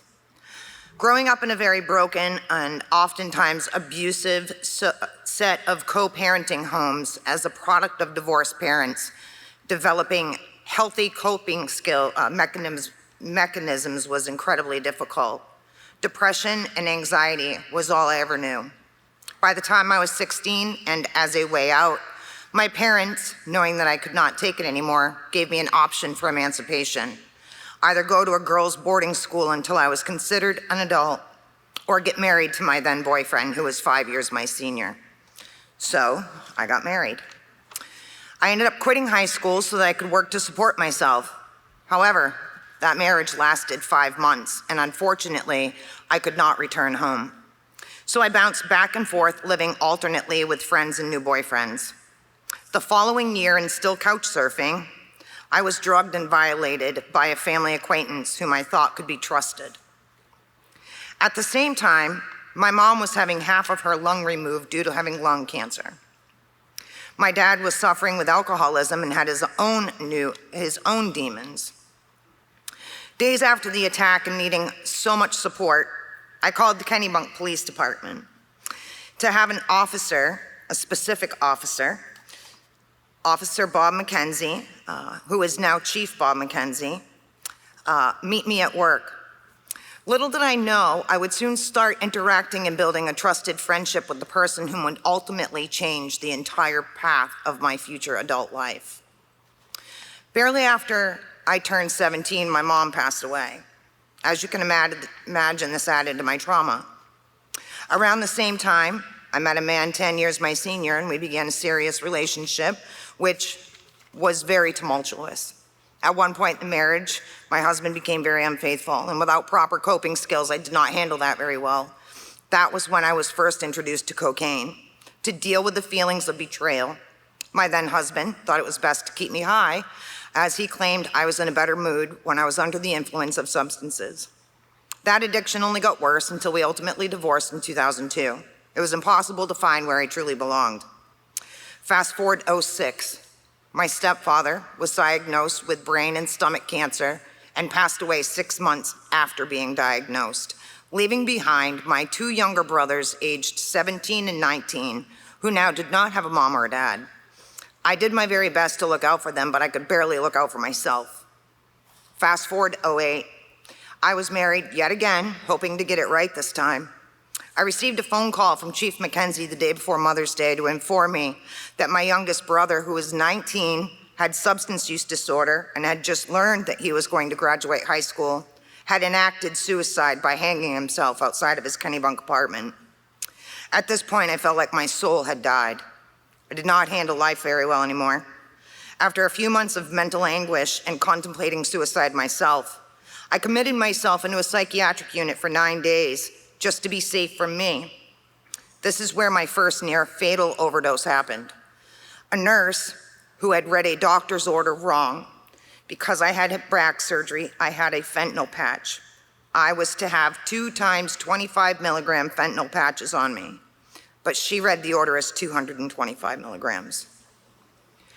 5 months later, and with my 3rd divorce under my belt, my grandfather, who was my father figure, died on March 13 from Alzheimer's disease, another hit to the soul. In December of that same year, and without hesitation, I moved into the only place that I felt safe, which was my grandmother's home. She was my best friend, my soulmate, and the woman I called Mom, because now I needed to care for her too, as she also battled the early signs of dementia. 2 years later, on March 13th, she died in my arms from what I believed to be a broken heart. Again, I did not handle that well.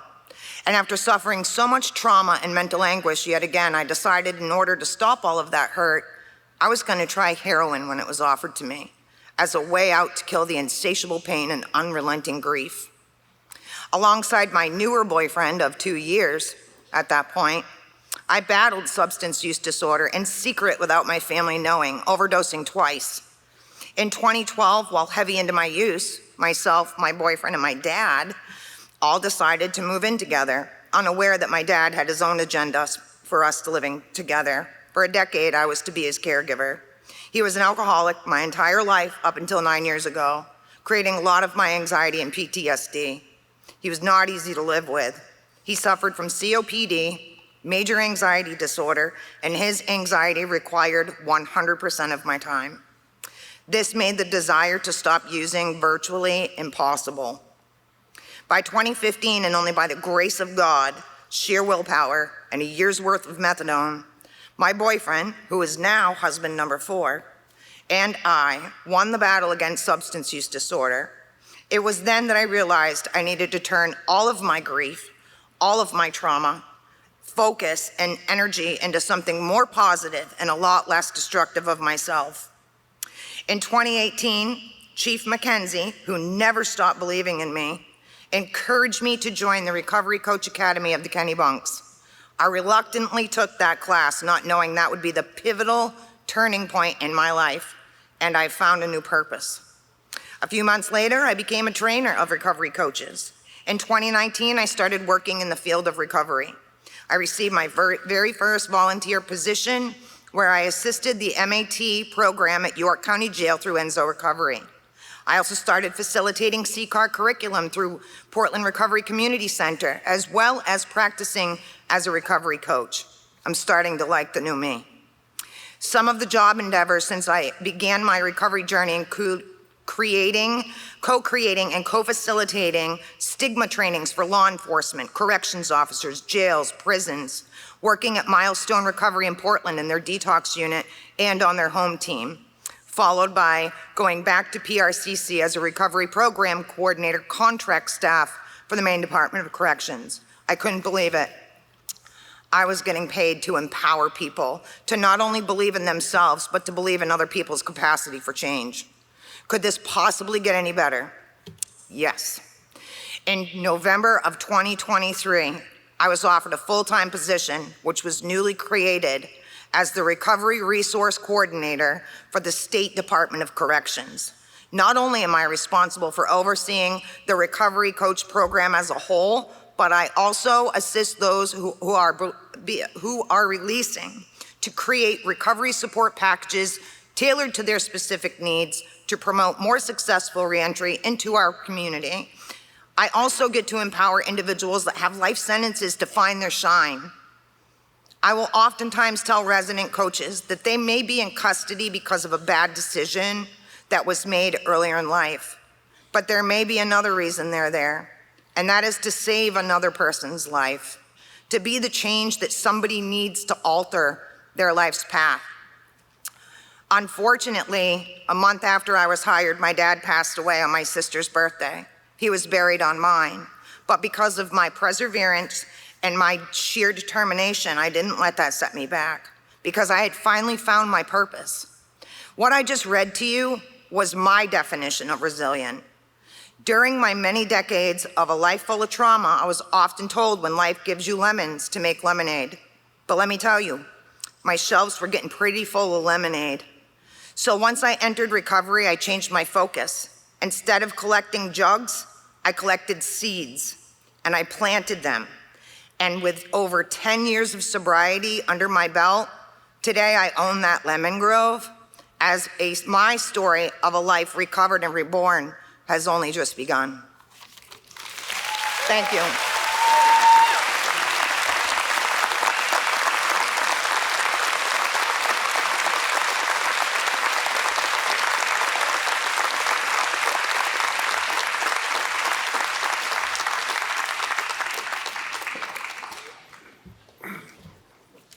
Thank you, Tori. And thank you, Chief Mackenzie.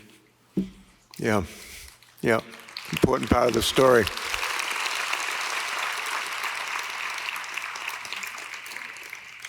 So it's my pleasure to introduce our keynote afternoon speaker, Nabran Dasgupta. Some of you, about 100 of you, were able to join us last night to have a more intimate conversation with Dr. Sorg and Dr. Dasgupta, and you know how special he is. He is a street drug scientist at the University of North Carolina with 2 decades of experience in overdose measurement and prevention. His passion is telling true stories about health, but with numbers. At UNC, he works at the Opioid Data Lab, a team of scientists exploring difficult questions in overdose prevention.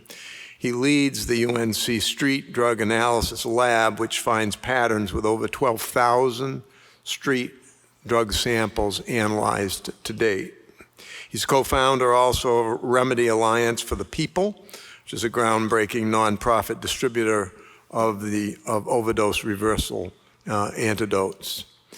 In 2023, Dr. Dasgupta was named by Time magazine as one of the 100 next list of emerging global leaders.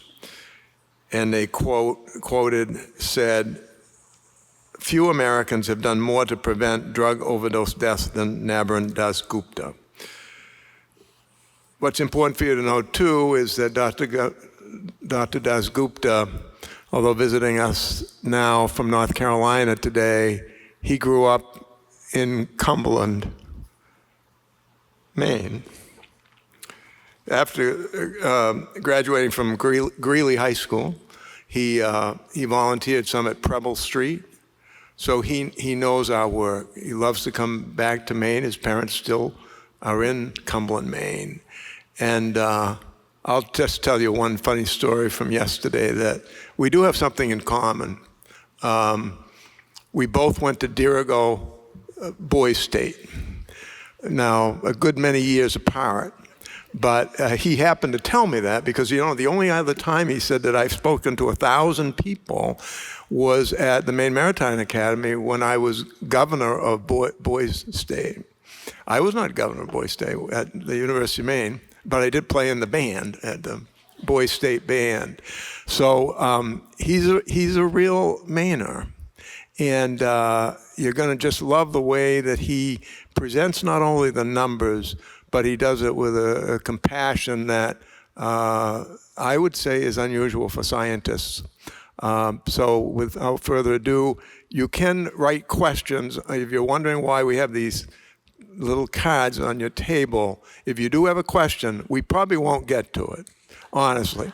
But you can write it down, and we know Dr. Nab well enough now that we will respond to you. We'll get to all your questions. It would be helpful to put your question and put your email address on here so that we can get back to you. But if you do have a question, put it on the card and then give it to Tucker and Cheryl at the table in the lobby. And if we do have time at the end of his talk, we'll take some questions.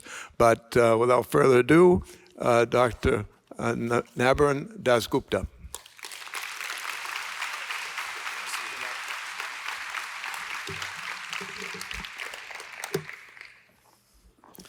Good afternoon. I hope everybody had a nice lunch because we'll be talking about food. I mean, drugs too, but food's really the way I see the world. All right.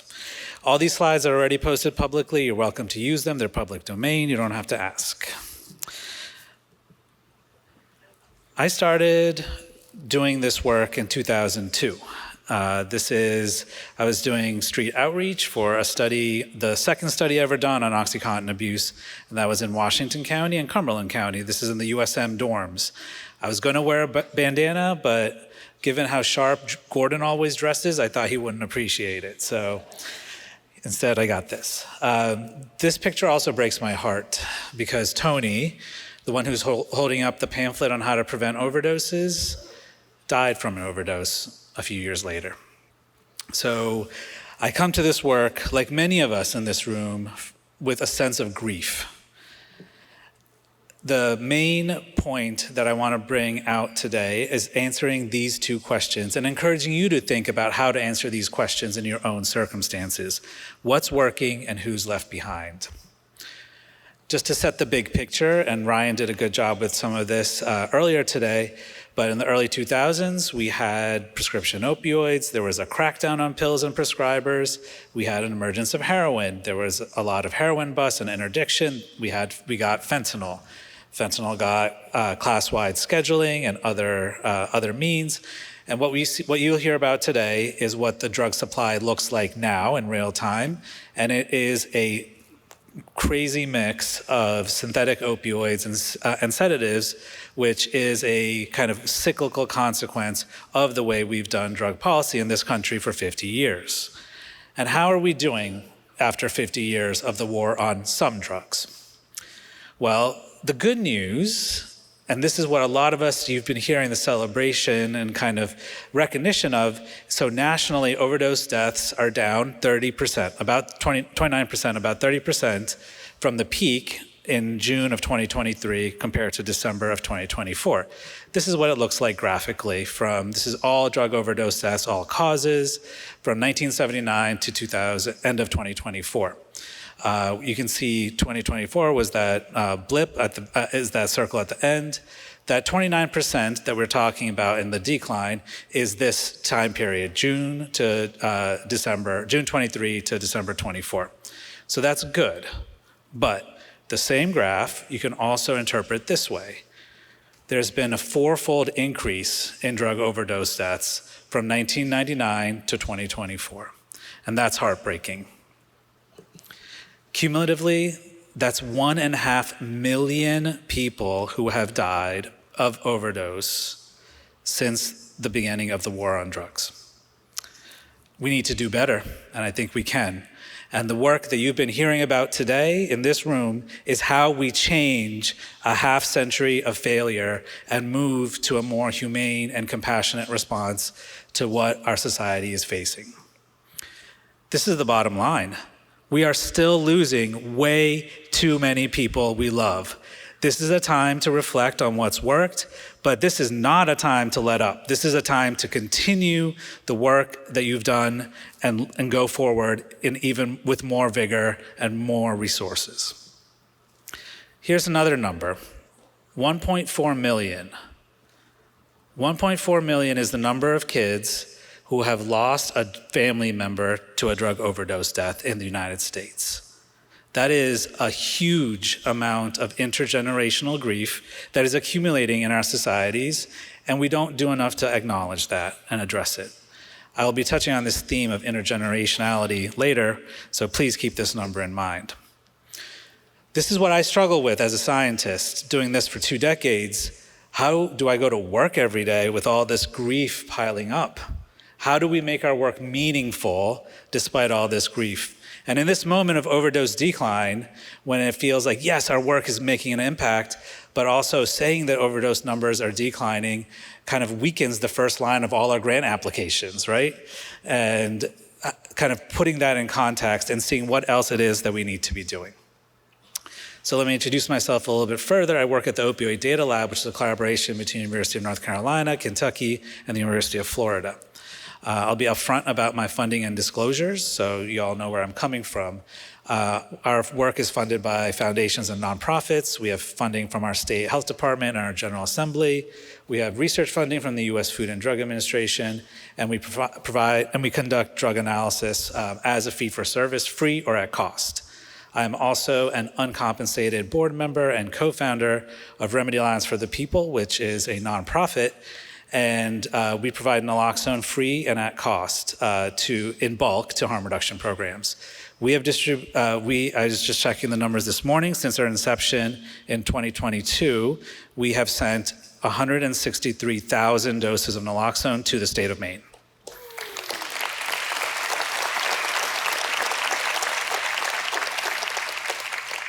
The way that our model works at Remedy is that we negotiate low-cost contracts with pharmaceutical manufacturers of naloxone, nasal, intramuscular, as well as emergency contraceptives. So I'm honored to do that work with my 2 co-founders, Maya Doe Simpkins and Eliza Wheeler, who's also on the board of Maine Access Points. All right, and I do not accept any industry funding. So our projects at the Opioid Data Lab fall into 3 categories: theory, practice, and lived experience. The theory projects deal with biostatistics, pharmacology, psychology of communication. The applied projects are looking at the research, at the practice of pharmacy, medicine, vital statistics, and harm reduction. So including how do we count overdoses. Our lived experience projects are the coolest by far, and these are field work, this is looking at drug checking and analysis. But what's really important about the lived experience projects is that we only answer questions that are brought up to us by community. And the thing that I want you to really take away is that we can get better questions that actually matter to people if we listen to what community is telling us they need to know. Our approach is different. We think of it not as research, but as science in service. All right, so here's one of the science and service projects. We all know that the drug supply changes rapidly, but we don't find out what's in drugs until it's too late, when people are either dead or they're arrested. There's no opportunity for prevention, there's no opportunity for recovery. To fix this, our lab on campus at UNC monitors street drugs as a public service. We do this with this kit that we get samples from harm reduction programs, drug user unions, health departments, clinics, hospitals, EMS from around the country, all right? We just need a tiny scoop of powder, less than a grain of rice, or even the empty bag, a swab of an empty bag, a piece of a pill or a used cotton, pretty easy. This is what it looks like in practice. This is Ainsley Bryce out in the Appalachian Mountains in North Carolina. The samples, importantly, are given to us voluntarily, and the tests are anonymous. We collect a little bit of data on the circumstances, if it was involved in an overdose, what the sensations were, color, things like that. And these are important because molecules don't tell human stories. Molecules don't say anything except to show that they're there. In order to really understand what's happening with health, we need this additional contextual information. Colors and smells and sensations are how people who use drugs understand what's in the drug supply. People who use drugs have been testing drugs on their own bodies forever. And what we're doing is providing context and science to help them make better decisions about what they put in their bodies. Amazingly, the packages arrive on our campus by FedEx, and we are in compliance with a lot of federal and state laws. I'm a state government employee. Believe me, we have a lot of people looking over our shoulders. When the packages arrive, we record the information. This is what our lab looks like. It looks way cleaner than it actually is somehow in this picture. We do some prep of the samples and load it onto a machine mass spec, or GCMS. What's important is that we do untargeted search with atomic precision. So untargeted means if we'll figure out exactly what's in a drug substance, no matter what it is. This is unlike some clinical panels like you would use in the hospital, which has a panel of substances that are being looked for.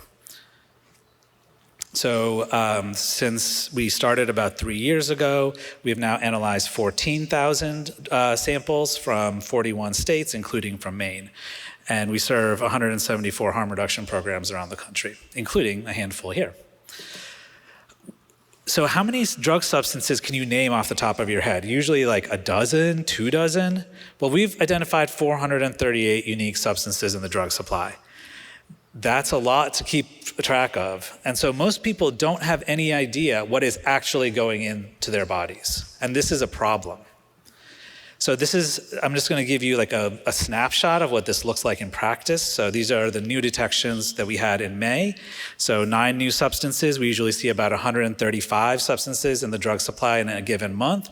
And so of these 9 substances, I'll take you a quick chemical tour here. So the first one, methylclonazepam, is a more potent benzodiazepine that causes very heavy sedation, not one that we like. You'll see estradiol on there. So one of the things that we've been seeing increasingly is as gender-affirming care is rolled back, there is DIY hormones being sold, manufactured, imported, and distributed for people who have lost access to gender-affirming care. So we see those showing up in the drug supply. You can also notice we see mifepristone, which is one of the medications used in abortions. As abortion access is curtailed in the United States, what we see is DIY mifepristone being made, sold, imported in unregulated markets, and a black market for them is emerging. So this is just a snapshot of what we kind of get in every day. Oh, and the last one I'll point out is one that's very hard to pronounce. It's tirzepatide. It's the third one down. But that's a GLP-1 medication. You know, like you've heard of Wegovy or Ozempic, like the weight loss drugs that are super popular.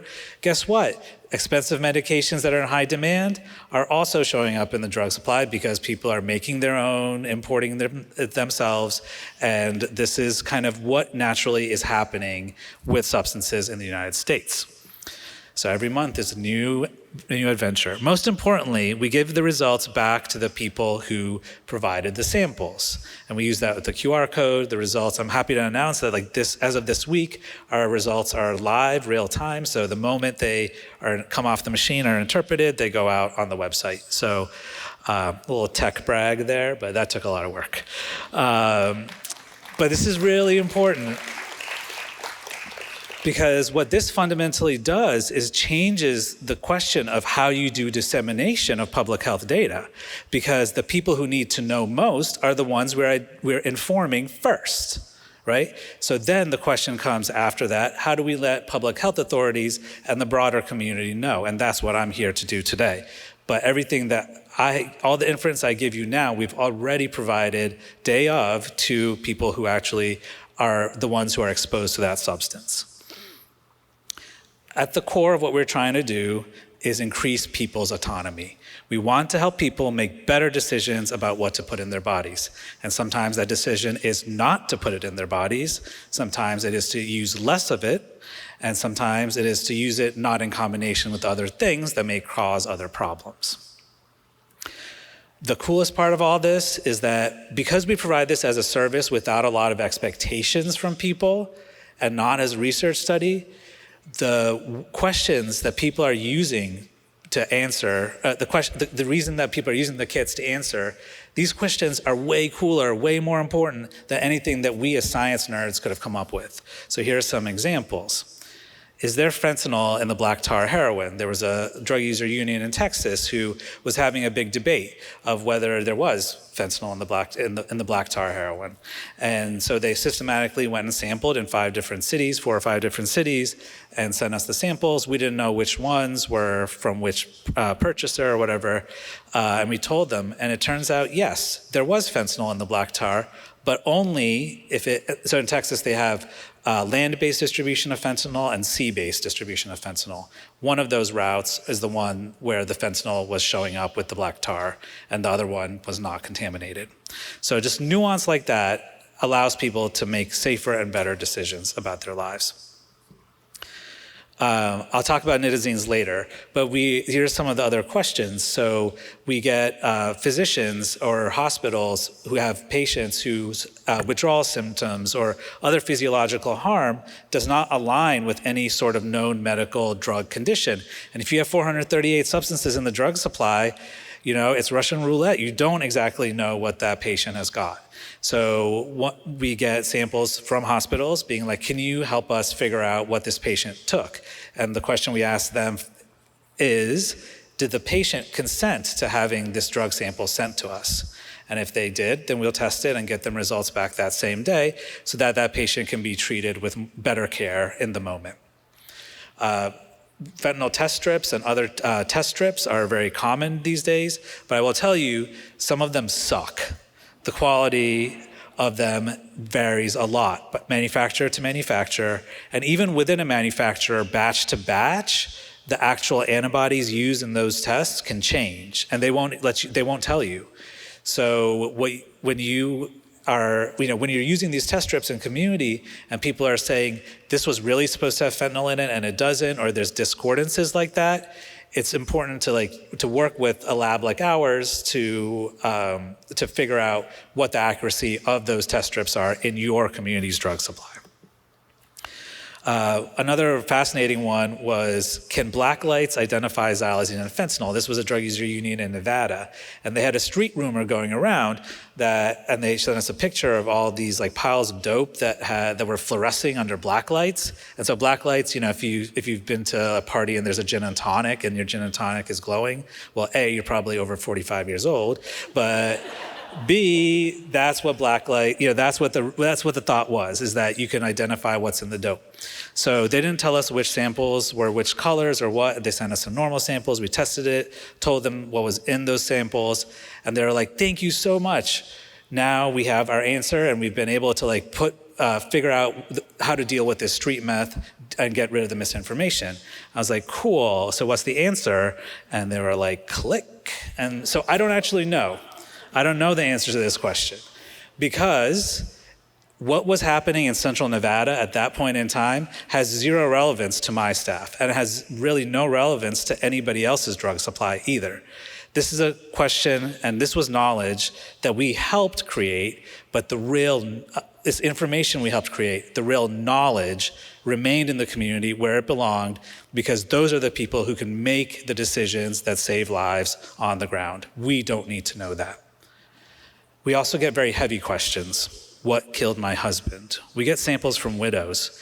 The medico-legal process for autopsies in North Carolina takes about 8 months. And even though our medical examiner does a lot to work with families to help them understand during that process, sometimes widows will come to us and say, my husband only smoked meth. Why are they saying he died of a fentanyl overdose? And we will test those pipes. It's hard work, and it's very sad. But we do, so kind of putting the science nerd hat back on, we do a lot of statistics and hidden patterns, and I'll show you some of the data right now, or in the next few minutes.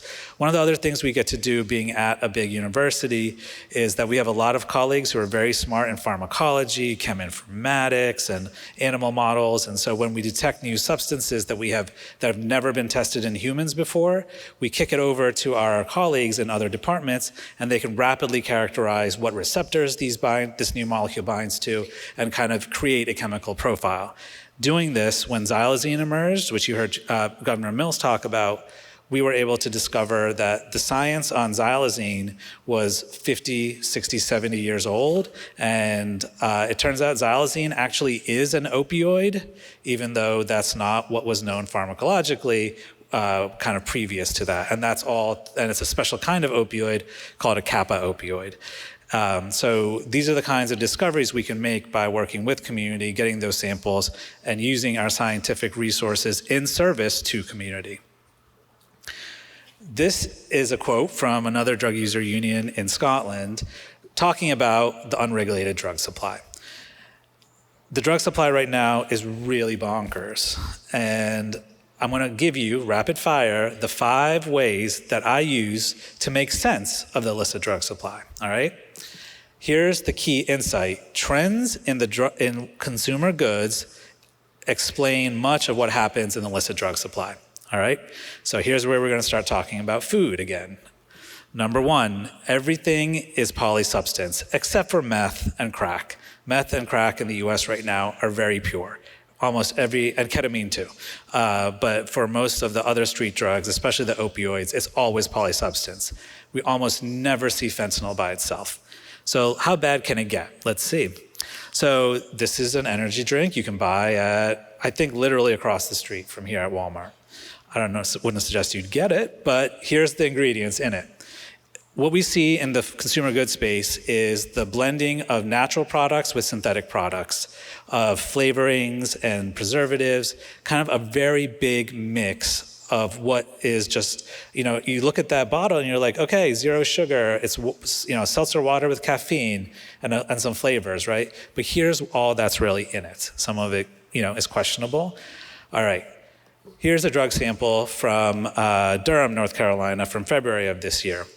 There was Benadryl, Tylenol. There was a weak opioid that's kind of like kratom called tianeptine, but very specific to North Carolina. We have found 3 different medications for schizophrenia, nausea, and an anxiolytic. We found local anesthetics like lidocaine, as well as central anesthetics like medetomidine. There was just a little trace of fentanyl, a little trace of cocaine, and we found some cuts in there too.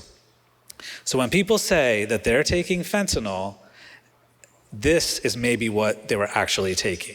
So when buprenorphine inductions become difficult because it's not good enough, it's oftentimes because people have been exposed chronically to all these other substances that are contributing to an atypical form of withdrawal.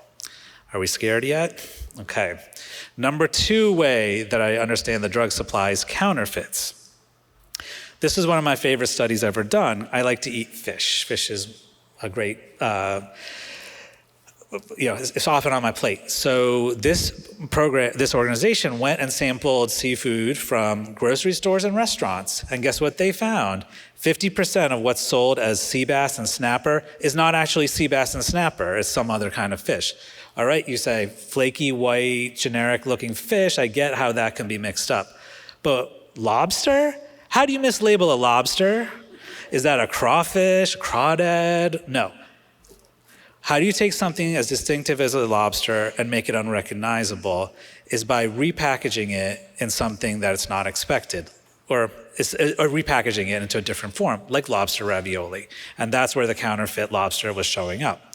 Similarly, you take fentanyl and repackage it in a Xanax bar, and you get something as distinctive as fentanyl showing up somewhere where people don't expect it.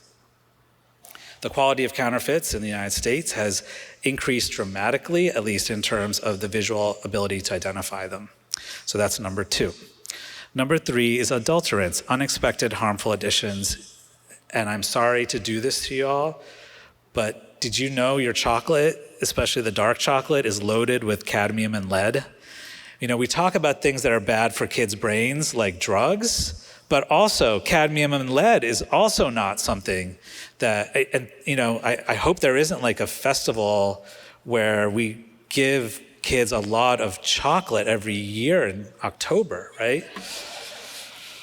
Right. So what's amazing with this study is that if it says free trade and organic on it, guess what? It has more lead and cadmium than just like the plain milk chocolate cheap bars. So if this is happening in the regulated food supply, why are we surprised when the same things happen in the unregulated drug supply? It's the same societal trend. So here's an example of that. Acetamiprid is an insecticide. An insecticide is not a technical scientific term. Insecticide is a marketing term that the chemical industry came up with that actually describes a whole host of different chemicals, all right? So I know that bug spray and dope or insecticide and dope is kind of a trope, right? It's something that doesn't surprise us. We've all heard rumors of this happening. But what we really should be asking is what kind of insecticide was it? Because each of these chemicals has different profiles and different ways that they affect the body. If you're treating a patient in an emergency room who you suspect was exposed to this, you need to know exactly what kind of organophosphate or whatever kind of insecticide it is, because some of the cures for some of those intoxications and poisonings will exacerbate poisonings from some of the other insecticides. So we need to know this. At the same time, I've made a point that like the drug supply is becoming adulterated with all these contaminants, but sometimes these contaminants also disappear. So acetamiprid showed up in a handful of samples in Washington State and in New Mexico last year, and in July and August of last year, and we were like, let's see what's happening here. So we put it on our watch list, and lo and behold, it disappeared from the drug supply after about 6 months. And so it's something that the drug supply is something that changes. It doesn't always get incrementally worse. It gets worse in different ways. Number 4, variants. Okay, so this is another over-the-counter thing that you can get. It's supposed to help you sleep. The 3 main ingredients that it says is GABA, 5-HTP, and melatonin. I promise this is the only molecule I will show you, or slide with molecules, because I can't make sense of them sometimes. But what I do want you to see is this is the molecule GABA that is supposed to help you sleep, all right? Pay attention to the H2N part. If you change that H to N part to a OH instead, you get GHB, which is gamma hydroxybutyrate, which is a Schedule I drug, also known as roofies. Right?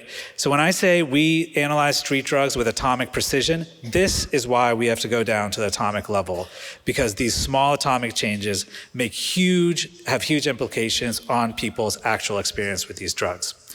So you heard, it was amazing to hear Governor Mills talk about xylazine. And I'm here to tell you that xylazine is now being replaced in the drug supply by another drug called dexmedetomidine. And it's a sister molecule, just a couple of atoms different. And since last June, we've seen, especially on the east coast of the United States, medetomidine replacing xylazine in the fentanyl supply. So our hypothesis is that xylazine so they're both in the same class of molecules called alpha-2 adrenergic agonists, basically sedatives. Medetomidine is a really important medication that's used in hospitals. It's called Precedex. Babies on ventilators, this is what you give them in the NICU for them to be sedated and have that machine breathe for them. So this is a really important medicine. It's also used in veterinary practice. So unlike xylazine, medetomidine is not a kappa opioid. And so we think the skin wounds from xylazine are rarely mediated through the kappa opioid system because there's a lot of kappa opioid receptors in your skin. And our colleagues who are at certain service programs are confirming, like in places like Pittsburgh, where medetomidine has replaced xylazine in the drug supply, they're seeing less fresh wounds from people who are using it. It's still being mixed in with the fentanyl, but the sedation for medetomidine is much more intense than with xylazine. What this has meant is that some of the drop-in centers have had to have new spaces for people to just sleep and relax. People are just completely conked out. They're breathing, and their breathing is monitored, but this takes a lot longer to wear off than xylazine does.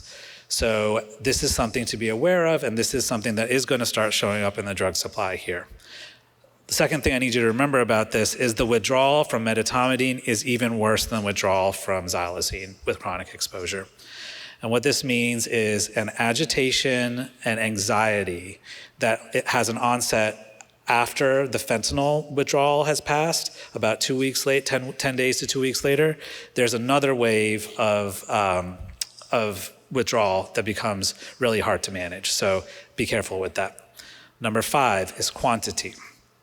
All right, so you all know what Fireball is, right? What's the difference between these? Can you tell? It's hard to tell, right? One says whiskey and the other one doesn't. So in North Carolina, we can buy the whiskey version at a liquor store and the non-whiskey version in a gas station, okay? What's the amount of alcohol difference? It's almost double, right? So it's nearly identical looking and nearly double. The same thing happens with the street drug supply. These are data from Vancouver, British Columbia, and so they were looking at the concentration of fentanyl in bags of dope over time. And what they found was that fentanyl concentration doesn't just go up, it goes up and goes down and goes up and goes down. It fluctuates. And it fluctuates in about the same band of doubling in potency over time. Overdoses increase when things go up or when things go down. Obviously, when they go up, people aren't expecting that high amount. Overdoses also increase when the potency goes down because people don't get enough to stave off withdrawal or feel an effect and take extra. So any fluctuations in the quantity per bag is going to have immediate ramifications on overdose risk. The other thing I want you to be aware of is nitazines. So this is a new class of synthetic opioids, which are already in the US. We've tested 150 or so samples from 14 states, and the two most common, protonitazine and metanitazine, are about the same potency as fentanyl, but nitazines are much harder to detect. I'm sorry, it's very hard to spell. But our colleagues in Ireland, for example, have had to deal with nitazines for longer. And in about half the overdose deaths in Ireland, there's no known substance that was involved because nitazines are super hard to detect in postmortem toxicology. So we expect with fentanyl, like fentanyl precursor and fentanyl legislation, cracking down on fentanyl distribution, nitazines would have been the next thing we expect to show up. We're particularly worried about some of the ones at the bottom, etodesnitazine, isotonitazine, because these are much, much, much, much, much, much, much more potent than fentanyl and more potent than carfentanil and very hard to detect. So this would be a friggin' nightmare if this is what the US drug supply became after fentanyl. But July is an inflection point in this story with nitazines because of an agreement that the Chinese government made about a year ago that took effect on July 1st of this year. The manufacture of nitazines and all the associated nitazine analogs has been supposed to have been shut down in China. And so we are expecting to see disturbances in the nitazine market and consequently the fentanyl market in the US this month. And we haven't quite seen it happen yet, but it's coming. So stay tuned. We're not sure what's going to happen with this. So to recap then, the 5 ways I make sense of the unregulated drug supply is through polysubstance, counterfeits, adulterants, variants, and quantity. All right, so let me challenge some of our assumptions let me shift gears here. As we think about kind of how we take what's in the street drug supply and put it in the context of overdose deaths and what's happening right now with overdose declines, there's kind of this bridge in between. In order for us to really understand what's happening with overdose numbers, we need to go back and question some of our assumptions. And in doing so, I have found a few paradoxes that I didn't know of before that have really changed my view of how I think about interpreting the declines in overdose data. So this is a really basic question. What is your 1-year risk of overdose death if you continue to use unregulated street fentanyl? It's about 1%. That number is either really high or really low, depending on where you sit, but it's about 10 out of 1,000 people. How do we cut that number down? How do we make it so people are less likely to die of an overdose? The most effective way we have is methadone. The number cuts down to 6 out of 10,000. And that's a big improvement. But it's not zero, because people will sometimes continue to use, and methadone has its own host of pharmacological issues, right? But it is the most effective medication we have.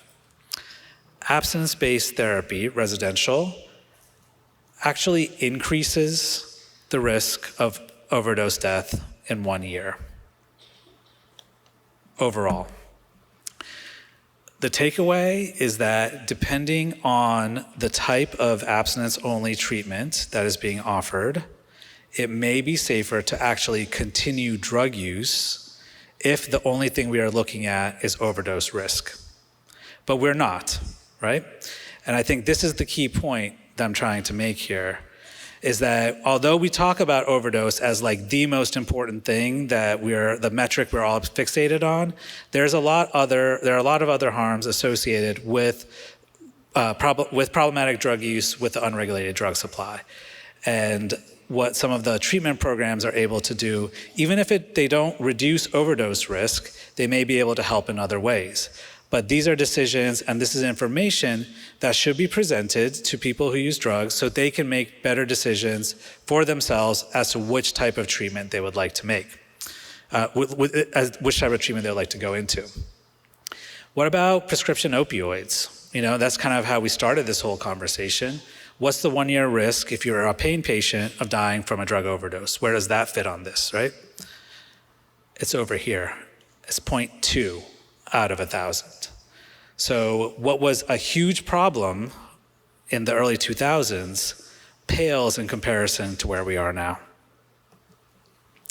Another metric that surprised me, and this is a study we did in Kentucky, is this is the number, 1,429 is the average number of days from the end of a last opioid prescription and someone dying from an overdose from that prescription. That's like 4 years. So when we think about patients being abruptly discontinued and the way that chronic pain patients have been left behind in a lot of the opioid abatement work, it's important to remember that there is time to help people who have chronic pain conditions. There is time for us to do prevention and to reach out and help. We have years, but we should not be throwing away these people's lives. Another paradox that has challenged the way I think about drugs in America was this study, and it's called the drug bust paradox, and this was done in Indianapolis. And what they found was that within a 6-minute walk of every drug bust that was done in Indianapolis, the number of opioid overdose deaths doubled and stayed elevated for 3 weeks. So this is an urban environment. And this kind of blew my mind because at the same time, our colleagues who are EMS and paramedics, people who work directly with on the front lines with people who use drugs, are like, yeah, we already know this. Like, great, like nice that academia is finally catching up, because people, when one dealer is busted, the supply gets contaminated with other more unstable sources, and this is like a well-known phenomenon. The study was replicated in San Francisco. They found similar results. Within 100 meters of every drug bust, there was a 74% increase in overdoses the day after the drug seizure. So, how do we work between public health and public safety to address this? If you ask cops, they're not going to stop taking drugs off the street or arresting people. But when there is a drug bust, could we not be working with the cops to flood that zone, flood that area with additional resources? Why aren't public health folks going out the moment that the package is secured and the evidence is taken care of, or whatever other procedural things needs to be done? There is time to do better. There is time to go and proactively prevent this unintended but actually predictable consequence of the way we do law enforcement in the United States. This is still the bottom line, and it bears repeating. We're still losing too many people we love. A lot of people are trying a lot of different things. And I'm going to start talking now about the decline in overdose, but I want you to remember that this is really the point of what we're trying to figure out, is how to stop losing people. Right now we hear from official sources in the media and everything that overdoses are going down, down, down. So as a scientific researcher, the first place I look for new information is, of course, Instagram. But we also hear from a lot of people that overdoses are going up again a little bit. In maybe non-fatal overdoses. And so I think this kind of really conveys that we're going to be in an up and down cycle for a while, but the overall trend is going to continue to decline. So here's, in terms of now that we're thinking about why we might have overdose declines, one of the key things for us to pin in our heads is, when did overdoses actually peak in the United States? If they peaked all at the same time in different states, we would think like, okay, maybe this is all because of a change in drug supply. If they started peaking at different time over different states, then something more complex is happening. And that's actually the case. So between 2021 and 2024, every state in the United States has now peaked and is in decline with overdose deaths. And Maine was kind of in the 2023, late 2022 is when the peak happened here. And so you can see there's somewhat of a little bit east to west pattern in the declines. But the important thing here is that the US experienced a gradual decline in overdose deaths over 3 years, and that this decline started at different times throughout the country. So then that brings me to the question of, how much does geography matter? Well, drugs don't sweep across the continent like weather fronts. Instead, it's more like skipping stones on the surface of a pond. And what we see with the drug supply is drugs moving in that pattern. So here's an example. So so these are 3 cities. They're Wilmington, Delaware, Baltimore, Maryland, and Washington, D.C. They're separated by 100 miles. It takes 2 hours on a good day, probably 20 on a bad day, to drive between these cities. I want to show you each state's overdose numbers from 2020 to 25. So this is what Maryland looks like. So the gray bar in the middle is their average during this period. Red is higher than average. Blue is lower than average. 219 is the number of overdose deaths per month in that state. So what we see is overdose deaths peaked in 2021, 22 in Maryland, and then declined, okay? And they've seen a very steep decline in 2024, 25. Here's what Delaware looks like, literally next door, right? Their peak was actually 2 or 3 years after Maryland's peak, but they too have been seeing a decline. And here's Washington, D.C. So their peak was even later than Delaware's, but they still haven't had as much of a reduction as the other two places. So these three spots, so close together, and whose drug supply you'd think would be interconnected, actually have really different overdose epidemics. So that brings us to like the shape of overdose declines. So this is here's the data from Maine. The purple line, you can ignore the blue, but the purple line is kind of your rolling average.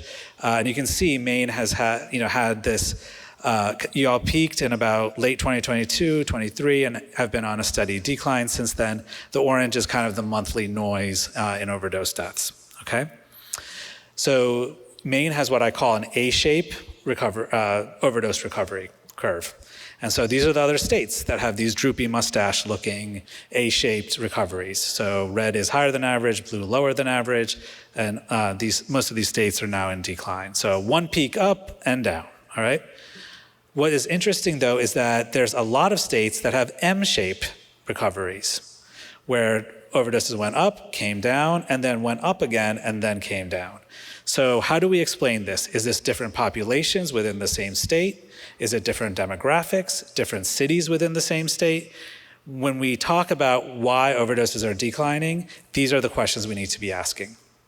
I'm going to skip Arizona example and move on to generational effects. So I talked about how there was 1.6 million overdose. I'll come back to that. So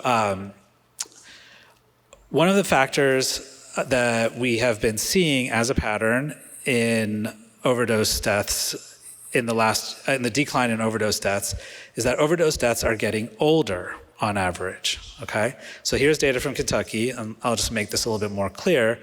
Overdose deaths among those aged 25 to 34 and 35 to 44 are on the decline, whereas the folks who are a little bit older, 45 to 74, are the ones who are making up a higher proportion of overdose deaths within the context of the overall numbers declining. So we've been working with Marcy Sorg here at the University of Maine, who is an awesome colleague and one of the people who's been doing this research for the longest in the entire country, and just a pleasure to work with. I hope you're here, Marcy. But she's one of the first to point this out in the country, and the reports that her office produces every month are really amazing in terms of detail. And what you can see within the data here in Maine, if you take this age group, 35 to 44, they make up about 12% of your population, but they make up almost 30% of the overdose deaths in 2024, in calendar year 2024. This year, that number has gone up to 35%. And in the most recent month of data, May, that's up to 42%. So we talk a lot about kids, we've heard a lot about primary prevention, but what is now happening is an aging of our populations at highest risk of an overdose. And conversely, the number of overdose deaths among younger generations is at an all-time low. And so we wanted to see if these trends that we've observed in Kentucky and Maine would hold on a national level. And so I'm going to show you a graph in just a minute, but I drew this because I find it easier to look at this. And here's what I think is happening with the demographics right now. We have an aging out. So baby boomers were the primary folks who were dying of prescription opioid overdoses in the 2000s, and they're now dying of other causes, stopping use, going on to have different lives. In between, there's less risky use, and so the dark is, let's say, 2023 or 2022, and then the light is 2024.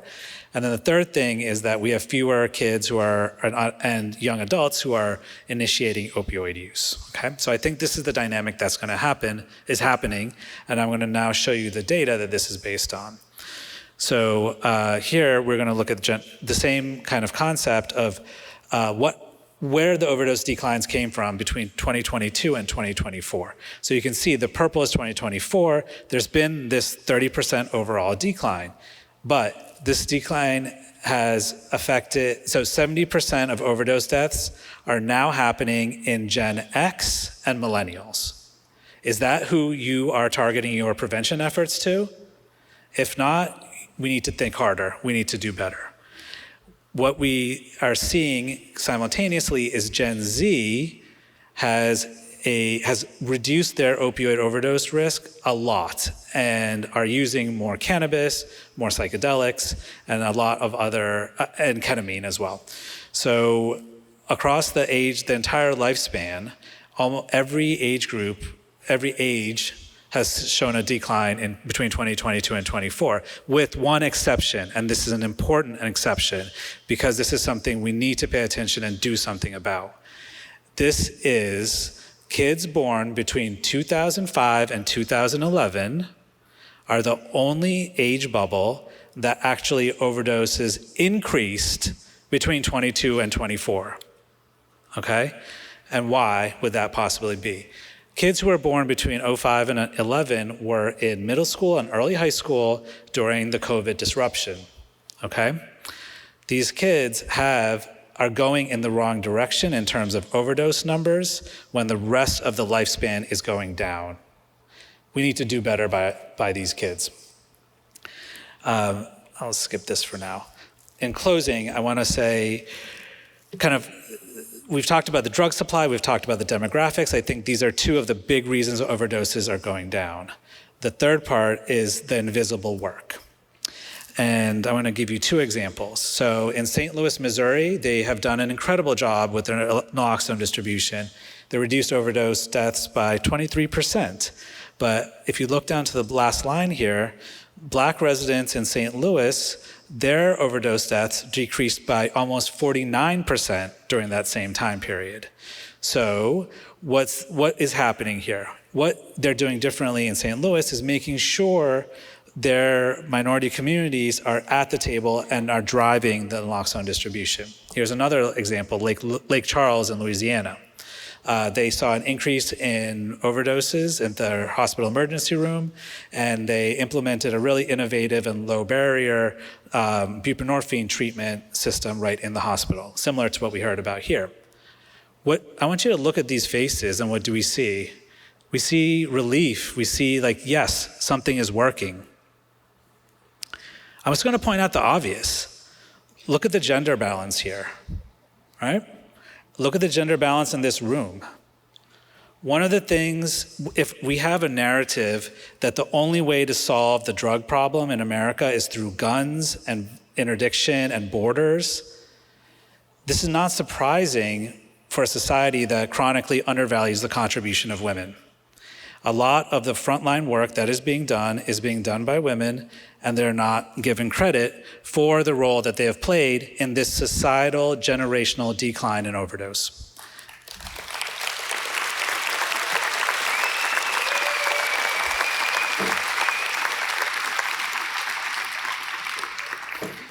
So we've talked about what's working, who's left behind. We've had amazing representation from Indigenous communities.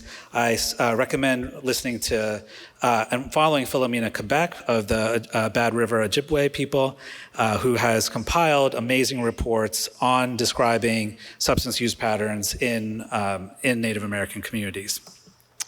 So, in summary, I think the reasons for overdose reductions are threefold. One is that there's been a change in the drug supply. Things like xylazine and medetomidine are reducing how much fentanyl people use and how often they use. Number two, that there's been a demographic shift in the people who are dying of overdose.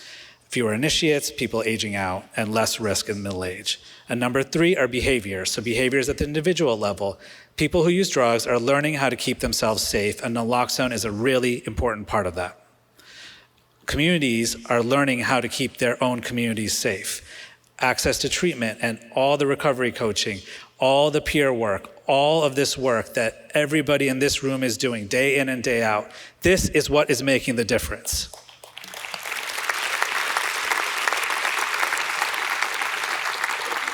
Public health is working. Use your settlement funds wisely. Be critical, because not all interventions are created equal. Ask who's left behind. Get local information. Trust people who use drugs to tell you what they need and what's happening on the street. It's time to think about other drug-related harms, not just overdose. Hepatitis, endocarditis, skin wounds, these things are still happening and need to be addressed. And finally, properly resource your medical examiner system. This is our team. We have a newsletter. We'd be delighted if you all signed up. And thanks for having me.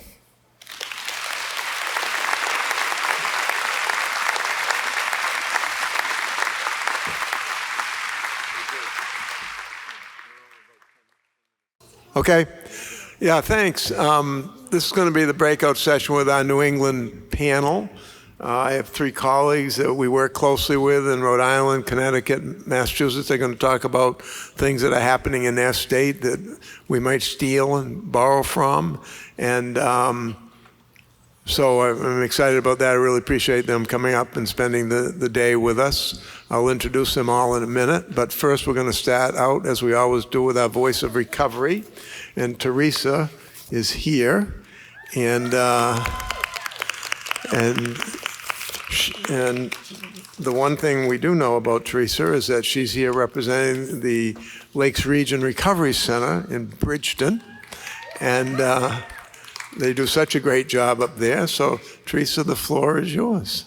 Thank you so much. Hi, my name is Teresa Dumond, and I work for Lakes Region's Recovery Center. My addiction started at the young age of 11, maybe 12. Both my parents were active addicts. They used in front of us and with us, unfortunately.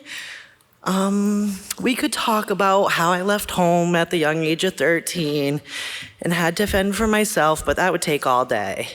Not really used to public speaking, a little bit nervous. So we had to fend for myself. I self-medicated to not think about all the traumas that I had to go through. Rather, that was emotional, sexual, physical. Like I said, broken home. I lost my mom to overdose. I lost my brother to an overdose. So I lived that life for many, many, many, many years. 8 years ago, I was in a coma due to my drug use. I had 2 open heart surgeries, and the doctors did not think I was going to wake up. By the grace of God, I did. When I was released from the hospital, I went to Bridgeton to live with my grandmother. I went to Crooked River Counseling, where my recovery journey started with Peter Layton. Thank you, Peter. He's no longer with us today. IOP was not enough to unpack a lot of my childhood traumas, so I decided to go to a home called Courage Lives. It was a safe home for women that have been trafficked and or exploited.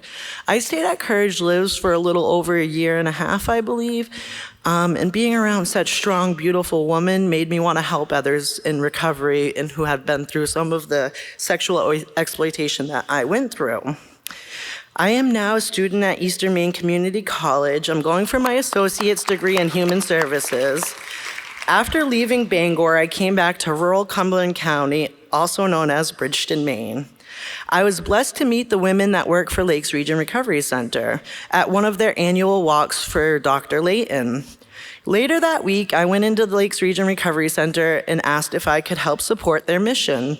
I started as a volunteer peer support specialist, and after 8 or so months, I was hired as a recovery coach. I've been with Lakes Region Recovery Center for almost 4 years now. Because of the support I got from Crooked River Counseling, Lakes Region Recovery Center, and Courage Lives, I am able to now maintain long-term sobriety, which is 7 years or so now. Thank you. And now I get to find my mission in helping other women and men find their long-term recovery as well, rather that's through MAT, harm reduction, really anything. We like to help anybody at any point. My biggest hope and dream for the future was to get my family to see that there was another way of life. Unfortunately, my sister is still in active use, so I had to take in my nephew about a year ago, but this is helping me to learn that we can break the chain. And by me showing him that there was a different way of life, he now can show his future kids, hopefully, that there's a different path to take. We don't have to do what was taught to us.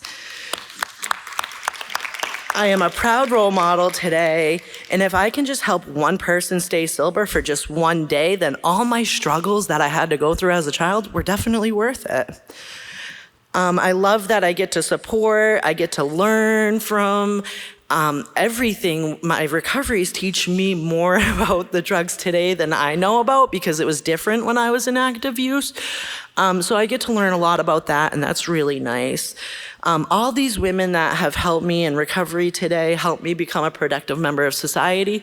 So I now have my own vehicle, I have an apartment, been in that apartment for over 5 years, and I work. I never thought I would work anything but the street. So that's a lot different for me today. So addiction doesn't just affect us alone, it affects us as a family. It's definitely a big impact, comes down from generation to generation. And today I get to teach people that we can break chains and make differences. Thank you.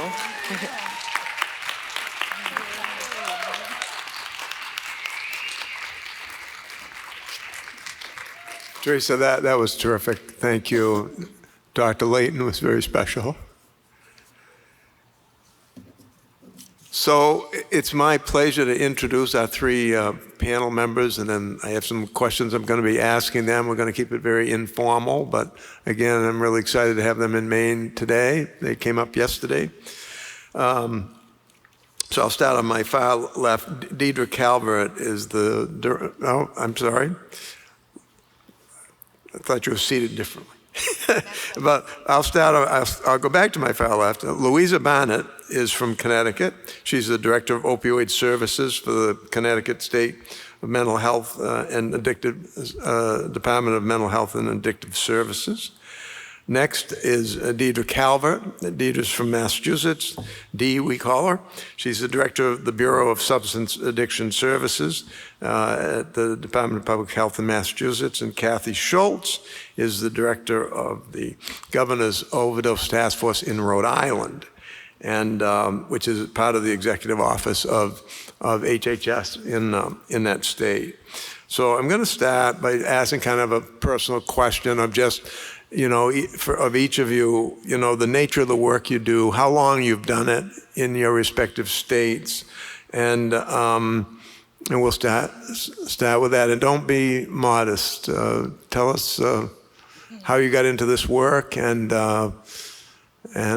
we'll take as long as it takes. And we'll start with you, Louisa. All right. Thank you for that introduction. So the nature of my work, I am embedded in the Department of Mental Health and Addiction Services. I oversee opioid services. I like to describe myself as overseeing all the projects that are new. We have a SOTA that also oversees a lot of opioid work, especially related to the OTPs or opioid treatment programs. Which we do in Connecticut have a robust system of OTPs, and that they have been around for many years. So I don't oversee those. I oversee all the things that are new. So new meaning the grants that started coming since 2016, the federal grants related to opioid work, starting with MEDEX, STR, State Targeted Response, SOAR, State Opioid Response, and now overseeing the project and the administration of the settlement money. And so I've been doing this work for I've been working for the Department of Mental Health and Addiction Services for 11 years. In the last 7 years, I've been focused on the opioid work specifically. What else can I say? I've been in the field for probably around 20 years or so, working as a family therapist before coming to the state, and also working in a women's program that addressed addiction. So that program was an outpatient IOP program that was a very fun part of my career, I would like to say. I do enjoy women's work, working with women and for women and with women. So just wanted to mention that. I think that's enough for now. Did you grow up in Connecticut? I did not grow up in Connecticut. I grew up in Poland. And I moved here as a teenager. Poland? Poland, not Poland, Maine. Not Poland, Maine. No, Poland, like the country. I did not know that. I'm glad I asked the question. Dee. Thank you. So I am from Southern California, came to New England to get my graduate degree, and I've been here now 32 years. So I'm an LICSW, and I started in the field here in Massachusetts working with women at the intersection of addiction and sex trafficking and homelessness. And it was like a duck to water. I found home. Right? And I really, really loved it. Since then, I have worked in methadone programs at what we call Mass and Cass, which is a large area of unhoused drug activity in the Boston area. Run residential facilities, co-occurring disorder programs, and Suboxone programs. And about 7 years ago, in the midst of the opioid crisis in Boston, I was fortunate to work at a program that our then governor, Governor Baker, and Mary Lou Sutters, our Secretary of Executive Office of Health and Human Services, came to visit. And I was mad. I was like, why is everybody overdosing? Why can't I get anybody into treatment? Why is the insurance, not covering? And basically they said, if you think you can do it better, you can come work at the Bureau of Addiction Services. So I applied, and to my shock, I got a state job, and I had no background in state work. I am a clinician, and I am the first clinician that's ever been in this position, which I think has brought a lot of different perspectives and a different view and a different, I think, personality to this. I think so I've been with the state for 6.5 years, and our bureau is the single state authority for Massachusetts in anything prevention, harm reduction, treatment, recovery, support services, anything that touches addiction in the state of Massachusetts falls through our bureau. I have our wonderful Soda who's here, who oversees our OTP programs. And then the only other thing I would say is that I think the other thing that I bring to this work is that I am only the second person that is in long-term recovery that has been in this position as well, which also brings a different flavor to it. Nothing about us without us. The second person wasn't Botticelli. He was in a different position. Michael Botticelli. He was the first. Yeah. Well, he's a favorite of ours as well. He's a favorite of mine, a good mentor of mine. He has keynoted this summit probably 5 years ago. Thank you for that, Dee. Kathy, Rhode Island. So hi, everybody. I always speak from the heart, and I have more talking points than probably everybody sitting here, but I probably won't read any of them except some data later on. So my name is Kathy Schultz. I'm the director of the Governor's Overdose Task Force. I, more importantly, am a person in recovery, but I'm also a harm reductionist. I'm formerly incarcerated. I'm all the things. So shout out to the state of Rhode Island for hiring a felon. And that's stigmatizing language. I'm calling myself that. I just want to make sure that we don't walk around and call people felons. So I actually came into this work. I've been in recovery for over 21 years. And in about 2014, 2015, I had some newer folks that were coming into recovery that I was mentoring in my personal pathway to recovery. And I just started seeing everybody kind of doing die-outs on the State House lawn. I started to see obituaries of my friends dying, like one after another. And I was curious, but I wasn't ready to get into the field. Some life things happened. I had a child at 39, and I decided that I wanted to change my career and go back to school. So I took some time off, went back to work, took a probably $20,000 a year pay cut and became an outreach worker, because I firmly believe in order to do this work, you have to be boots on the ground. You have to literally be going to encampments. You have to literally be out there front line to understand what's happening out there in the street. So bringing us back to now, I did that work for a while. I started to do some local community macro work, changed my major 20 times. I even went to BU, by the way. I was going to get my social work, and I decided to just get my MPH because I wanted to look at the whole picture and I wanted to be very broad. I got my degree a few years ago because I raised my kids and stuff like that. And I started actually at the Department of Health in the state as the project manager for all of the harm reduction and mobile outreach efforts, including all of the naloxone distribution. So I've created, for the state of Rhode Island, a lot of the centralized naloxone distribution across the state. We had some major harm reduction efforts, including helping to write the regulations for the Overdose Prevention Center, or you might know it as the legislation, which is the Harm Reduction Center. And this position opened, ironically, because of a walkout at the governor's task force, because the community got really upset with the state. They walked out. I worked for the state, so I had to stay. But I did tell the Department of Health, BHDDH, everybody that, the community is trying to tell you something. And they put this position, they did a new executive order for the task force, and they added a director of the task force. And I applied, and here I am. So I am kind of not sitting in the governor's office, and I'm not you, Gordon.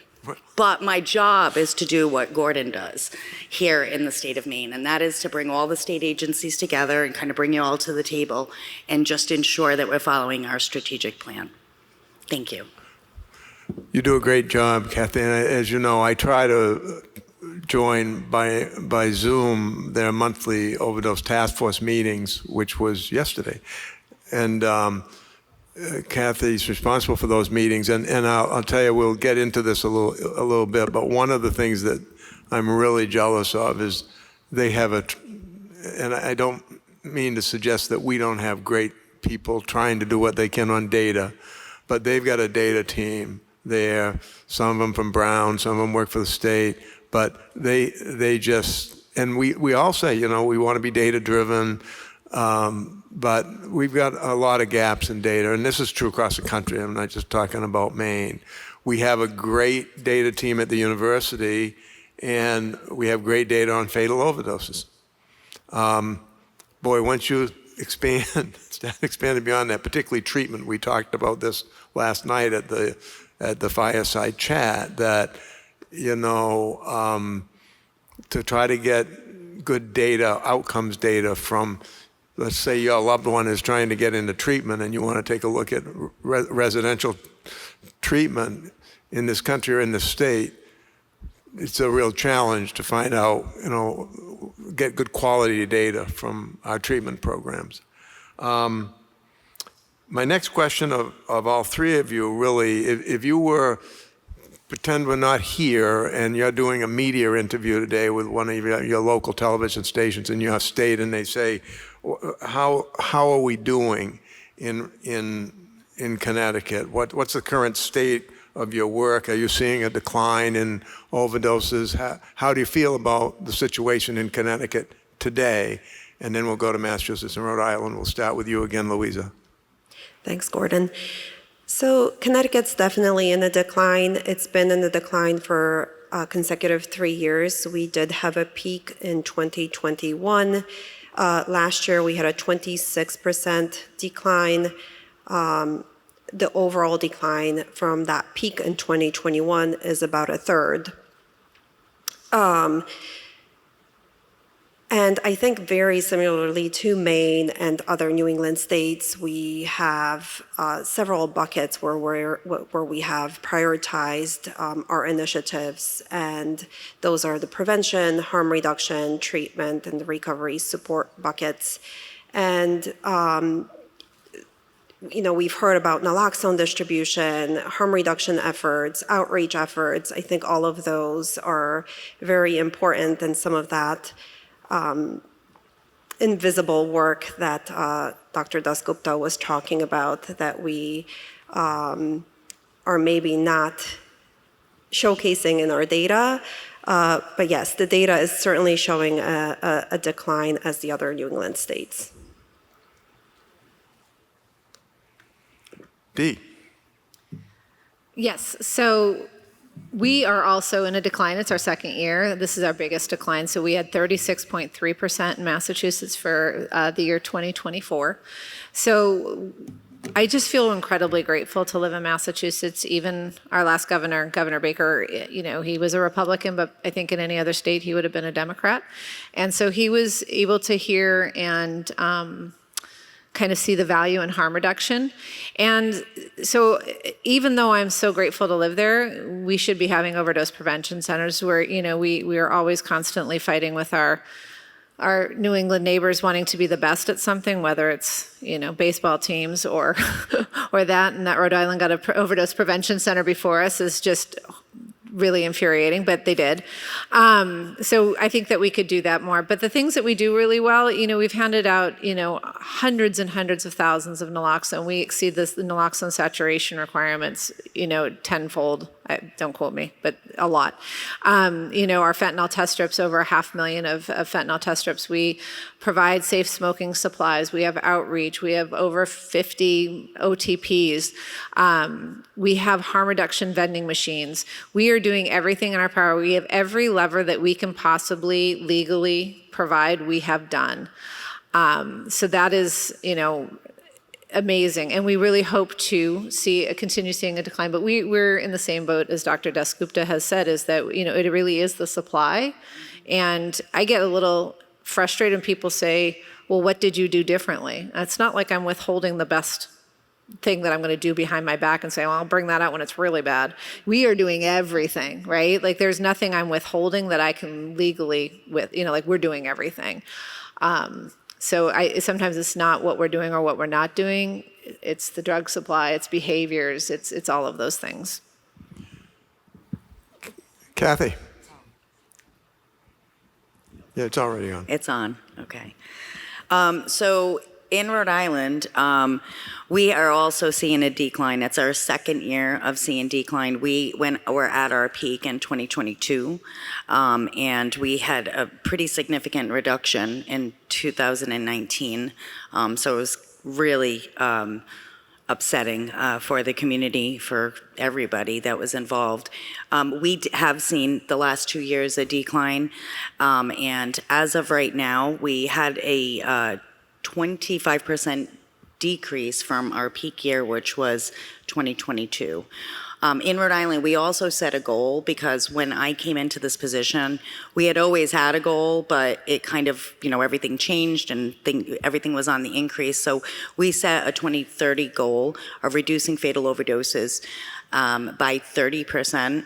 Back to compared from 2022, bringing us below the 2019 numbers that we were at, and we're already at 25%. So we're seeing that it's working, and that the work that we're doing is working. And like my colleagues, I mean, by the way, you have safe spots. We don't. So, and we're talking about it. But anyway, but as you know, my neighboring states, Connecticut and Massachusetts, we have a strategic plan, and it kind of sounds like we all have the same pillars. It's prevention, because we want to do primary prevention, secondary, you know, all of that. We want to try to prevent overdoses. We want to try to prevent youth from using substances.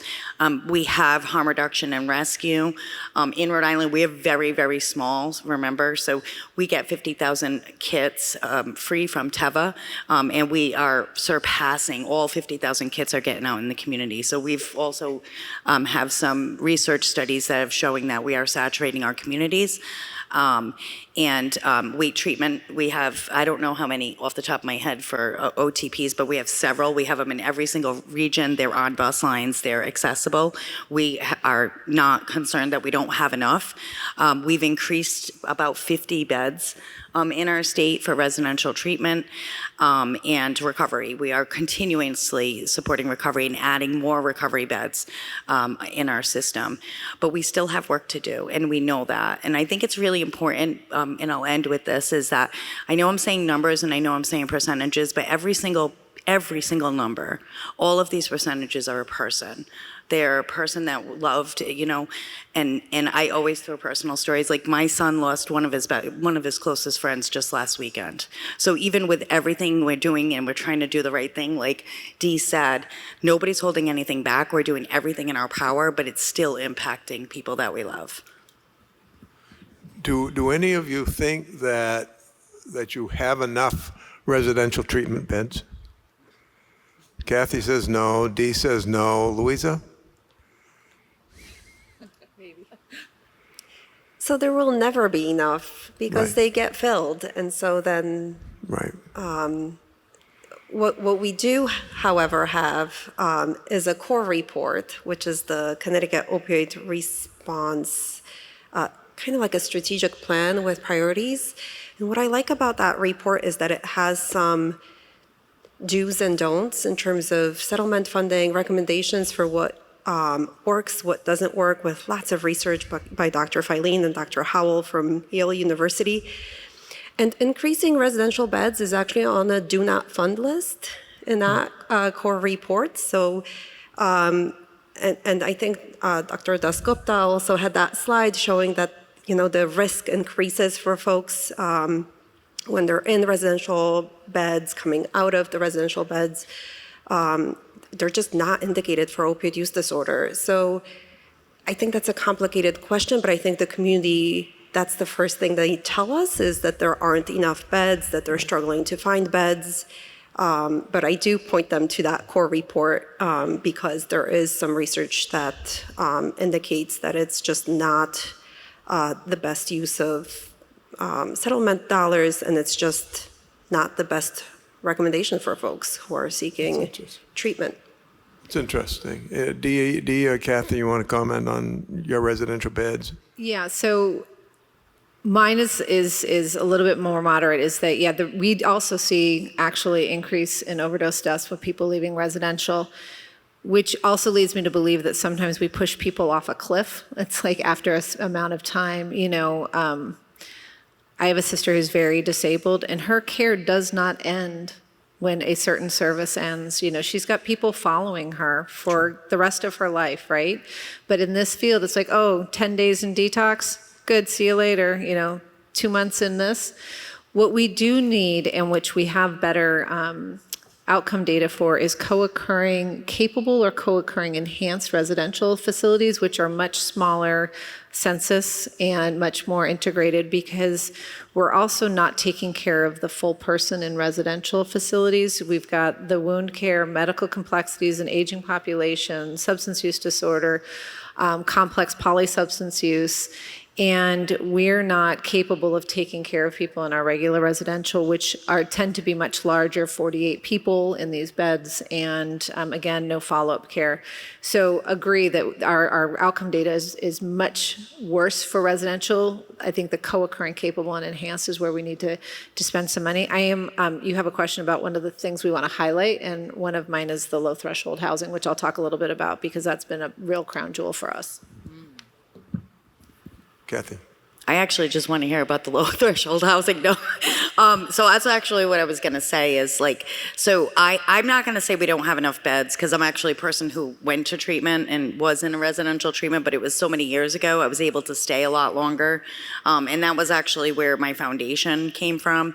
I was also able to sift through the continuum of care and go into a recovery house from there. And that saved my life. That's where my recovery journey started. And I was able to get that community. And this is before we were paying like we do for all this stuff. And it's just because I'm old that I have a different experience. Fentanyl wasn't here either. What I would say in our state, what we lack is women's.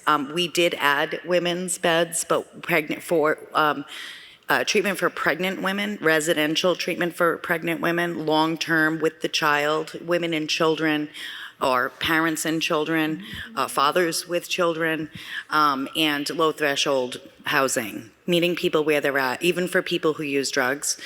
Because the reality is, as Dee said, if we're forcing people to make a decision to have a roof over their head and they have to stop using drugs and they're not ready, they're going to use drugs and they potentially could die. So we need low threshold housing. So can't wait to hear more about that.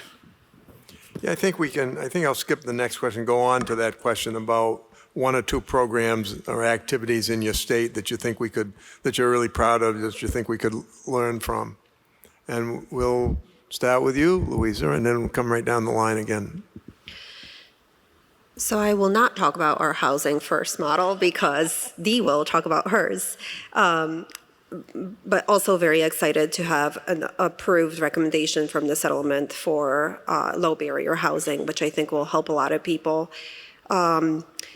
I am quite proud of our media campaign. We started it in 2018. It's called Live Loud. You can check it out at liveloud.org. And in the last year, we have come up with several videos that are targeting a lot of different people. They're kind of animated. Red is the name of the character, and he's really cool. He looks like everybody and none of us. So I do appreciate animation for that reason. You can really speak to a lot of different folks. So that anti-stigma campaign is really important to me because I think stigma continues to just be such a barrier. And I spoke about the core report, which highlights all of our priorities for the state. That's also a document that's worth looking at if you're interested. And then one thing I can talk about is our OTPs at the Department of Corrections. So the Department of Corrections in Connecticut has done a lot of work for years now, licensing opioid treatment programs right in their facilities. The last I heard, I believe, were 9 out of 13. All 13 facilities in Connecticut have access to medications for opioid use disorder for individuals who are incarcerated. But I believe 9 out of the 13 are actually functioning as OTPs in our state, which I think is great. I'll stop there. I didn't write down all of our programs in carceral settings, which we also do. So there's 3 things that I just wanted to, that I'm really, really proud of. There's so many things. It's hard to, it's like Sophie's Choice. What do you pick that's really good? So we have the START programs, which are stimulant-based outpatient programs. We have one down at the Mass and Cass Boston area, and we just had a procurement where 3 more came in, which is using contingency management, MOUD, and others to really focus on those with stimulant use disorder. And I encourage you to go to mass.gov and look it up. But our low threshold housing in 2020, we really made a concerted effort to do some housing first, where sobriety and abstinence is not a requirement for housing. As we know, many of our folks, we're teaching a whole generation of people how to lie. Because if you raise your hands and ask for help, you lose your kids, you lose your housing, you lose your car, you lose your job. So I'm going to lie, right? And so if they're in housing and they transiently use or are hanging out with somebody, they're going to lose their housing. So we thought it was really important. We plagiarized heavily on the AIDS movement of housing first. And since 2021, we have permanently housed 650 individuals. We have a 94% success rate. We've only lost 2, yes, thank you. I agree. It's amazing. If we had more money, we would do more, right? And they all come with 10 hours of intensive wraparound services. It also comes with harm reduction. Some of the sites that actually have harm reduction vending machines, wound kits, wound care. So the individuals there do not have to worry. And many of them, their use has gone down, their engagement has gone up. So we're really, really, really proud of our low threshold housing, and it's now built into our state appropriations. So we are going to be able to fund this. We also do do it braided through our opiate remediation fund, which is what we call our settlement money. And the last thing I really want to highlight is in 2022, we were the first state to fund an overdose prevention hotline called Safe Spot, which is 24/7 access to people with lived and living experience for those individuals who are using alone, to have somebody on the line while they're using, and then stay on the line to ensure that they're safe. And once they determine that that person is safe, then they disconnect. So far, they've had, I think, 20,000 use calls, more than 20,000 use calls. They've responded to 23 overdoses. And it's just amazing. And it's become kind of the model for other states are coming into it. So I'm really proud of Safe Spot as the first state to do that. So those are the three that I'd highlight. I want her a microphone so bad that I just keep looking at her like, give it to me.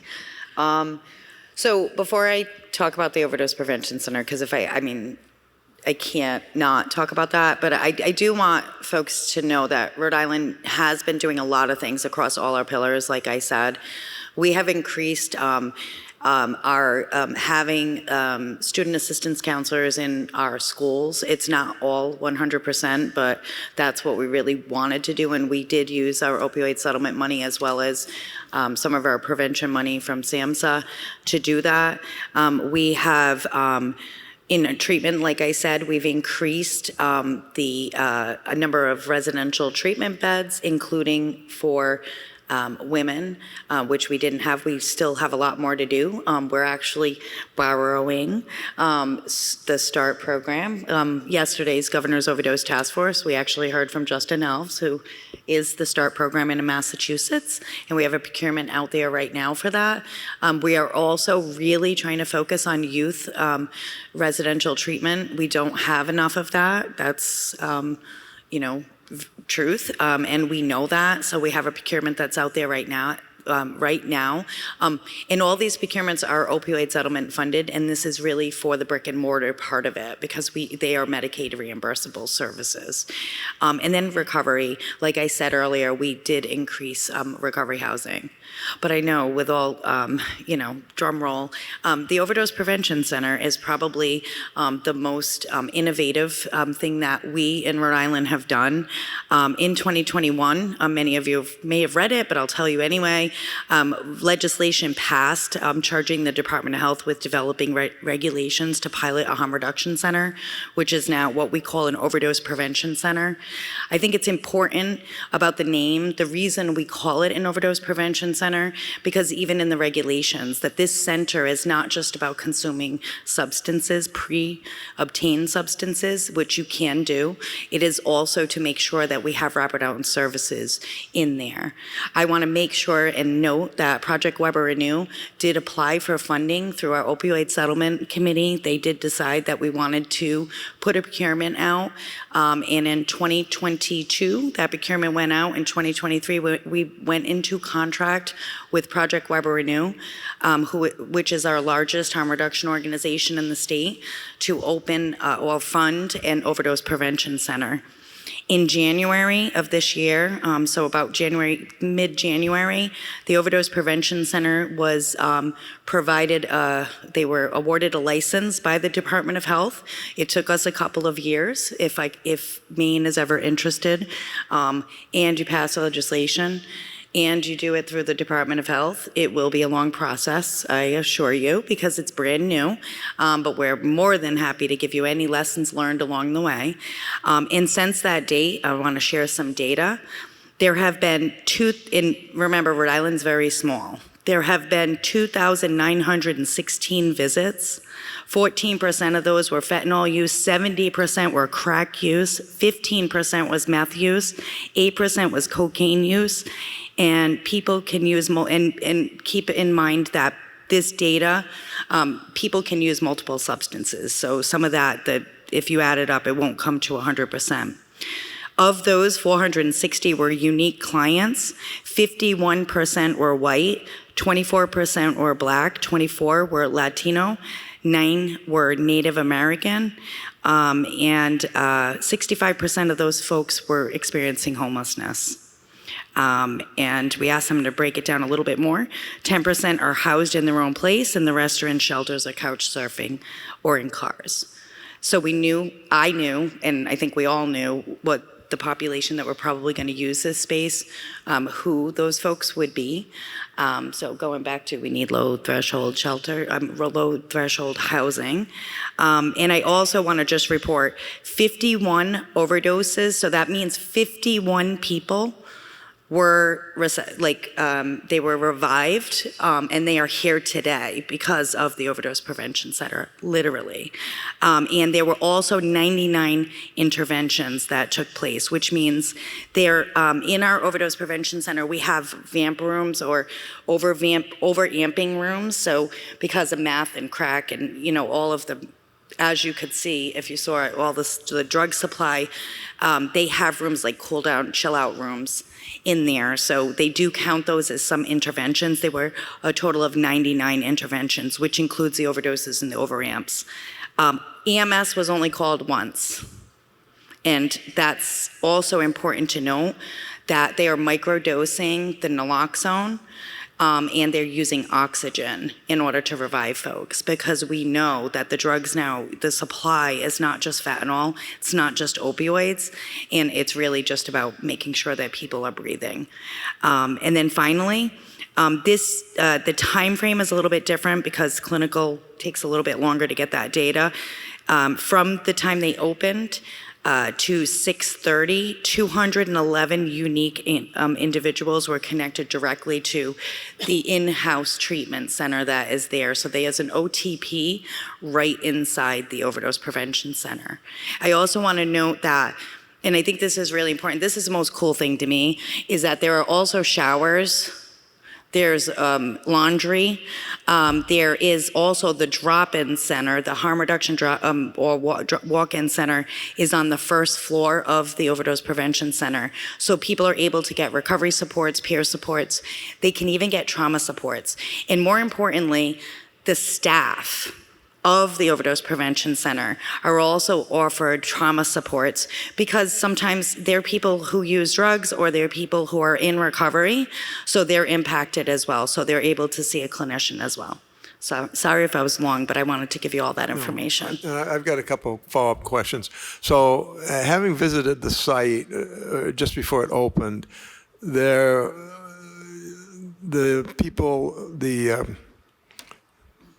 individuals that come in, they can have their drugs tested, checked, so to speak. Do you know what percentage of all the users had the drugs checked?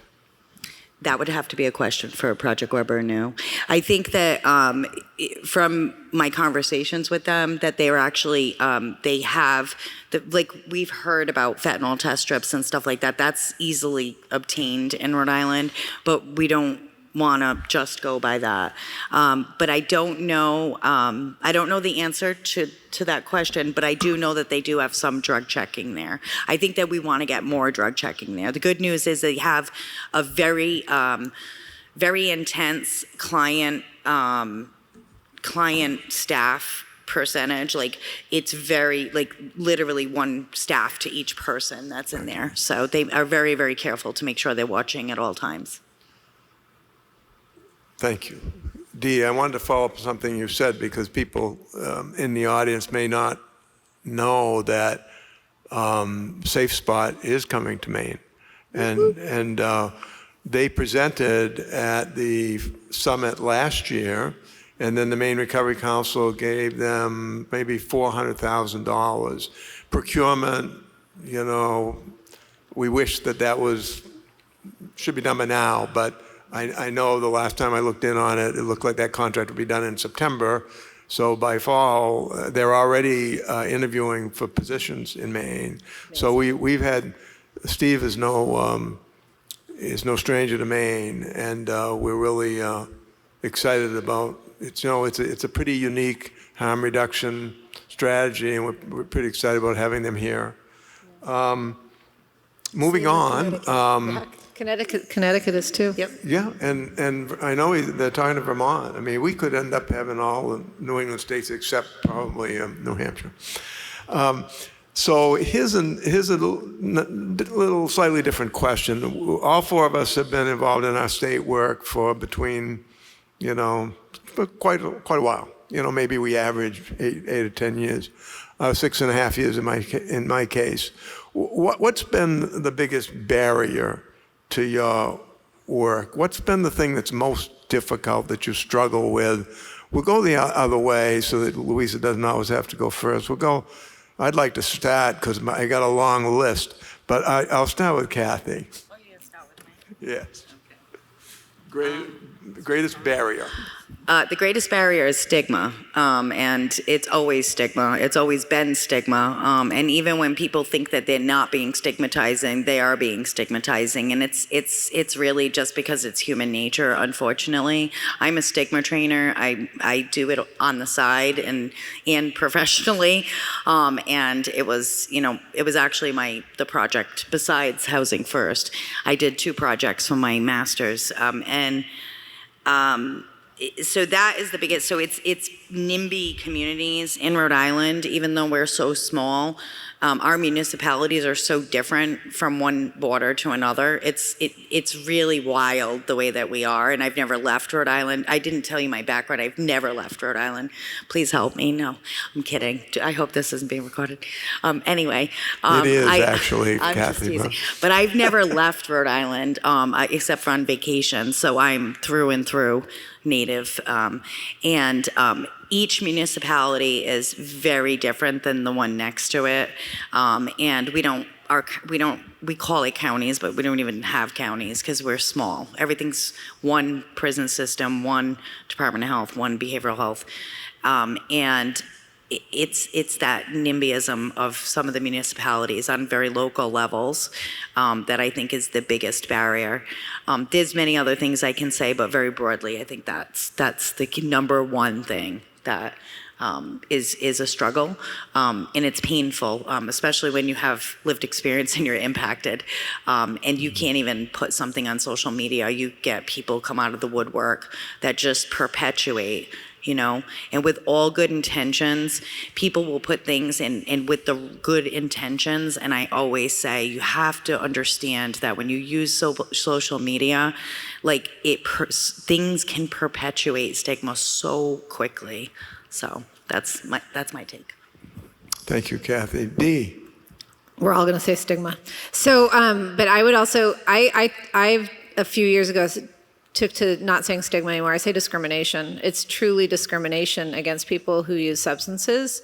We look at equitable access in mental health, equitable rates of reimbursement through Medicaid, equitable access to services is just not there. So I think it's discrimination. That is the biggest barrier. It's as a person in recovery, I feel it every day. I get super mad when people are making decisions about the people that I've cared for 32 years and that are part of my family. It's not just me. My husband's in recovery. My oldest son's in recovery. It's like my cousins have died.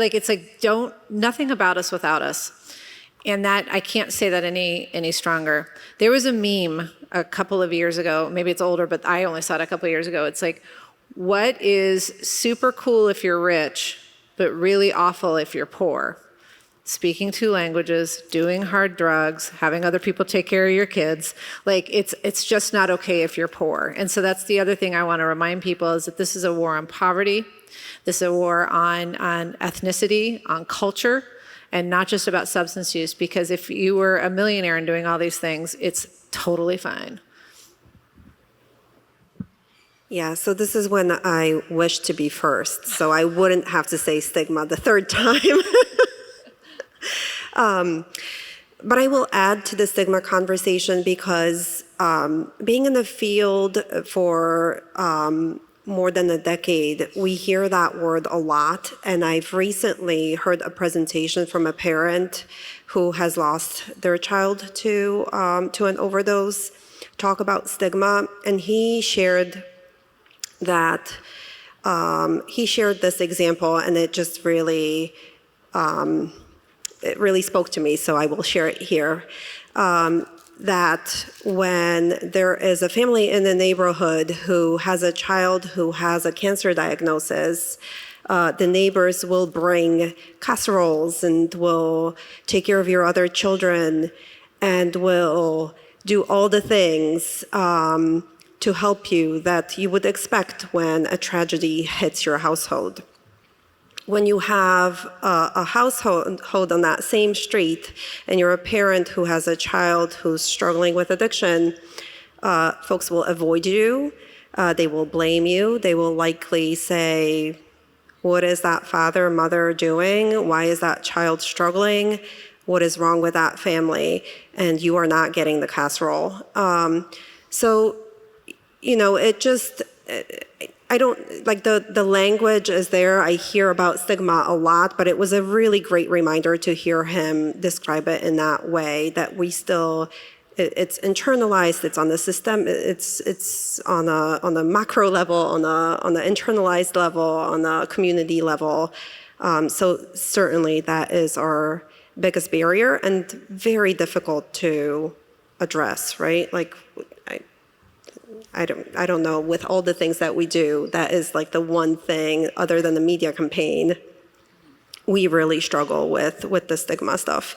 Connecticut specific, we do have some barriers in terms of our quiet corners. I think we call them quiet corners. We have the Northeast and the Northwest that are more rural. That's always, we hear from the community that they often feel overlooked because we do have strategies and initiatives that are usually focused on a lot of the overdose hotspots, the bigger cities. So that tends to be a barrier in some of the work. And also, we've been hearing a lot about workforce shortages, addiction specialists, and then stigma comes up again because the non-specialists and even specialists really not understanding some of the nuances of the work and how to treat people with addiction. Thank you, Louisa. I want to comment on stigma. This hasn't been mentioned too much today, but as if the stigma associated with the disease is not bad enough, it is really discouraging to see all the stigma associated with the medication for the disease. And it's just mystifying to me that we don't have a lot of tools in our toolkit to help people, but methadone and buprenorphine happen to be arguably the two most effective. Methadone's been around for, 50 years. And I'm not saying they're perfect. And I support people who, if they want to achieve recovery and want treatment but don't want medication, we support all journeys. But that's what, did you see Dr. Knapp's slide? Do you remember this? This is just stunning information that you are less likely to die of an overdose if you continue to use than if you're in an abstinence-based facility. Now, there'll be some people that were here, maybe you are still here, who will really be offended by that, because there is people feel very strongly about this, but that is the science. That is the science, and that's why we have now 15 OTPs in Maine, and why we're prescribing. We have 5,500 people today on methadone, the most we've ever had, and we have probably 18 to 20,000 people on buprenorphine. And it won't be lost on Dr. Steele that slide that Dr. Knapp had that showed the people smiling because they were offering buprenorphine in the emergency room. We have been trying to do this in Maine for 6.5 years. It's in Executive Order 2, February 2019. Every emergency department, all 33 in Maine, expected to do this. We're getting there. We're getting there. But you need to, if you're associated with your hospital, you go to your local hospital, find out whether they're equipped to do buprenorphine for people who walk in their emergency room with an addiction. And if they're not, then you call me, because then I'll call Dr. Steele and we will take care of this. What else was I going to say? Oh, the other barrier that I thought you would mention, and it's different than stigma, and that is breaking down the silos in the various levels of government and procurement. I mean, it's really hard to work in government and go through, because half the people think that we don't do enough competitive bidding and don't like to have a sole source contract. And the other half of the people are still waiting for a contract after 14 months and wonder where their money is. So that's been, as a person that's new to state government, that's been the biggest frustration to me, and it's a big problem to fix. I read recently, I'd seen a summary of a book called Why Nothing Works by Mark Dunkelman, who is at Brown. And I said, well, that really speaks to me, because, it just seems like we can't get out of our own way sometimes. People give us the resources, and we can't get it to you to serve the people that we're supposed to serve. And it's a fantastic book, so I recommend it to you. My next question, and as we wind down, and then we'll see if any of you have any questions. This is probably the last one that I'll ask. How might the current initiatives of the Trump administration impact the work in your state, particularly with respect to the reorganization of SAMHSA, changes to Medicaid, things we've talked about today? Anything unique in your states that you're worried about? And this time we'll start with D, so we're not always going in the same order. Yes, well, we're probably all worried about the same thing. I think the Medicaid cuts and access is top of mind, but I'd like to tell you a story. So as the single state authority, I have a trade organization called NASDAD, which is the National Association of Substance Addiction Directors, something like that. Anyways, and so all of us meet in DC, and we just met in DC for our annual meeting, and this is from all the states that are allowed to come. Some states aren't allowed to come or don't have money.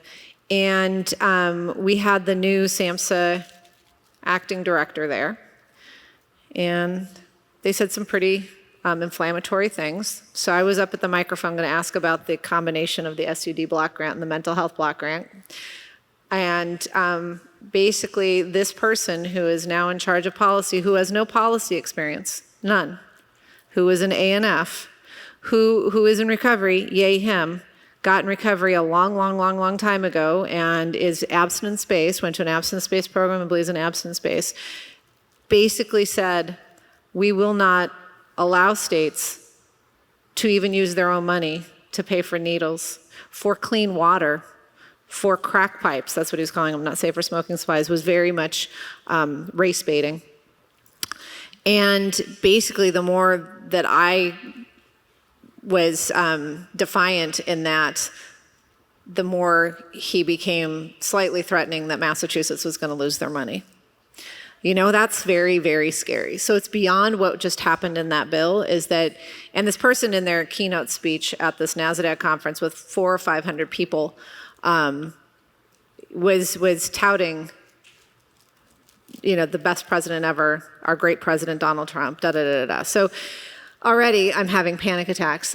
I've been going to this meeting for 6 years. Not one person from Kansas has come up and given me a hug. I got more hugs from places like Kansas and Idaho and Iowa, and how they were and because the other thing was it was Pride Week, and they were talking about, you can't mention Pride, and or Pride Month. And it was so infuriating. But what really made me sad is when those people from Kansas and Idaho and Iowa and some of those red states came up and they said, we've already lost everything. This just reinforced all of that stigma and discrimination that was already happening. They feel empowered. The youth surveys that they give out for youth to find out if they're depressed or anxious and these things, they're not even doing them anymore. They're not. So we are not going to even know the effects of anything on our children, right? It's beyond the bill of what just came out, which is horrifying. And I think we've gone through it several times. Your Medicaid director was fantastic in kind of laying it out. But I think it's the philosophical emboldenment, I don't even know if that's a word, of just tyranny. That's what really worries me. That's another good book on tyranny by Tim Schneider, I think his name is. Louisa. So a lot of this feels really chaotic. You know, I think on my level, it affects our contracts, it affects how, you know, and Medicaid obviously will, Medicaid cuts will obviously affect folks' access to behavioral health, but also the reorganization of block grants, the erosion of grants possibly, just creates a lot of chaos. Things are late. We already have procurement laws that are long, take time. If we don't hear back from the federal government whether we are or are not getting a grant, it takes longer. So that in turn creates gaps in service potentially, unless our providers trust that we eventually will pay them. So yeah, no, also worried and like I started the conversation, it feels chaotic. Yeah, it's hard to, when you work for the government, you believe that government can be a positive force in people's lives, and we're trying to help people, to have so much directed at getting people to hate the government, to think that we're just completely, useless and can't do anything and are wasting people's money. It's tough. It's tough, but we're not going to go back. You heard me subtly say a couple of hours ago, we're so lucky to be in Maine.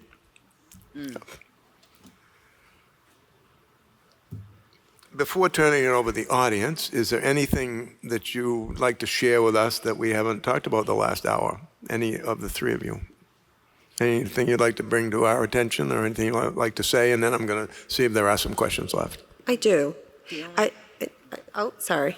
Just want to mention that sitting here in the room today, noticing your relationships with folks, Gordon, I just want to mention how important relationships are. And it's kind of a great reminder as a clinician, because I started out the working individually with people, and it was always all about the relationship. And no matter how macro the job gets, it's still all about the relationships, which is just this realization that I wanted to share today. Thank you, Louisa. It is all about relationships. Dee, anything? No, but that was really nice, and I should have said it. Sorry, you're amazing. We said this before too. This has just been great to.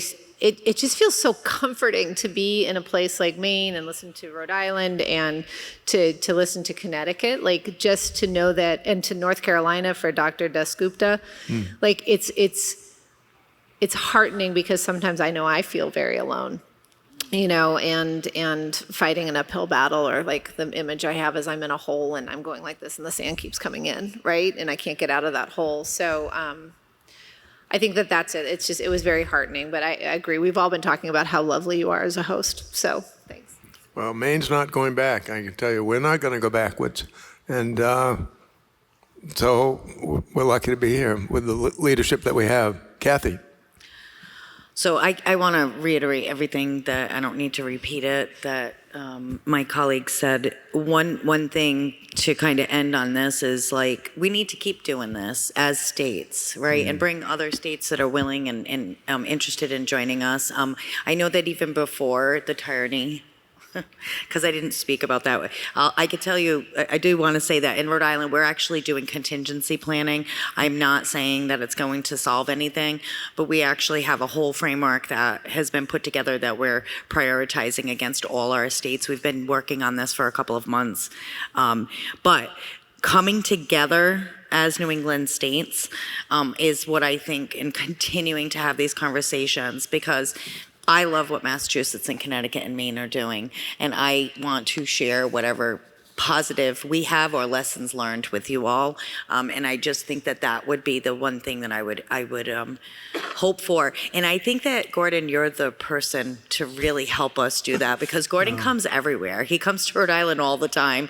And I'm like, how do you drive like 3 hours and just come hang out with us? But we really, really are happy that you come join us. And I'm sure you do the same for our other states. Thank you. Well, there's 2 grandsons on the way, and that's kind of, not that I wouldn't come without that, but it does help get me to Rhode Island.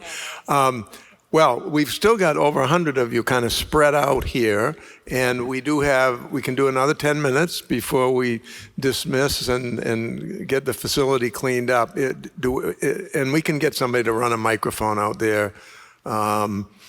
We can use Director Squirrel if nobody else is around. Was there a question? Yes, yeah, we'll bring you a microphone, and thank you. Oh, there's a micro. Well, that can be a live mic. Yeah, we can use that. Yeah, that's a good idea because you're so spread out. Why don't anybody that's got a question come to the mic? Yeah. Let's see. It does work. Yes. Hi, everybody. Thank you so much for being here. My name is Dr. Katie Spencer-White. I'm the CEO of one of Maine's 5 low-barrier shelters and homeless services agency, and the only one in Central Maine. I am very grateful to the Maine Recovery Council, who gave us life-saving funding last year that is now in our accounts and keeping us open this year. My question for you all, and it's something that has really frustrated me for a very long time, is that healthcare and housing are so bifurcated. In our shelter, we've worked really hard at implementing harm reduction, all the things that you talked about in terms of having centers where people can go. We're doing all of that. And in the last 2 years, since we rehabilitated our bathrooms and put in some really cool tech, we've reversed almost 100 overdoses.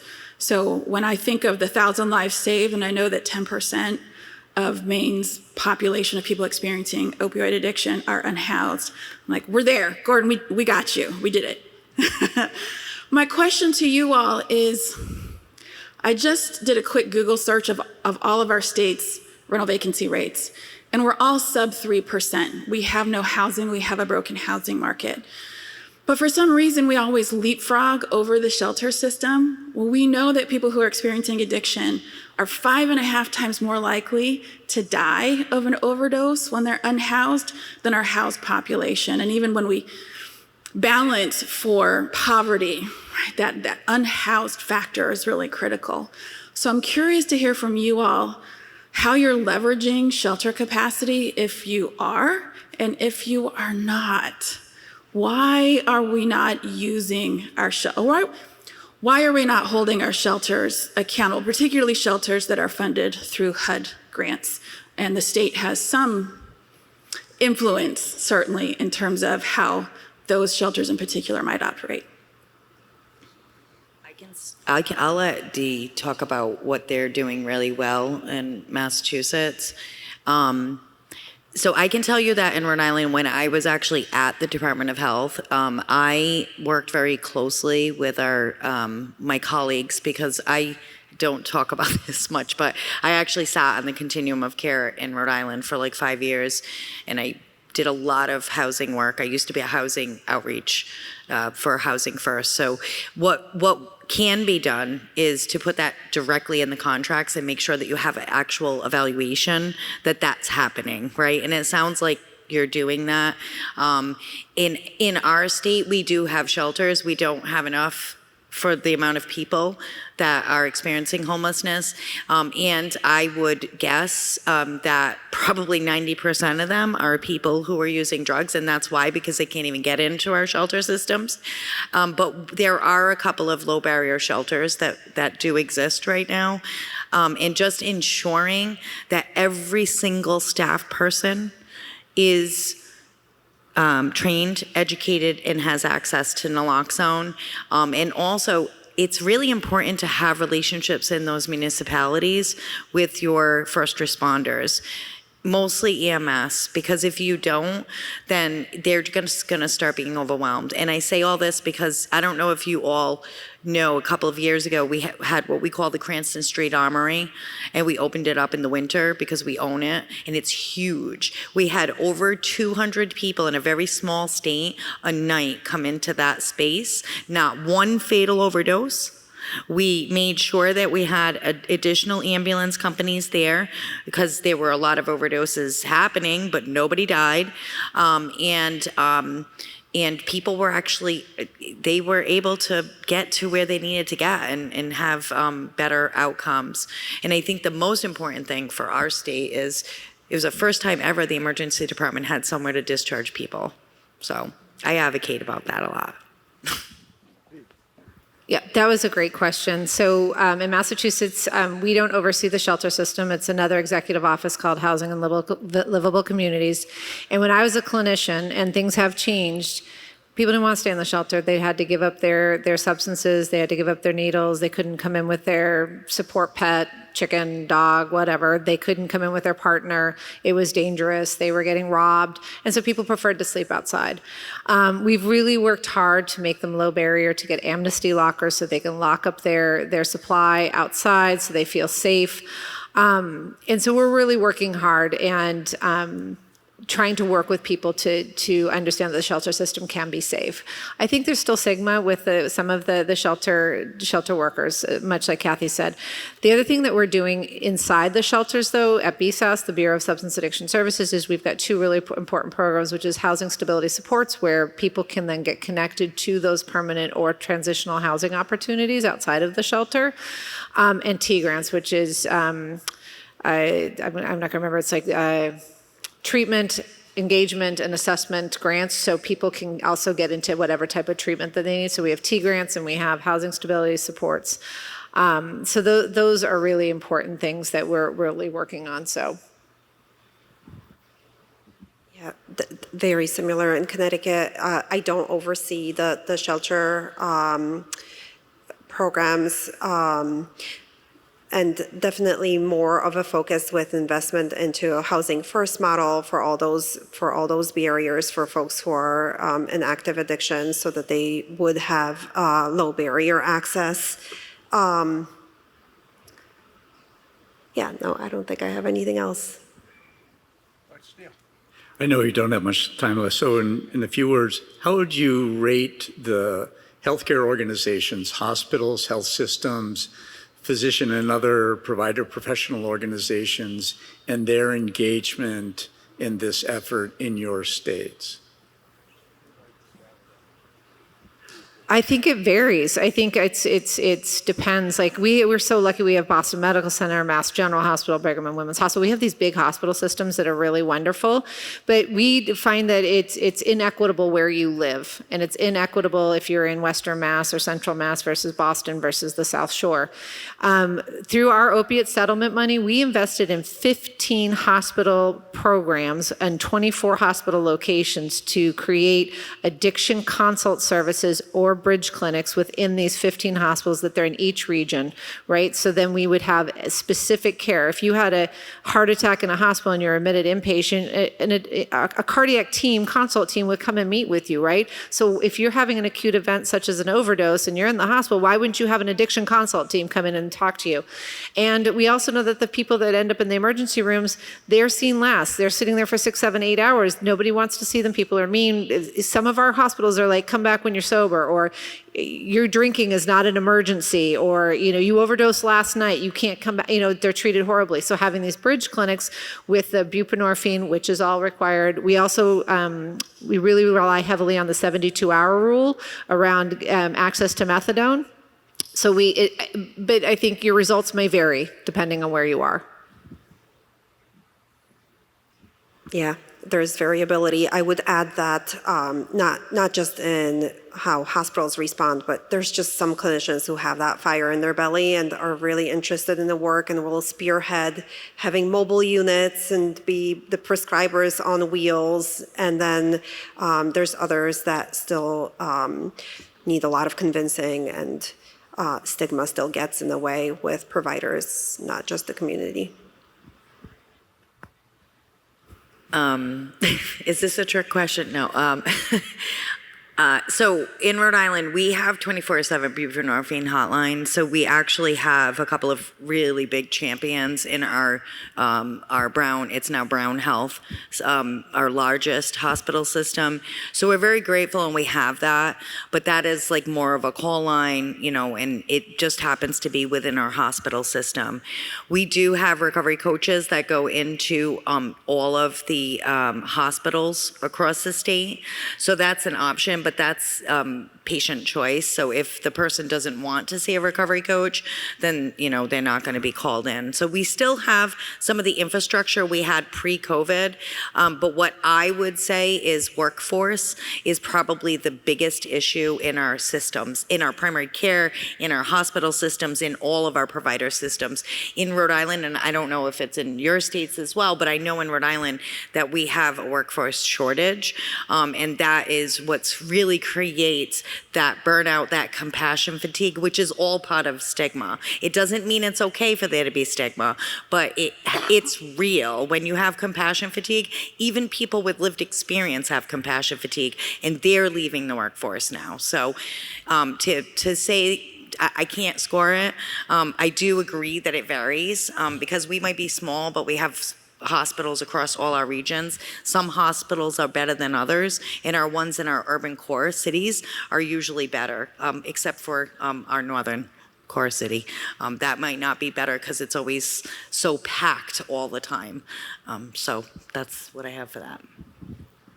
Well, thank you. Seeing no one else at the mic, I know a few people have drifted in from the other sessions, and I fear that they think I'm going to say something profound as we have closing remarks. And we are not having any closing remarks except goodbye, drive safely. I want to thank again our team, Lorena, Madison, Dr. Squirrel. I really want to thank our Voices of Recovery, very courageous people. And next year, Bangor, July 16th, we'll see you there. Thank you. Good night.